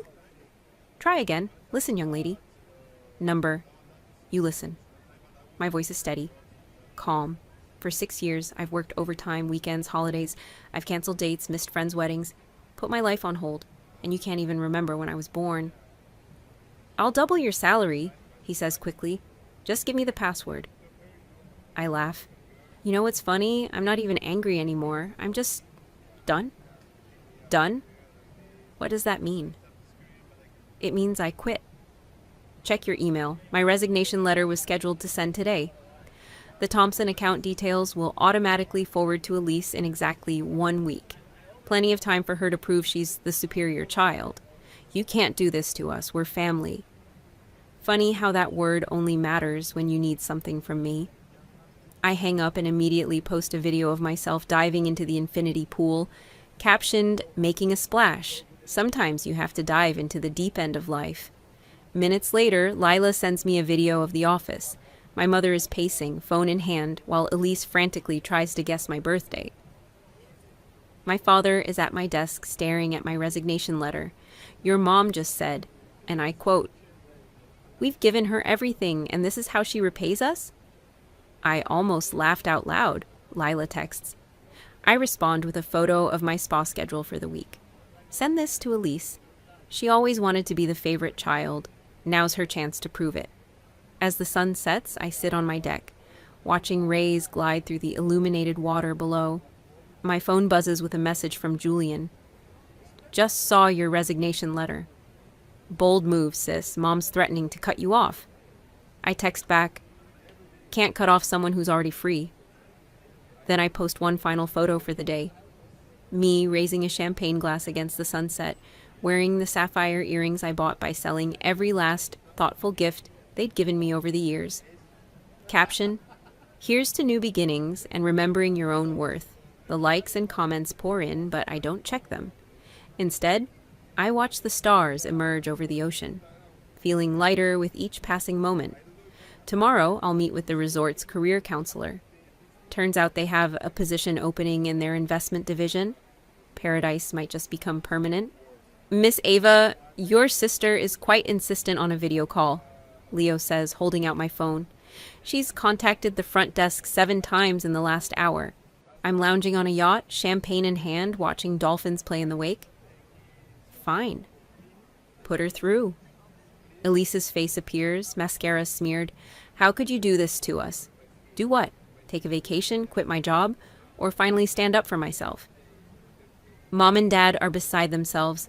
The Thompsons are threatening to pull their account, and not my problem anymore.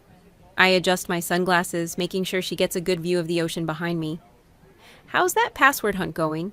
Please, Ava. Her voice cracks. Just tell us the password. I'll help you plan a birthday party when you get back. A birthday party? I laugh. You mean like the one I wanted last year when you scheduled your engagement photo shoot on my birthday? Or the year before when you borrowed my car to drive to the coast with your friends on my birthday? That's not fair. I didn't know. Exactly. You didn't know. None of you ever knew, because none of you ever cared enough to remember. A crew member appears with fresh fruit.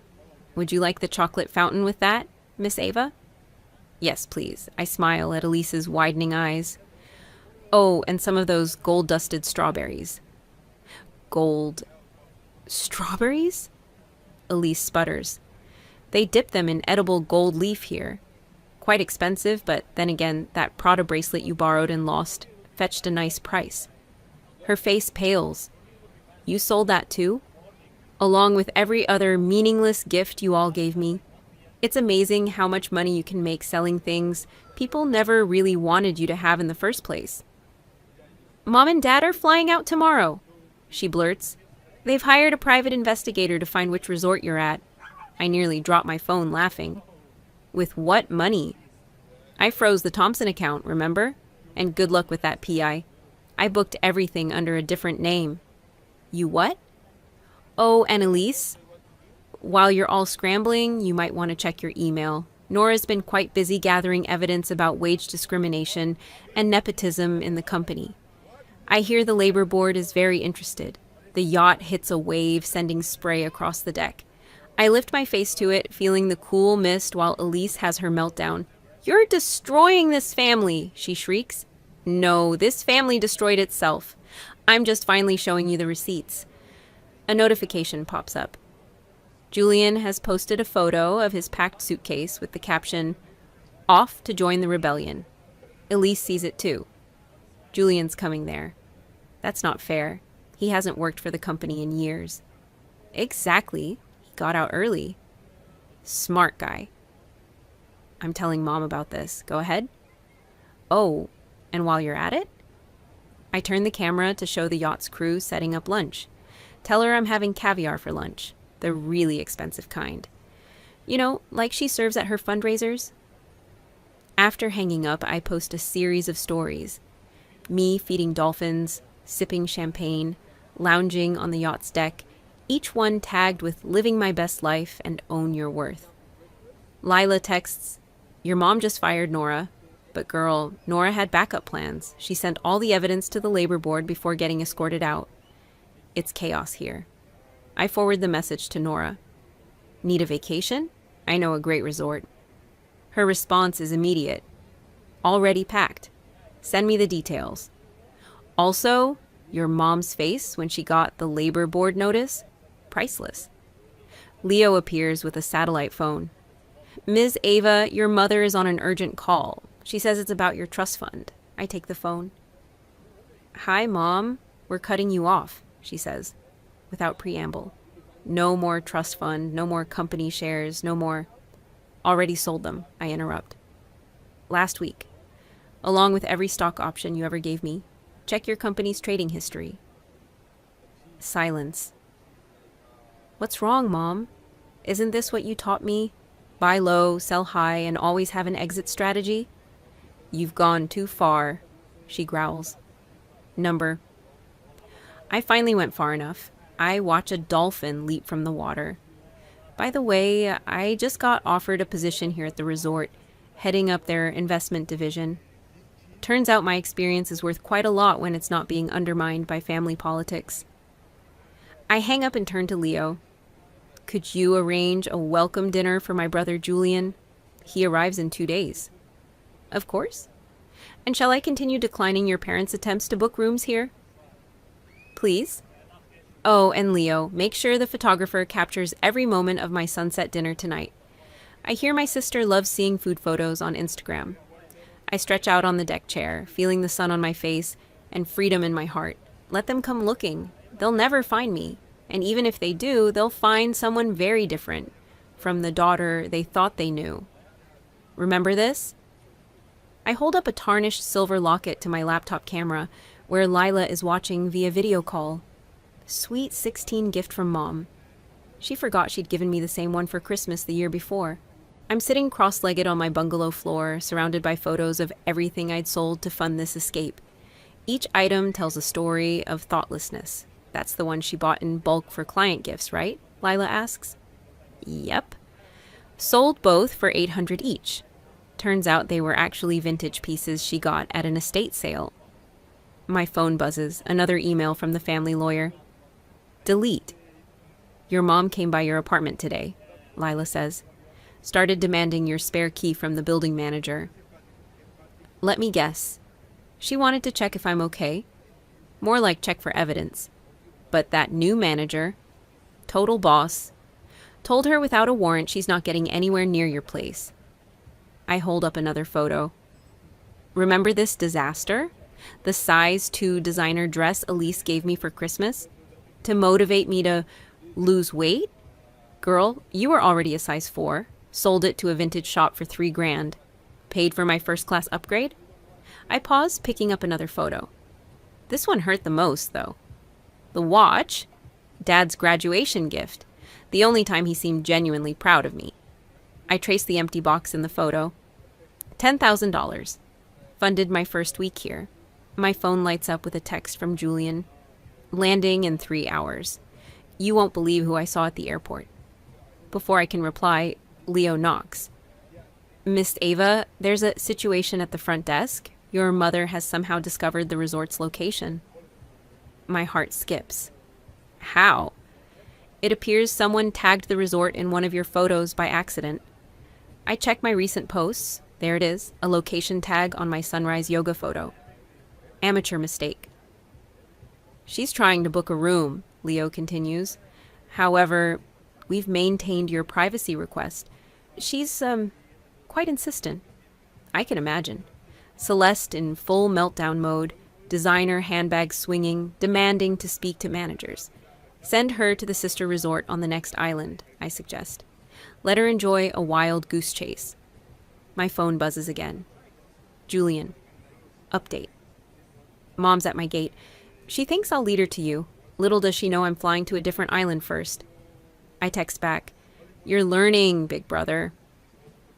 Lila's voice pulls me back to the laptop. Your dad's called an emergency board meeting for tomorrow. Something about restructuring the company. Let me guess, removing my name from everything? Girl, they can't. Nora made sure of that before she left. Speaking of... Lila grins. Check your email. I open my inbox to find a message from the labor board. They're launching a full investigation into the company's hiring and compensation practices. Your mother's face when she got served with papers? Lila continues. Priceless.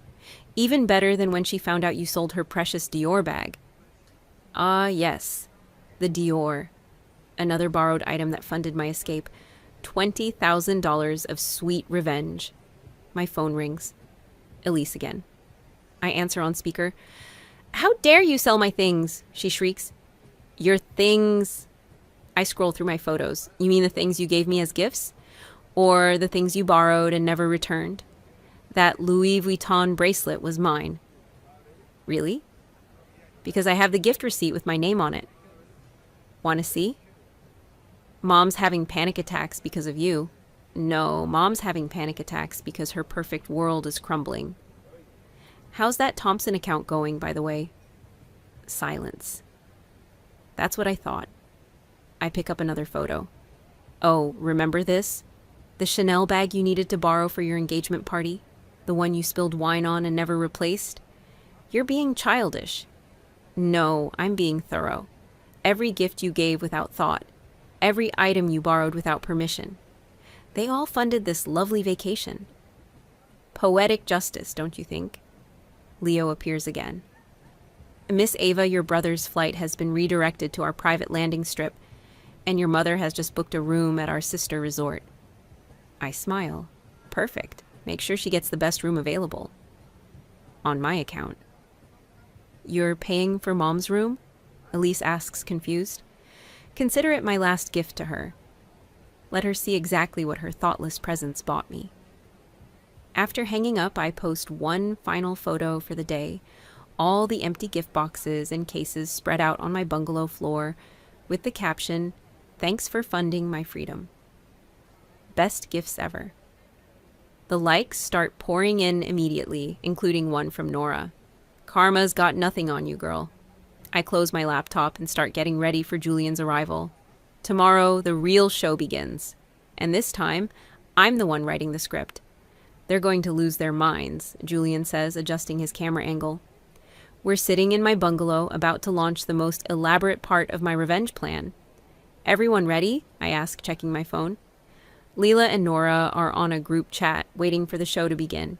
Your mother and father just checked into the sister resort, Leo reports. They're demanding a boat to this island. Perfect timing. I smooth my designer dress, another converted gift, and press the button to join the video conference I'd scheduled. One by one, they pop up on screen. Mom, Dad, and Elise all sitting in their luxury resort suite looking furious. Dad's face is red. Mom's makeup is perfect, of course. And Elise is scowling. Happy family meeting day, I say cheerfully. Love what you've done with your hair, Mom. The sister resort salon is excellent, isn't it? Enough games, Dad snaps. Where are you? Closer than you think, further than you'll get. I angle my camera to show Julian lounging on my couch. Look who made it. Julian, Mom gasps. You knew where she was all along. Sure did, he grins, raising his coconut drink. Best vacation ever, by the way. Now, I continue, I've called this meeting for 2 reasons. First, to show you something. I start sharing my screen, displaying a spreadsheet. This is every gift you've given me over the past 6 years, along with their resale values. Mom's face goes pale as she reads the items. The Dior? My limited edition Dior? The one you gave me last Christmas, right after you borrowed it for your fundraiser. I scroll down. Sold for $20,000. Paid for this bungalow. You ungrateful. Dad starts. Oh, we're just getting started. I switch to another spreadsheet. This is my salary history compared to other employees. Notice anything interesting, like how Elise made twice my salary with half my experience? That's confidential information, Dad sputters. Not anymore. I smile sweetly. The labor board has it all. Nora says hi, by the way. Elise jumps up. I earned that salary. Really? Then you won't mind handling the Thompson account alone. Speaking of which, I pull up a timer on screen. That encrypted file unlocks in exactly 1 hour. Better start guessing my birthday. This is ridiculous, Mom snaps. We're your family. Are we? Quick quiz then. What's my favorite color? What did I want to be when I grew up? What was my first pet's name? I pause between each question, met with silence. Julian? Green, marine biologist, and your goldfish was named Sparkle, he answers promptly. See? Not that hard if you actually pay attention. Dad leans forward. What do you want? Money? A promotion? I want you to feel what I felt. Every forgotten birthday, every borrowed item, every dismissive comment. I hold up my phone, showing them my new business card. By the way, I'm the new investment director here at the resort. Turns out my experience is quite valuable when it's not being undermined by family politics. You can't just... Mom begins. Actually, I can. And I did. But here's the real reason for this meeting. I press a button and their resort room TV turns on automatically. Look familiar? They turn to see footage of an empty conference room, the one at their hotel. That's where you're headed next. There's a lovely tea service waiting, very expensive, very elegant. I smile. Just like all those lonely birthday dinners I had while you were too busy with fundraisers and client meetings. What are you talking about? Elise demands. In 10 minutes, you'll get an invitation to tea with Ava. You'll rush down expecting to finally confront me in person. I lean back. But I won't be there, just like you were never there for me. This is childish, Dad growls. No, this is karma. By the way, the Thompson file password? It's May 10th, my birthday. Not that it matters now. I've accepted their account here at the resort. They seemed quite impressed with my personal approach to client relations. Mom's face crumples. We've given you everything. No, I cut her off. You gave me things. Things you could borrow, things you could show off. Things that proved what a generous family you were. But you never gave me what I actually needed. Respect, recognition, love. The timer on screen hits 0. In their room, a server appears with a tea invitation. Enjoy your tea, I say softly. I hear the view of the ocean is spectacular. Almost as spectacular as watching your perfect world crumble from my infinity pool. I end the call and turn to Julian, who's slow clapping. Brutal, he grins. Absolutely brutal. My phone lights up with messages from Lila and Nora, who watched the whole thing. Queen behavior. The tea service setup? Genius. They sat there for 3 hours, Julian says, showing me the surveillance footage on his phone. We're having breakfast on my deck the next morning, watching the sunrise. Mom kept asking the staff to check if you were running late.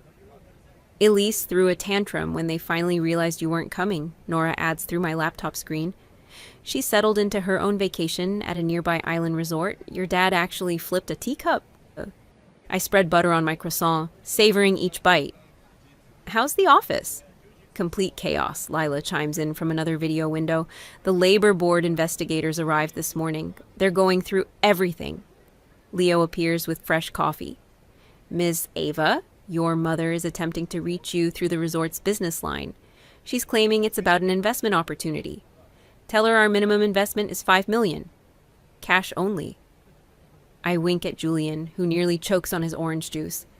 My phone buzzes with a text from an unexpected source. Nora's sister, who works at the sister resort. Your mom just tried to bribe a boat captain to bring her to your island. He took her money and drove in circles for 2 hours. You know what the best part is? Julian says, reaching for more fruit. They still haven't figured out that the Thompson account transfer was automatic. Elise has been trying random dates for hours. As if on cue, my phone lights up with Elise's call. I put it on speaker. Is it Mom's birthday? She asked frantically. Nope. Dad's. Wrong again. Your graduation date? You didn't even attend my graduation, remember? You had a spa day. Silence then. I did. Yep. Posted all about it on Instagram. Sorry, sis. Self-care comes first, just like you posted about your beach trip on my birthday last year. Ava, please, the Thompsons are threatening to pull everything. Not my problem anymore. They're quite happy with their new investment advisor. I pause. By the way, How's that tea service trauma working out? She hangs up. Brutal. Julian grins. Pass the mango. Leo returns with a tablet. Ms. Ava, your mother has just posted quite an interesting statement on social media. Would you like to see? I take the tablet, reading aloud. Heartbroken that my daughter has chosen material wealth over family love. We gave her everything, and this is how she repays us. Please respect our privacy during this difficult time. Oh, and she tagged all their yacht club friends? Check the comments, Nora suggests. I scroll down. Didn't you forget her birthday last week? Pretty sure I saw you at the spa on her graduation day. Wasn't that Dior bag in your Instagram post last month? The internet never forgets. Julian laughs. My phone pings with an email from Mom's executive assistant. Thought you should know. Your mother just called an emergency board meeting. They're trying to void your company shares. I forward it to our family lawyer with a single line. Exhibit A for the labor board. Miss Ava? Leo appears again. The resort's general manager would like to meet with you regarding the investment director position. He's quite impressed with how you handled the Thompson transfer. Perfect timing. I stand, straightening my dress. Julian, wanna come watch your little sister become your parents' competition? Wouldn't miss it. Before heading to the meeting, I post one final photo. Me and Julian at breakfast, both of us raising coffee cups with the caption, "Family isn't about blood. It's about who shows up." Right, Elise HL? Lila texts immediately. Elise just threw her phone across the office. The general manager's office is all windows and ocean views. As I shake his hand and take a seat, my phone buzzes one last time. A message from Mom. Whatever they're offering, we'll double it. Come home, please. I type back. Home? I am home, by the way. My birthday's May 10th. Not that it matters anymore.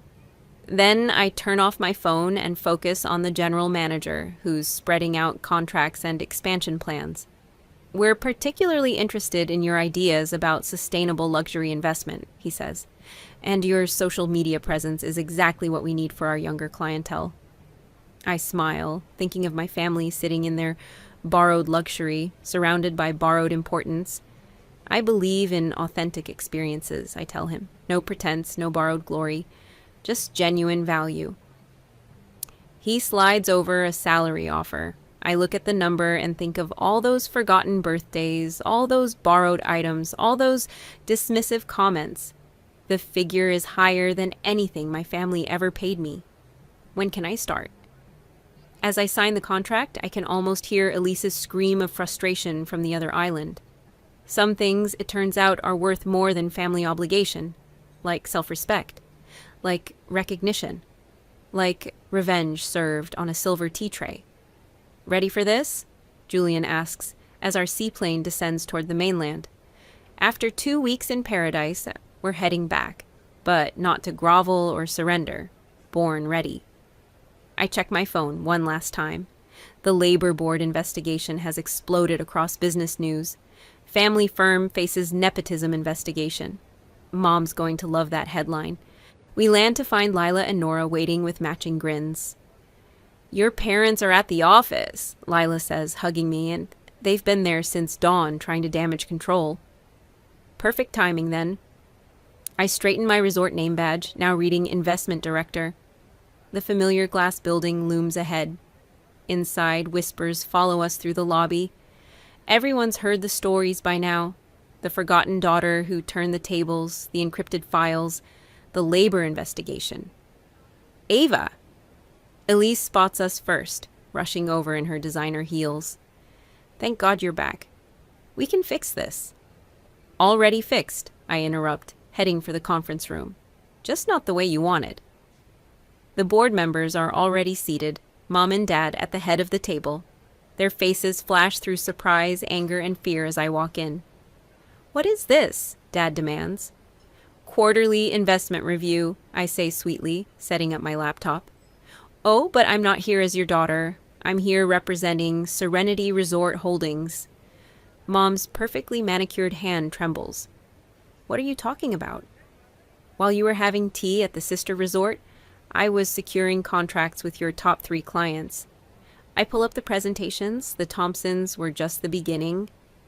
You can't, Dad starts. Actually, I can. And I did. See, they appreciated having an advisor who remembered their birthdays, their children's names, their preferences. Amazing what happens when you actually pay attention to people. Elise slumps in her chair as I continue. Serenity Resort Holdings is launching a boutique investment division. We're offering personalized service, ethical investment options, and I smile directly at Mom. Actual family values. This is ridiculous, Dad sputters. The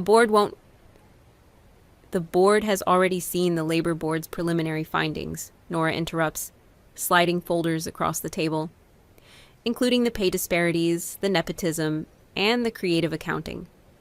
Julian steps forward. They've also seen my audit of family assets. Interesting how many company resources went to personal use. Those fundraisers weren't very charitable, were they, Mom? The board members shift uncomfortably. So here's what's going to happen, I continue. I'm not here to destroy the company. I'm here to offer a partnership. Serenity Resort Holdings wants to work with firms that demonstrate ethical practices and genuine client care. And if we refuse, Mom asks quietly, then the Thompsons, Carters, and Jacksons take their combined $100 million to Serenity. Your choice. Dad's face reddens. After everything we've done for you... Done for me? I laugh. Let's ask the board something. Anyone know when my birthday is? Silence. May 10th, a quiet voice says. Everyone turns to Elise, who's staring at her hands. It's May 10th. I looked it up in HR files yesterday. First time you've ever known it. I note. Funny how consequences make people pay attention. I stand, smoothing my dress. You have until the end of the week to decide. Oh, Mom, that Dior bag you've been crying about? I pull out a familiar orange box. I had it authenticated. It's fake, like everything else you've given me. The board erupts in whispers as Mom's face crumples. Ava, wait! Elise calls as I reach the door. I'm sorry. For everything. I turn back. Prove it. Be better. Not for me, for yourself. Outside, Lila high-fives me. Girl, that was legendary. Not done yet, I say, pulling out my phone. I post a photo of my new office view at the resort. Some call it revenge. I call it revolution. Here's to building something real. Julian throws an arm around my shoulders as we walk out. So, boss lady, when do I start? You're hired, I grin. First task, help me plan my birthday party for next year. I'm thinking beachfront celebration with real gifts this time, he promises. My phone buzzes. A message from the board's chairman. Partnership approved. Your parents have been moved to advisory roles. Congratulations, Ms. Director. I show the message to Nora, who's already booking her flight back to Serenity. Want to head up our compliance department? Try and stop me, she grins. As we leave the building, I spot my parents through the conference room windows, looking small and lost in their expensive clothes and borrowed importance. For a moment, I almost feel sorry for them. Almost. Ready to go home? Julian asks. I look at my real family, Julian, Leela, Nora, and smile. Already there. Behind us, the glass tower reflects the setting sun, turning everything to gold. Sometimes the best revenge isn't about destroying what hurt you. It's about building something better from the pieces they left behind. And sometimes paradise isn't a place. It's the moment you finally set yourself free.